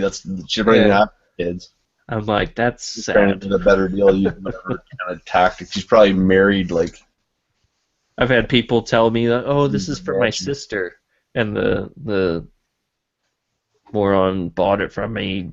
Bought like a console for $60, turned around, packaged it with like 4 shitty sports games and like a common game for like 120, 130. I'm like, "Oh, that's nice. Here, I thought I was cutting you a deal for your sister." I had somebody try to pull the sob story on me, kind of thing, and I was like, and I had it at a really good price. I think it was like a N64. I had like $45 or whatever. It came with like 2 controllers, like all the hookups, everything, and it was that's really good. Very cleaned and very tested the way I do it. And she's like, "Well, you like take 40 or whatever." I'm like, "No, I have my price. Like, I'm not going down any lower, and it's the best deal you're gonna find." It's like, "Oh, I really wanted one, and da da da da, and my kids, and da da da da." And so I was just like, you know what? I'm gonna check this person out. So I went and checked her listings. She had N64s already. Yeah. Tons of them, bundled with games, astronomical prices. I'm like, are you kidding me, lady? Like, you're reselling off of mine. Like, you want to get it even cheaper, and you're gonna sell it for twice what I'm selling it for. And telling you that it's for her kids. So yeah, and then lying to me, telling me it's for your kids or whatever, and then and then she starts insulting me. Like, really? They get insulted. Yeah, she started jumping on me, and I'm like, "Whoa, excuse me, sorry." Like, I was. You're not gonna win me over with that attitude, too, lady. Yeah, that's people crazy. But that's who you deal with when we do the things we do. That's why I just stop. Like, this is kind of once every year I'll have a pile of stuff to sell, and I'm like, I hate it. In the end, I usually take half of it and just go to the store, trade it in, and get a whole bunch of credit. And I'm like, oh, this is a lot easier. No, that's why I get a table at the swap meets. Yeah. That'd be nice. With people, I got tired of people not showing up. Yeah. People lowballing and they don't get the price they want. They start like insulting you or whatever, and I'm like, I don't take it personally, but I don't have to listen to that either. No. So I did a car boot. you want to insult me, you can come to the convention and you can come up to my face and try it and see what happens. I put an ad on Kijiji and said, "All right, meet me at this place, and I have games. Here they are. I'll see you there." And some Yeah. people are like, "Oh, what do you have for sale?" I'm like, "I'll see you at the sale." I'm not doing this. And some people showed up. It was pretty fun. It's way less hassle and way more fun because people show up and they have some trades or they have cash in hand ready to buy stuff. So annoying, like, can I buy like a $10 game and I live on like the far south end of town and you have to meet my mom at this gas station. I'm like, what the fuck? Dude, stop buying retro games and living with your mom and Yeah, there's a lot of other things you could be doing. Yeah, she flipped on me. I'm like, where's this coming from? So, how hot does the fire need to be for me to burn this thing? Pretty hot. Isn't it? It looks wonderful. I don't know if you guys have ever. So Musty, why don't you take in those like 80 Xbox games to your store? Because how much are you gonna get from your buddy? I could. I've brought stuff. Well, the thing is, like, he's got some things that I want. Like he's got. Oh, he's you're got a trading. complete copy. Some of it. Problem is, he doesn't have equivalent value. I like how Dean just has that on hand. He doesn't even have to move. course It's like, Dean that's does. right here. So I mean, I could. They don't tend to get, like, my local shop tends to be current generation behind. So they really don't have a lot of. They have like the one retro cabinet, and it's Okay. every once in a while there's some stuff that's worthy, but It goes out pretty quick. well, yeah, like it's kind of hit or miss. And sometimes they don't give good. Like, I think I traded in a copy of, I can't remember what it was. It might have been Resident Evil 4 for the PS2, and I think I only got a couple bucks for it, and like maybe two. Yeah. So, like, I kind of have a bad taste in my mouth from that, and so to walk in with that and a lot of those, I have to wait for them to process it all on top of it. Yeah. Yep. No. I mean, at the convention, man, I'll get stores come over to my table and they'll buy stuff straight up, like, for what I'm asking. Yeah, I It's wish. crazy. That's why I like dealing with the guy that I deal with, is because he will do value for value, even if it's me getting something. Like, I got Mega Man and Mega Man 4 off of him for a lot of commons, because he can sell commons, but he needs that special person to come drop $75 on a Mega Man or something like that. Yeah. Yeah, that's the way it is for a lot of those guys. I saw people doing that at the Barry Game Exchange, and there was so this one guy who has a store is like, I just unloaded a whole bunch of common stuff onto this store, and they just gave me like these like gem kind of games, Yeah. or Super Nintendo sort of things, and he's like, I'm down with that all day long, and he wants commons and we want rares, so. Like, if I could flip that box of games for Evo, like, I would do it in a heartbeat. Yep. That's how I've gotten good games. It's like, okay, I have what I consider like junk Xbox and PlayStation stuff. I don't want it. And they're impossible to sell, like even for $5, like most people aren't buying them. So why don't I take that, get like 160 credit? Like I think I got like 400 credit one time, and it was just junk yard sale stuff that I didn't want. Consoles that I don't collect for. Nothing that I regretted trading in. Like, I don't remember most of what I traded in for that, but I got some pretty sweet games, and all for free. So even though we like to complain about the prices, I don't collect from stores. I only trade with stores, and that's worked out a lot for me. So Yeah, I mean, like I told my buddy, I'm like, I want you to have first shot, but then at some point Yeah. I need to push the gas a little bit on it because it's like, okay, I've got other people I could be talking to about this, or I could just be putting it out to like my Facebook group, which a lot of those guys will buy things at 80-90% of price charting at the time. So I've got some decent games in there. There's not a ton of Xbox collectors, so they may not care at all. Yeah. But if I can sell the big ones, at least the stuff that's like $10 and up for going rate, like I'll be in good shape. But I prefer to trade if I can. I don't know. It's easier to sometimes it's easier to explain to the wife, right? Yeah. No money. Well, when everybody's not spending maximum value, and instead you can just trade value, everybody kind of saves a little bit. I don't agree with the philosophy to buy extremely low and sell at a maximum, basically extortion profit just to fuel your collection, because in the end you're just hurting your fellow collectors and friends and driving prices up for no reason, locally and online. So yeah, it's like, oh, I basically walked out of Goodwill with spending pennies on the dollar. Now I'm gonna go ask for above eBay price. Yeah, there's a difference between charging bro price, like, hey man, like, you know what I got this for, like $2, instead of charging you 40 for it. Like, do you want it for like 18 or $20? Yeah, sure, that sounds good.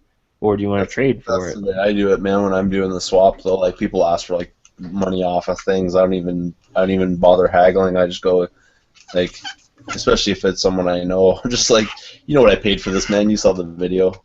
Yep. Like, I'm not too worried about it. We want to. I got like 30 on a game that I got, and you want it for 20, and you're gonna hook me up later. 20 it is, Put the karma, pass the karma on, kind of thing. Yeah. Well, it's funny, this Xbox lot that popped up today. It was funny because at work, I'm in this I'm getting pulled onto this new project with like 70 people who I don't know, and so they had us do this icebreaker, and it was, you have to stand up and say something that's unique about yourself, and then if somebody else also does it, then you have to say something else. And it's kind of like I've never, on top of just say something interesting, and so I dropped I collect old video games, and I was hoping that somebody's hand would go up just so I could be like, we should talk. That's amazing. And it didn't happen. Nobody. Yeah. And then if that had happened, I was going to drop the YouTube thing, which would have probably set me up. I don't know whether that was going over well or not, but. So clearly you shouldn't have been in that group, because that must have been pretty awful. No reference. We'll see. I mean, it may be that they don't collect them, but now at least people know, like, hey, he said he likes old video games. So it's this new untapped. There you go. Potentially untapped resource that I've missed. But, retirement homes. Or soon to be retirement. Yeah. Yes. Tiled with old Xbox games.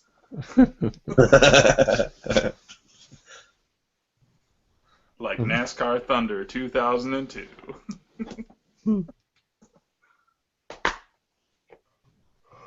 Alright. It's a nice clean case. That's the one thing that came out of this, is that these are clean cases. I'll take it. It's probably in somebody's Xbox. It's a extra game. Well, I mean, like I said, there were 5 other games on there. Blinks was one of them. There were 5 other cases that I didn't get, so she hasn't responded. She might not respond.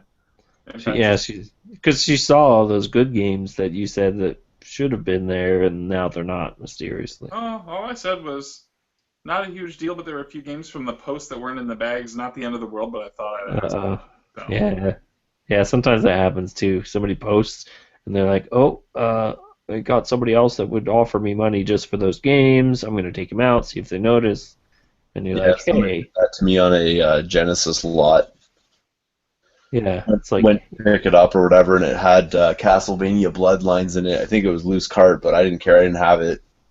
And and there was like a bunch of other stuff in there, nothing super spectacular. But I was like, I want to get that. yeah, So I meet up with them, and I'm like, where's this game that's supposed to be in here? Like, oh, I thought it was in there, but I guess we couldn't find it. Blah, blah, blah, blah, blah. And I'm like, oh, just the most expensive game of the whole lot. You can't have it or find. yeah." Like, so you said it was in there to get me there? And then I lowball priced the stuff because I was like, forget it, I'm not even interested. I was about to drive away, and they're like, oh, okay, well, sell you all the junk. Like, thanks. Yeah.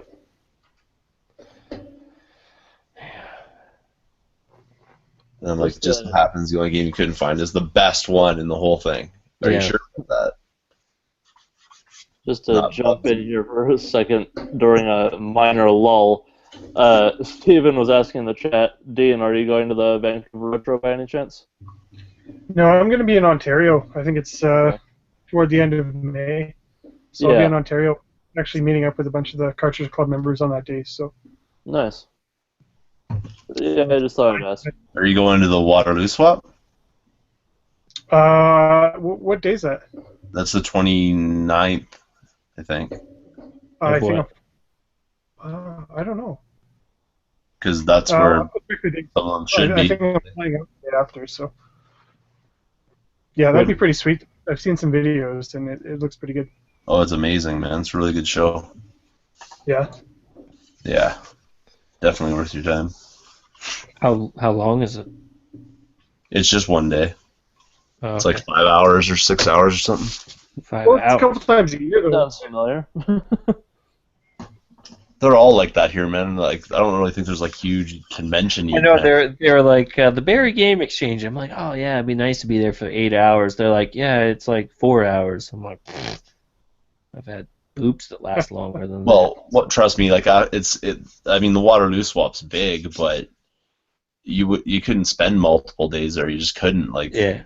Well, if there's nothing else going on, but even so, like 4 hours. I remember 4 hours at Portland for games.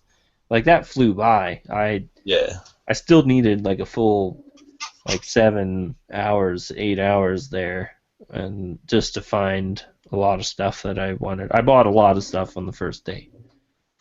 But yeah, I could 4 hours. I feel like I didn't see everything, depending on the size. I think Waterloo is like 10 a.m. to.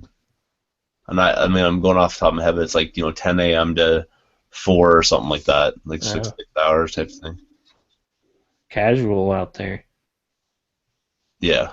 Well, it's the ones that have like panels and blah blah blah blah blah and all that stuff. Well, they have panels, you got big YouTube celebs now. You got Buried on Mars and Canadian Retro. And I got nothing to say about video games. That's all you need. I don't even know how to play them. All I know how to do is clean the friggin' thing.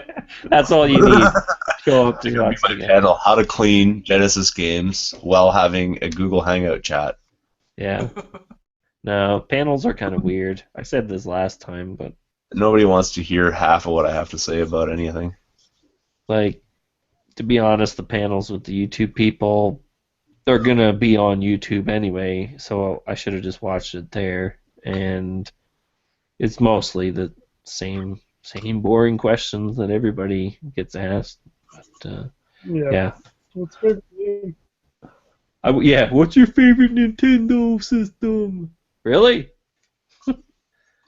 I'm called like SNES-tastic. What do you think? Get him out of here. Boot him out. That's what I want to see. Somebody like get booted because the panel member was angry. No, I wish I went to the more informative ones, like discussions about a certain topic or event or something like that. So yeah, these YouTube guys don't have that stuff. So like, they're swap meets. That's what they are. Yeah, they're meetups. They should go at least 6 hours. Yeah, I think they're around 6 hours. And then the Jeep collectibles expo is coming up on May the 1st in Toronto. Yeah. That one's, I think it starts at 10 and it probably goes to like 5 or something. So it's a little bit longer. Are your prices getting pretty decent? Because I know there's still some greasy sellers there that are like asking more than they would in their own store. I'm honestly like the cheapest person on the planet, so I only do trades. Yeah. So like, because then I don't feel so bad about it. I think at the swaps, like honestly, once I went to the Waterloo swap, and this is just as a patron of it, and I walked away with something like $90 more than I started with, and I had a bag full of games. Yeah. Like that's the way I did it. Like I actually made money. Nice. And at the Barrie Game Exchange, I think when I counted up my cash at the end of it, I was like, I'm only down $20. And I was selling stuff out of the trunk of my car. Yeah. Just see people and be like, hey, you want to take a look? Like, okay. And like go out to my car and they'd take a look. Usually buy something because it made me walk out there. The guilt trip. Works wonders. A literal guilt trip. Yeah. I had to do a reverse guilt trip on somebody that I was buying from because I went out there on the assumption that they had like a garage full of games and stuff, and they did, but just stuff that I didn't, they had like ColecoVisions and some Ataris and stuff, but stuff that I'm not into and are virtually impossible to resell around here. I'd have to eBay it, and I don't have that time or resources. So I basically told him, like, I don't want to go after this stuff. He was hoping that I was some sort of, business owner that was going to buy like $700-800 and just give it to him cash, and I would resell it in my store. I'm like, no, I'm actually just collecting on my own. And he wasn't going to let me buy anything. He's like, oh, no, I don't want to parcel it out because then it's hard to get rid of everything. I'm like, dude, I drove here an hour one way. It's a 2-hour round trip. I said, basically, like, I don't want to drive out here and not buy anything. You have to let me buy something. And eventually, I got to the point where he let me buy something, but he still was expecting top dollar. I still got stuff from him, but yeah, holy, that would have pissed me off. The guilt, yeah. You can get really good deals at the swaps, man. You just gotta find the right person. Like, Yeah. for instance, you drop by my table, you're getting the best deal in town. Guaranteed. Every single time. Because I have the lowest prices. And the cleanest games. And the cleanest, yeah. As seen on the Hangout. This game was clean for 2 hours. I spent like 10 minutes there cleaning Bubsy, for crying out loud. You know what Bubsy's worth? Like $2.50. I didn't even clean. Go wrong. I didn't even clean Mario 3. Like, somebody spilled coffee on it, and I sold it for $20 today. So, I don't know, man. It's been a lot of time. Man, it's got to be clean. I don't sell disgusting things. Although I did find the end of that joint sitting in the one, so I kind of bonus out on that one, didn't I? Yeah. Although it's dried out and it's actually probably from 1994, but nice vintage buds. Yeah. And they all charge $4.20 for this game. Tomorrow, eh? $4.20. Yeah. Oh.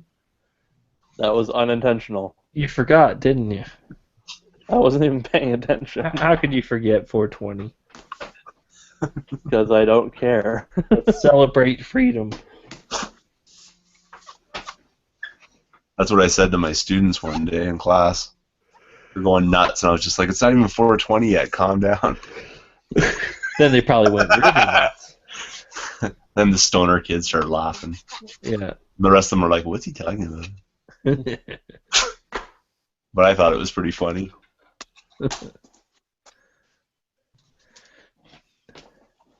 So, Musty, what are you gonna get on that game lot that you scored today? I mean, I spent $10. The Duke alone goes. Yeah, the Duke. 15, but I'm gonna that'll give me 3 working Dukes now.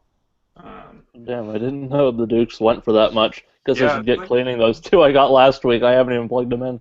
It's like 15 here, usually. Damn. Do they sell easily? I don't know. I feel like it's a nostalgia play for people who have small hands. They kind of think it's funny, but I don't know. They tend to work just fine for me. I don't see a lot of them like in retail, but I also don't hit retail more than maybe once a month. If that. But I don't know. I mean, I think these ones probably I'll end up trying to sell, or trade in, or something. The beach volleyball will probably fetch me the best out of that. What's the going rate on that one? It's pretty good, isn't it? I pulled it up on price charting. It was like 12 to 15, I think, US. Yeah. But spend 10, take home some, and I'm in the positive on that, so I'm pretty happy. Even though some of the stuff is just weird. I've never seen these controllers before. Let's see. Are those Mad Cats ones? No, they say Spirit on them. They're Spirit. Cool. Spirit. How does it feel pretty comfy or what? It's all right. I mean, solid or missing the battery covers. I never find that I need extra grip on the outside of the handhold. No, it's just more stuff for Cheeto grease to collect in. Basically. Oh yeah. Dude, I love eating Cheetos and playing games. That's what I've been cleaning for the last I do like one wipe on my pants, and then I grab the controller, and it just kind of like melts in your hand. It gives you that extra like dexterity. Kind of slides off the analog sticks and the triggers. I think I just heard I heard you talking about that because I was just listening to that Leftover Bits episode. Oh yeah. Shifting from different is on your jeans to maximize grease uptake. That's funny. There's bumpers on this though. That's the weirdest thing about it. Does it have a program button or something? Can you program extra features on it? No. There's a Turbo? channel select, but Are those the same colors at the start and select or whatever? Like the yellow or the white and black. Start in the back, the yellow, the white, and the black are right here. Oh, they're right there. Extra bumpers, and then the triggers are still here. Huh. I should just look them up because I didn't think I've got one of the Logitech wireless, and that works pretty well. But yeah, I've just never. What I was thinking is I know that people have done soft mods with a memory card. I wonder if this would save me having to do that. Like they'll do that one that they'll like cannibalize one of these. I may be talking out of my ass right now, but yeah, they'll attach the USB onto one end of it. Yeah, like they do like some weird sort of modification to it, right? Yeah. Yeah. So I didn't know if this would accomplish that maybe without having to take that extra step. Spirit wireless. I've never heard. It looks like a Pelican. Maybe it's. Let's just look it up. And while you're doing that, you just mentioned that being odd, and then the term oddity struck in my head like something odd I could grab off my shelf. And here's a game that you've probably never seen, Mortalis: The Quest for Immortality. I think it had a manual before, but I don't have it. But it's just this weird Mac and PC game that I cannot find anything about at all. And it does have back art on it, but that's as much as I know. Have you played it? I have an old computer that'll run it for a minute, but it's like this really bad kind of Myst-ish full motion video game. But yeah, I looked it up when I got it, and it brought up no results on Google. But I've seen it a couple times on eBay, it doesn't come up often at all, but it only goes for $15 when it does. Huh. Well, you should drive the price up. All YouTube is trending prices. So if it sells for higher, the next person's gonna post it for the suggested price. Yeah, the problem being that there's no YouTube videos on it, so if I did capture stuff, maybe I could try and run it and Guys, put this the is a first really video rare up. game. It would be the first video on YouTube about the game. I'm Nice. not kidding. Control. It runs on Windows 95. Make your money. Buy your ticket to Portland. That'll make you famous. Yeah. Dean, have you picked up any games lately? No, none at all. Actually, I think when I was with you was the last time. I picked up a lot of amiibos this past weekend. A lot of the ones I was missing. So, Yeah. 5 away from the full set. Still can't find like gold Mega Man or. There's a gold Mega Man? Yeah, doesn't it come bundled in with the game though? Yeah. Yeah, I think so. Uh-oh. Where are you putting all these things? Are you putting them above your bed now, or because you have no room down in on my- that? Down on the floor. Yeah, there's not. Are you gonna? You should install like a nice glass floor. Get like certain pillar supports, and then just have like nice glass, and then you start stapling stuff to the ceiling.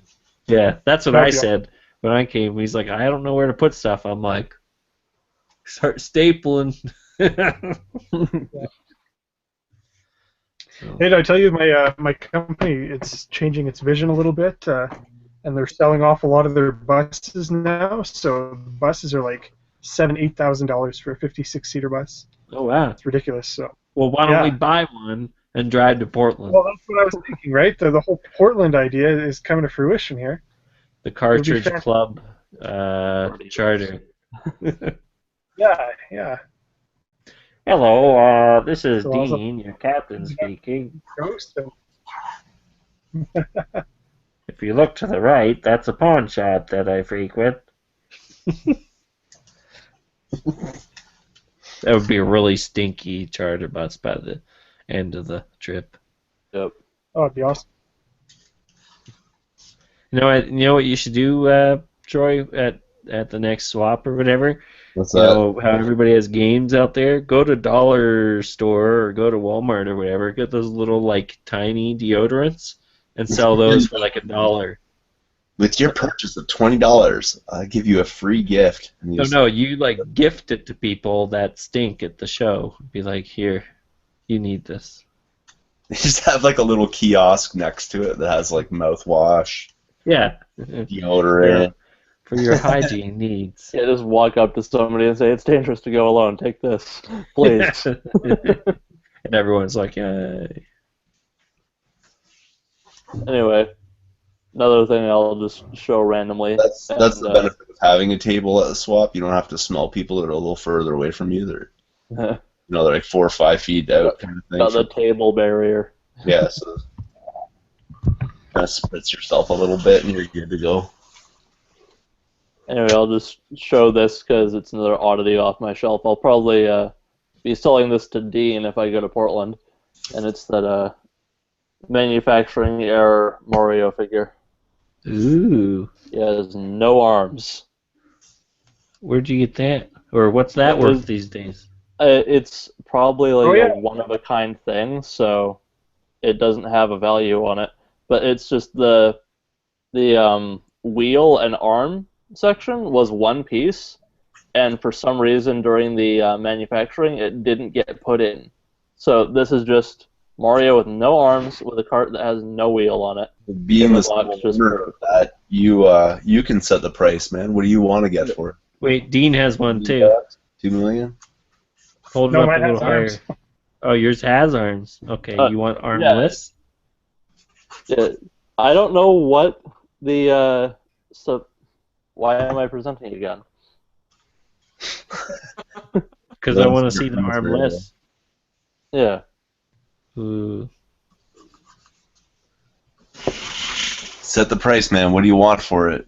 I don't know what manufacturing defect stuff goes for. What do you think thousands. it would be fair Doesn't for? matter. You One you of a could buy kind. the That is charter not bus. an amiibo. Buy the charter bus with that amiibo. Also, stop with the presenting. Oh yeah, Stop it. people went like batshit insane for like that messed up Luigi where he looks like a pickle. When was this? Oh, the like defect for the Mario or for the Luigi amiibo. He Yeah, had like an extra finger or something crazy, and somebody's like, "I'll pay 12,000." So there you go. Well, there was that Samus that had 2 cannons. 2 cannons, yeah. Yeah. Should. Something like that's Yeah, actually kind of cool. yeah. Have you guys seen these Mario candies at the candy store? I think Yeah, so. Yeah. I got those at Dollarama. Yeah, yeah. Dollarama. You can buy them at the dollar store, but the first run of them, they had the wrong paint job on the Fire Mario's hat. Hmm. So they're Wait. going for. How much is the red one going for? I don't know. It was it was $25 online last time I saw it. I Really? just bought it for like $3 at the store, but. I'm pretty sure the red one was the one that I bought, and Oh, I have that in my YouTube video. Yeah, I'm just gonna check it out. Yeah, it was the Videos. first run of them. It was Boston America Corp. Huh. Yeah, I'm just gonna check it out. But yeah, I'm pretty sure I have that in my little backpack for like my trailer for the Cartridge Canuck, which will never come out. Right. Just looking at What it. would I even look up to look up that Mario figure that I showed? I have no idea. The World of Nintendo figure? Yeah, I'm just not sure even how to Google a Yeah, it's a red page hat. for that. The manufacturer defect Mario, I Well, tried whatever it I is. tried looking that up before. It just no results. One of a kind, I don't know. man. Probably. It was just in Target during the short amount of time that Target was in Canada.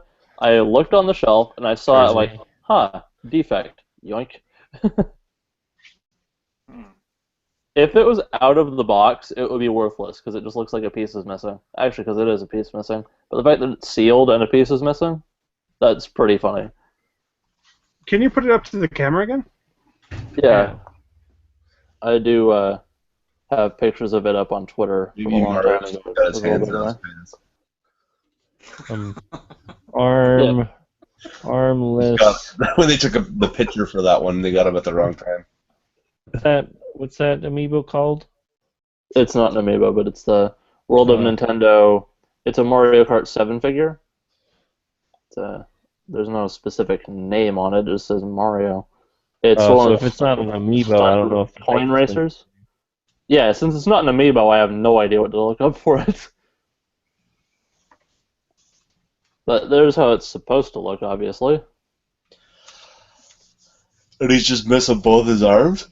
Yeah, it's as I said, the arms and the wheel were one piece, and it just never got put on in the packaging. Oh, okay. It's not even loose in the box. It's just not there. Doesn't even say. Nobody's even found one of these before. Yeah. You're sitting on a gold mine here. Yeah, or a gold mine sitting on my shelf getting dust. I'll trade you. I'll trade you those other 2 games you want for that thing. Right. Wow, you don't know what it's worth. It could be worth nothing. I have no idea. Not even an amiibo. Just some Dean's probably knockoff. the only one here that is actually in the market for that kind of item. Some knockoff. Yeah, exactly. Which is why I just directly I'll- messaged him a long time ago about it. I'll quote somebody. I'll do you a favor here. Your Mario's missing its arms. No kid's gonna want to play with it. So I'll do it for $2. What were you saying, Dean? A lot of these Jack specific, they're not even sealed properly. They're just kind of taped on the back. Is that one taped or? Yeah, it is kind of taped on there. Uh-oh. Somebody stole the arms. So that backing card just slides right out, eh? Probably. Yeah. Uh-oh. I don't know if it'd be worth a lot. It's just how they Actually, no, package it. It is actually on it is attached on the front. Oh, it is okay. Yeah. Oh yeah. Just, So like, it's the not a back is card. partially taped. That's how Transformers and stuff are now. Yeah. As well. So they just tape the back, but it's attached on the front like a normal figure is. Yeah. So it is sealed. Sealed. All right. Might be buying it. Oh, look at that. The wheels are turning. Yeah. You can message me an offer just on Twitter. No, you don't do that. Do it right now. Here, so Witness. Hey, that's mine, right? Right, Dean? Oh, One of these are those is extras. Those are boxes. extras. Boxes for Mario RPG? No box complete. Games and manuals. Oh, damn. Yeah. I don't really do box complete stuff, though. That's cool, though. I like when somebody doesn't want to say that they're missing the manual, so instead of complete in box, they just say box complete. Yeah, box complete. Wait. So it's complete in box? No, it's box complete. It has a box with the game. No, I got my retro stuff collecting for you, Dean. I got that Hubert board game. I got that Pokemon plushie. What else did I collect for you? Oh, I have this. I know you're gonna want this. This awesome Wesley Star Trek plate. Look, it's even numbered. Limited No, that's one in edition. the bedroom. Yeah. Yeah. You can give this to Amanda for your wedding anniversary. Here, honey. I baked us some cookies. Oh my gosh, the plate's beautiful. There's some other stuff I can't remember. Oh, there's some other. You're like the video. fourth person who's trying to sell this to on stream. Yeah. On this stream. Oh, somebody had a Donkey Kong board game. My secret contact. He has like hundreds of board games. He said that he's collected them forever, and he just wants to Nice. get rid of them. So. Yeah, Sean bought one for me, and it's it's coming. It's in the mail somewhere. Which one? Sean player one. Or like, sorry, which game? No, sorry, Donkey Kong. Oh, like a Donkey Kong board game? Yeah. Okay. Yeah, that'll never get to you. So I should get you that other one. Well, I bought it when I was going camping. We went to this backcountry.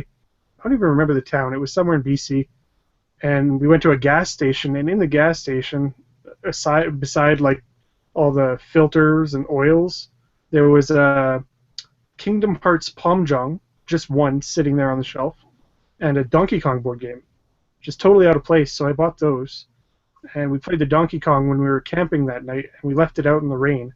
Ooh. When I saw it the next morning, it was just destroyed. Eh? So I still have the Kingdom Hearts Palmjong, which I've never found again. But yeah, that board game I've been wanting to get my hands on for a while. Nice. All right. Well, I still got other stuff in the works. So building up that find.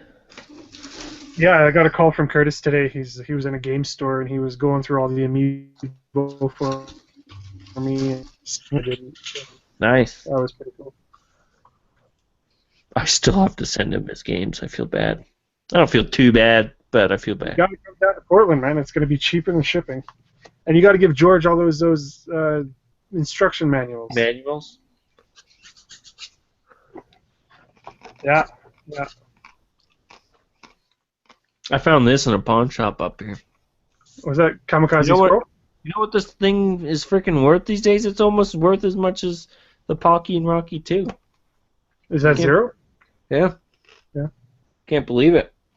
And You know I'm what like, yeah, game just give wasn't- me some Genesis games. I'm stupid. You know what I could have game bought wasn't Musha. as- You know what game wasn't as valuable as I thought it was that I showed last week? The Xbox version of Dark Alliance 2. Yeah. I Turns don't. out the PS2 version is the valuable one. That was My annoying, books, but they're not. it's still awesome. I don't know. So what was that, Paul? I said in my books, Xbox, PlayStation, they're not worth anything. I throw them away to keep them out of the wrong hands. I protect fellow collectors. No, you don't want these. Why? You know how much an Xbox shits the bed and their optical drive fails? Yeah, you don't want this. Okay. Here's a real controller. This is what a man uses. Super Nintendo. And they're like, thank you, kind sir. Yeah, look at these. What is your name? I have no name. Hey, did you get a Sega Saturn in that lot you found there, Paul? I got a Sega Saturn, yeah. Yeah. Have you played it yet? No games. No games? Oh. But I looked into it today. I'm like, man, there's a lot of shooters, but there's no way for me to, like... Oh. Ooh, nice. Panzer Dragoon Saga. I've been looking in the... No. Never tried No system? No? Yeah.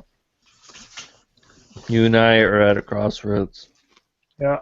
We'll meet in the middle. We'll meet in Calgary and we'll hook up the Saturn at an airport or something. Yeah, let's go to that Sony store in Chinook. And... Next to the porn.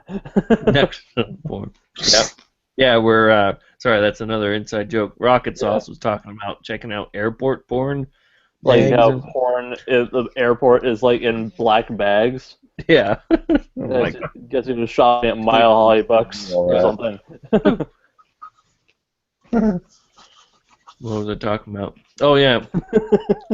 I don't really want to collect for the Saturn because, A, I don't collect CD-based consoles. I just think that's not a thing I want to do. I don't find them reliable. But I do want to hold the console and the control, hold the controller in my hand and play the game. So, is there a way to, like, not emulate, but, you can get, like, a ROM cart for the Nintendo, Super Nintendo, Genesis, 64, like... EverDrive type thing. You get a card that goes in it, and then it will let you play burnt games. Yeah, there's the, like, 4-in-1 for the Saturn, right? Yeah, I think I showed it last time, that Saturn, like, reader or whatever. And you just burn games? I'm actually burning the games. I just don't really play the Saturn that much because I don't have any games for it, but I believe it lets you, like, burn games, and then you can just use with that cartridge, and it'll let you play them. Because the Japanese one that I got came with a burnt game in it. Oh, okay. When I tested it, it worked. So it does? Yeah, it worked. Like, yeah, whatever burn they did. I don't know what method they used to burn it. I'm pretty sure it's probably pretty easy, though. To basically just get the ROMs and burn them onto a cartridge. Or, well, you probably have to get a disk image and, like, copy it that way. But yeah. That's not that hard. Okay. Because, yeah, if I don't have the original game, I'm going to need to... Oh, yeah, it is Dean Cam. Hey, Dean. There you go. This is the only one of any particular use that I got in that whole lot, pretty much. Oh. Teach every age. I'm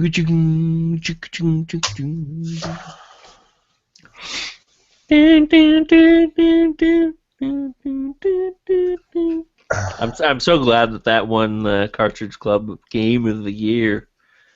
Streets of Rage? Yeah.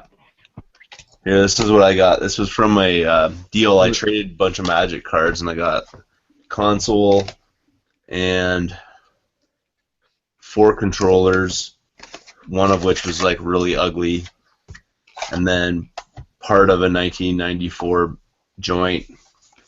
Yeah. Then NHL 94. Nice. Sonic Spinball. Let's find some of the clunkers here. Bubsy. Yeah, we spent 20 minutes There's a playing real that. bug here. Pac-Man 2. Okay. Columns.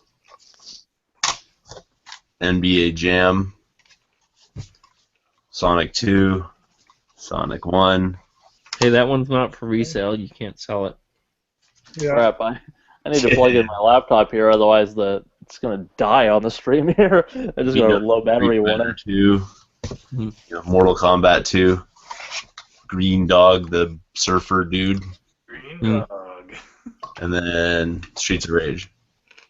And I traded that for a bunch of Magic cards that definitely aren't worth what this is worth. So I was pretty happy with that. It's like a group, but there's no cash involved. It's all trades. So, When is it? Next month the club's doing all the Sonic games? Or no, it's June, eh? Yeah.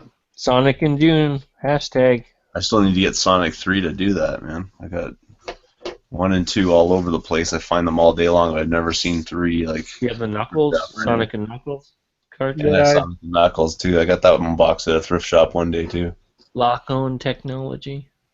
It locks on.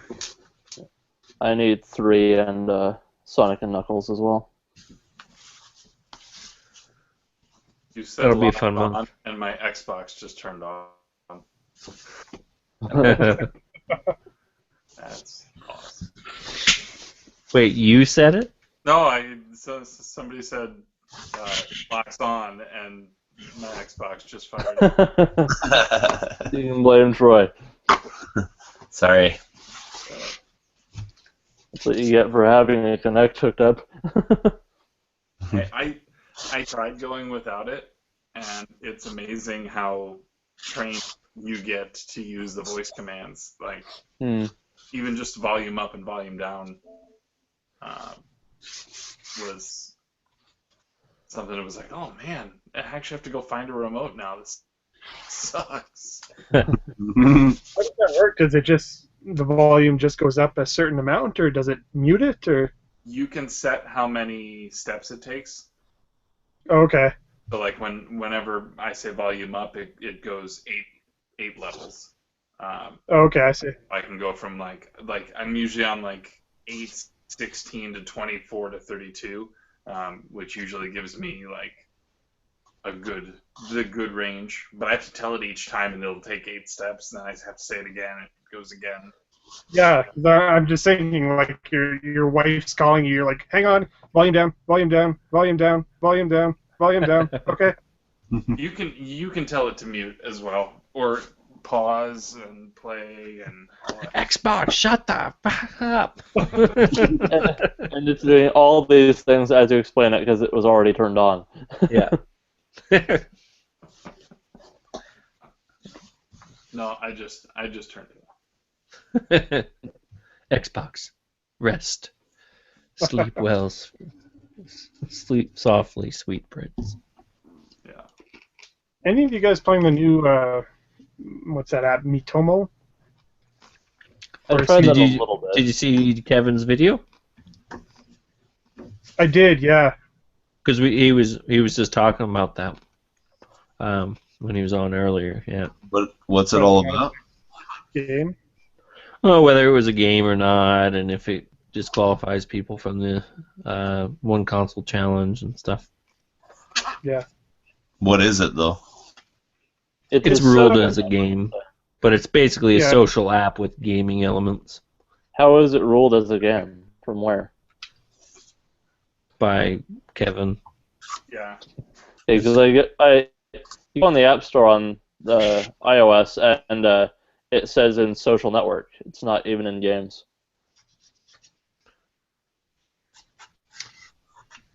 Yeah, I don't know. It gives you these platinum points that are supposed to be like the new Club Nintendo points. The rewards are maybe 10 points a day if you do all of your dailies, and anything you want to buy is like 200 points. And the most recent rewards that came out were like a Viking helmet for your character and a bee costume. Like there's no tangible, there's no games, there's nothing. It's stupid. There was that Zelda Picross, but that's digital. Well, that yeah, and that's 1,000 points. Hmm. So you're gonna be playing for like 6 months before you can afford it. But you're buying like in-game cash or in-app cash to buy and enhance that. Yeah, it has gaming elements, and I mean. It has mini games or mini games singular. But same as anything for the challenge. If it's a challenge, and it's a personal challenge more than anything, that your goal should be to adhere to the spirit of the challenge more than flex the rules to their max, right? So I don't know. I'm not in the challenge, so I don't really care either way. But if it was me, I would stay away from stuff like that. Yeah. Yeah. Yeah, there was some heated discussions around that. Yeah. There was one feature in there because you get game tickets, and so Yeah. there is a game, and it's basically it's kind of like Plinko. If Yeah. you basically drop a character, and then if he lands in a spot, and it's Yeah. for that costume, you now get the hat. It's not basically Plinko, it is Plinko. And to me, that is the game. Yeah. I think it's trying to drive adoption by gamification, which is becoming this increasingly prominent thing, even in workplaces. They're always trying to drive productivity or trying to drive adoption through game mechanics. Even something as simple as your rewards card at your favorite sandwich shop is a game technically. It's a reward, but by the true definition of it, that's what prestiging in Call of Duty is. That's what filling up your experience bar and going to level 2. Like all of those things are just meant to keep you going and keep you coming back. And so I mean, I'm conflicted. I agree that there is enough game there that it doesn't affect me, right? I'm not part of the challenge, so really, my opinion shouldn't matter that much on it. But sounds to me like people are overthinking it too much too. Yeah, it can get a little tedious. I don't know. It's a challenge. It's not supposed to give you a migraine. Well, and then I find the supposed to be fun, not a headache. Sure.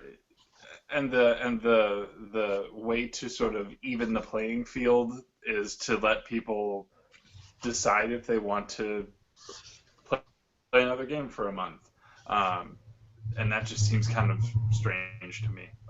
It seems a little off. Well, it's starting to bend on the absolutes when, But I know it's up to them. I mean, it's their own thing, so they get to decide the rules. It just depends on people's perception of said rules and rulings on things. But yeah, I mean, like Troy said, in the end, it should be fun. So if it's fun for people, then that's good. If it's not, well, they probably will drop out. So. But, yeah, I haven't really gotten into Miitomo either. I just opened it up for the first time in a couple weeks just because of this. Let's see who my guy's oh, he's all alone. No one's talking to him.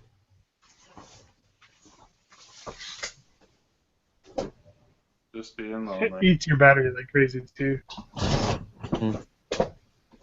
I wouldn't know. I haven't had it on long enough to tell.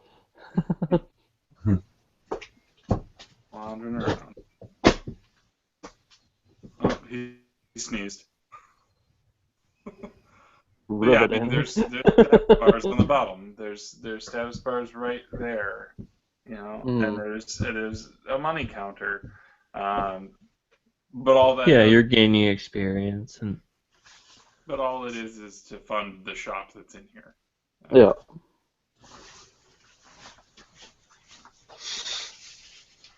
I don't know. But I don't do Snapchat. Okay, guys, so I'm gonna duck out here pretty quick. Okay. What time is it there? And at the same time as you.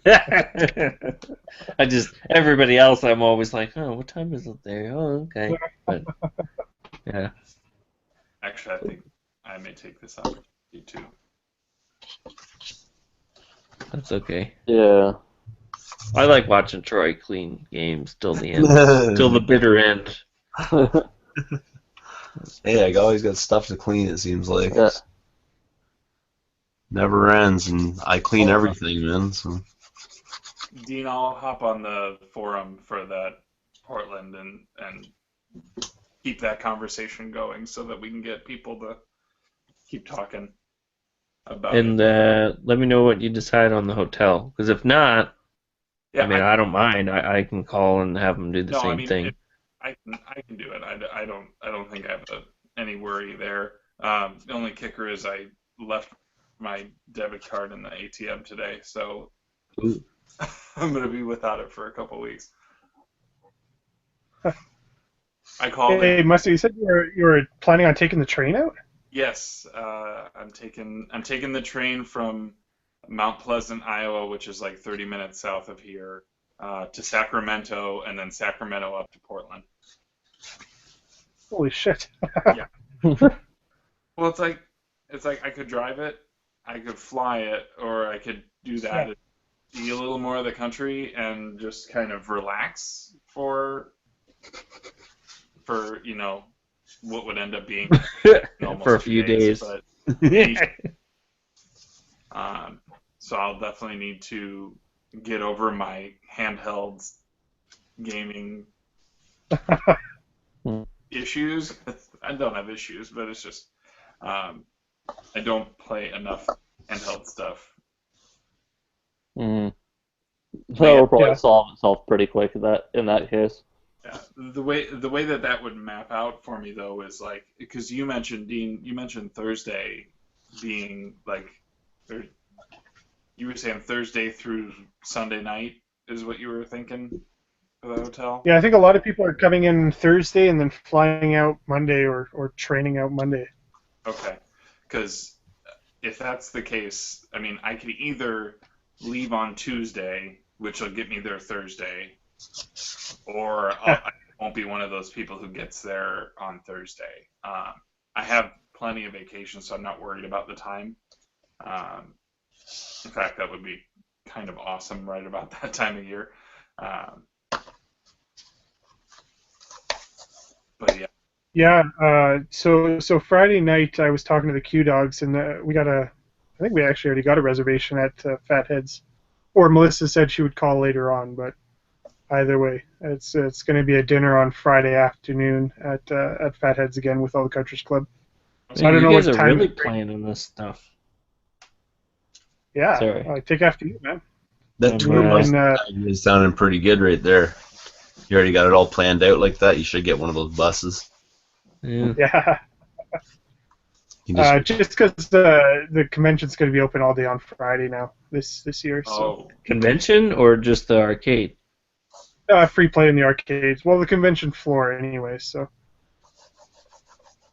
Oh, like they're gonna have the sales open then, so like vendors. No. I think the convention doors are going to be open, but I think all the vendor tables are going to be empty. It's just going to be they'll be doing the arcades then. They'll let YouTubers in for the vendor floor, right? Well, that's the tricky thing. Like they set up Friday morning, because we were there early. Like we showed up Thursday and we had supper with the Q Dogs, or we went to ground control with the Q Dogs, and then Voodoo. We kind of like hit everything by Friday, and the weekend hadn't even started yet. But we went to ground control, then Voodoo Donuts, and then we went back to our place because we were tired. But you had already bought a couple consoles before the Friday. I bought. That's my claim to fame. This past Portland, I beat everybody. Like everybody. Not even the YouTube people. Not even the Mushalucks that had their fancy badges. Like I told Dean, I'm like, this is a classic Magruder trick that we use. It's a family tactic. You just walk in like you own the place, and if somebody asks you to leave, then you leave. But what are they going to do? Just tell you not to come in. So we were waiting around Friday, looked in the doors, nothing was set up, just some tables, maybe a couple vendors, maybe like 2 or 3. Looked in, nothing there. Went to breakfast, came back. The door was open. And I said, all right, Dean, let's go in. He's like, oh, okay. So we go in, walking around, looking at people. You know, people are taking stuff out of the boxes, stuff. Right away, to the left, there's this kind of older guy, you know, probably 50s, 60s or whatever, setting up a whole bunch of stuff. A lot of consoles. And again, he had like Sega Saturn, you know, Coleco, Atari, and television. You know, these Famicom there, Genesis stuff. He's setting it all up, and people are kind of like, the people that are in there are either other vendors or maybe somebody helping them out. So nobody was there.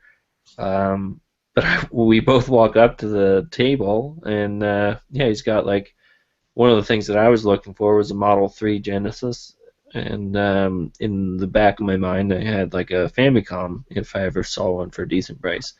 Well, the Famicom he was asking like $10 untested, and then the Genesis 3 he was asking $10, like right there. I was prepared to spend $60 on it, so yeah, snagged those two before anybody was supposed to be in there.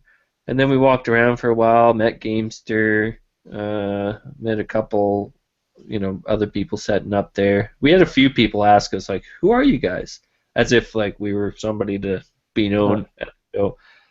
And we're like, oh, nobody, we're just here for the convention. They're like, do you have VIP badges or whatever? And we're like, no, we don't have badges yet. They're like, oh, okay.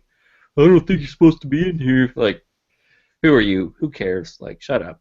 So we just kept walking, and eventually we went out because nobody was setting up anymore. But yeah, I beat the, you know, when everybody on YouTube's like, oh, we get first dibs on stuff. No, that was me. That was me and Dean. So,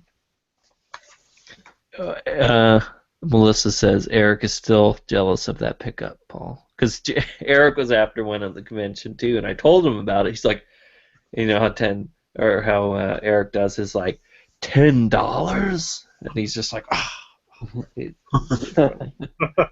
chewed him up all weekend because he kept seeing like really shitty Genesis 3s, like $60 for like a really dirty looking thing, or it was missing the power adapter. So yeah, it is a pretty light console there, Steven. Yeah, I have trouble with it. Just keep it on the shelf. I might put some like sticky stuff underneath it. So. I think Eric had that expression when I mentioned my GameCube component cable pickup however many weeks ago that was. Yeah. There were many good deals discussed on that episode, and he was just kept shaking his head. Yeah, so they have it Friday. Is their arcade. But yeah, it'll be interesting because they, like right away, Saturday is going to be the convention. So either they're going to have to put up the partition between the arcade and the main floor, because how are you going to keep people from wandering over? Or yeah, they're going to have to set up like after 5 when they close down the arcade or something. The arcade's going till midnight.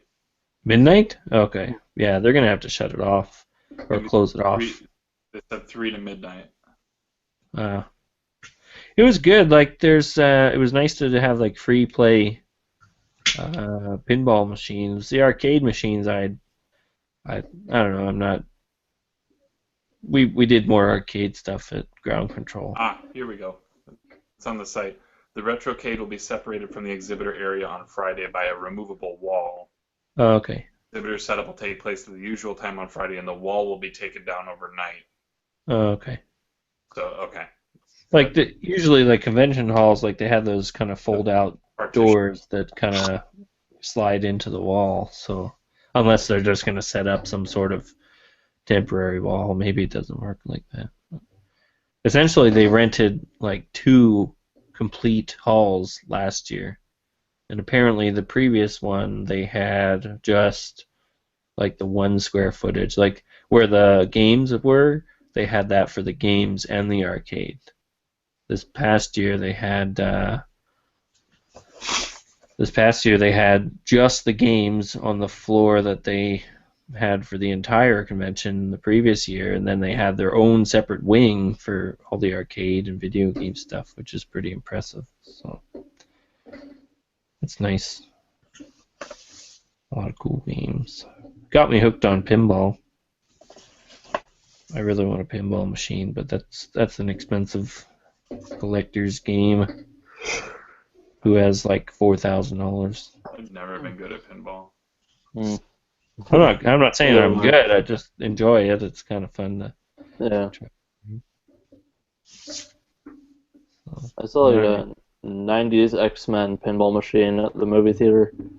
Like one of the last few times I went, and I didn't play it, and I'm kind of regretting that. Yeah. Yeah, an X-Men one would be good. Yeah. Tough to buy. Well, yeah. If you guys, I should try to chime in on the forums sometime. Mm. But yeah, let me know if you can. I would say get 2 rooms would be my bet. Because if Curtis and his crew comes up, that's 1 room usually. And if we're gonna have more than just 4 people to a room, with you, Rocket, Dean, and myself or someone else, it's gonna be pretty full already. So. Yeah. See what they can do. Curtis was saying, yeah, he's probably coming up with the regular crew there. Yeah, he's not quite like he's like, oh, our plans are up in the air until last minute, but that's most likely what will happen again. So, and who knows? I mean, like, I'm not sure if Vintage is going this year or not. It kind of seems like they're more into getting back into that stuff, but I haven't heard back from Vintage yet, but. Yeah. I was talking to Steph and Jason last night, Jason Heine, and they're definitely driving up again. Yeah. There's a disturbing lack of hype around here for the Vancouver Retro Show because it's only like one afternoon. I'm going to fly out from Alberta just to see what Vancouver has for retro games. It's like from 10 or 11 a.m. till possibly midnight, but that's different events. Probably the dealer closes around 8 or 9, but they have music and drunken Tetris tournaments later on and video game burlesque. If I can get out there for like round trip $100, I'd do it. But no, it's like at the end of May, isn't it? And that's right when our babies do. Yeah, so it's 28th, I think. That's not an option this year, unfortunately. You probably won't be missing much, but they changed venue, so maybe. So maybe the next year. Yeah. It's the golden year. We'll get an update on how it was this year after the fact.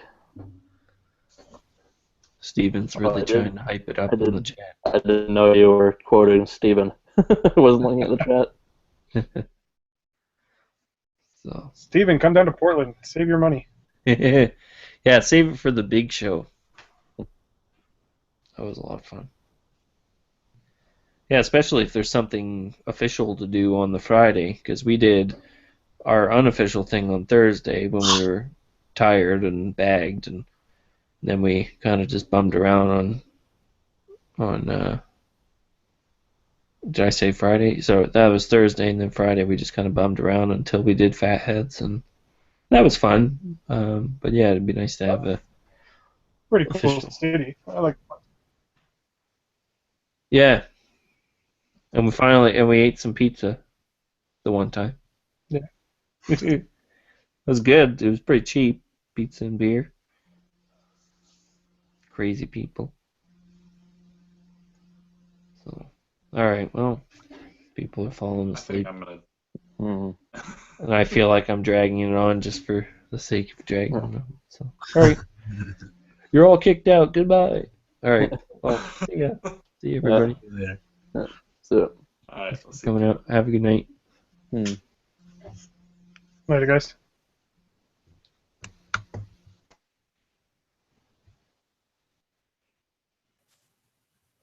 Then there was one. All right. Yeah.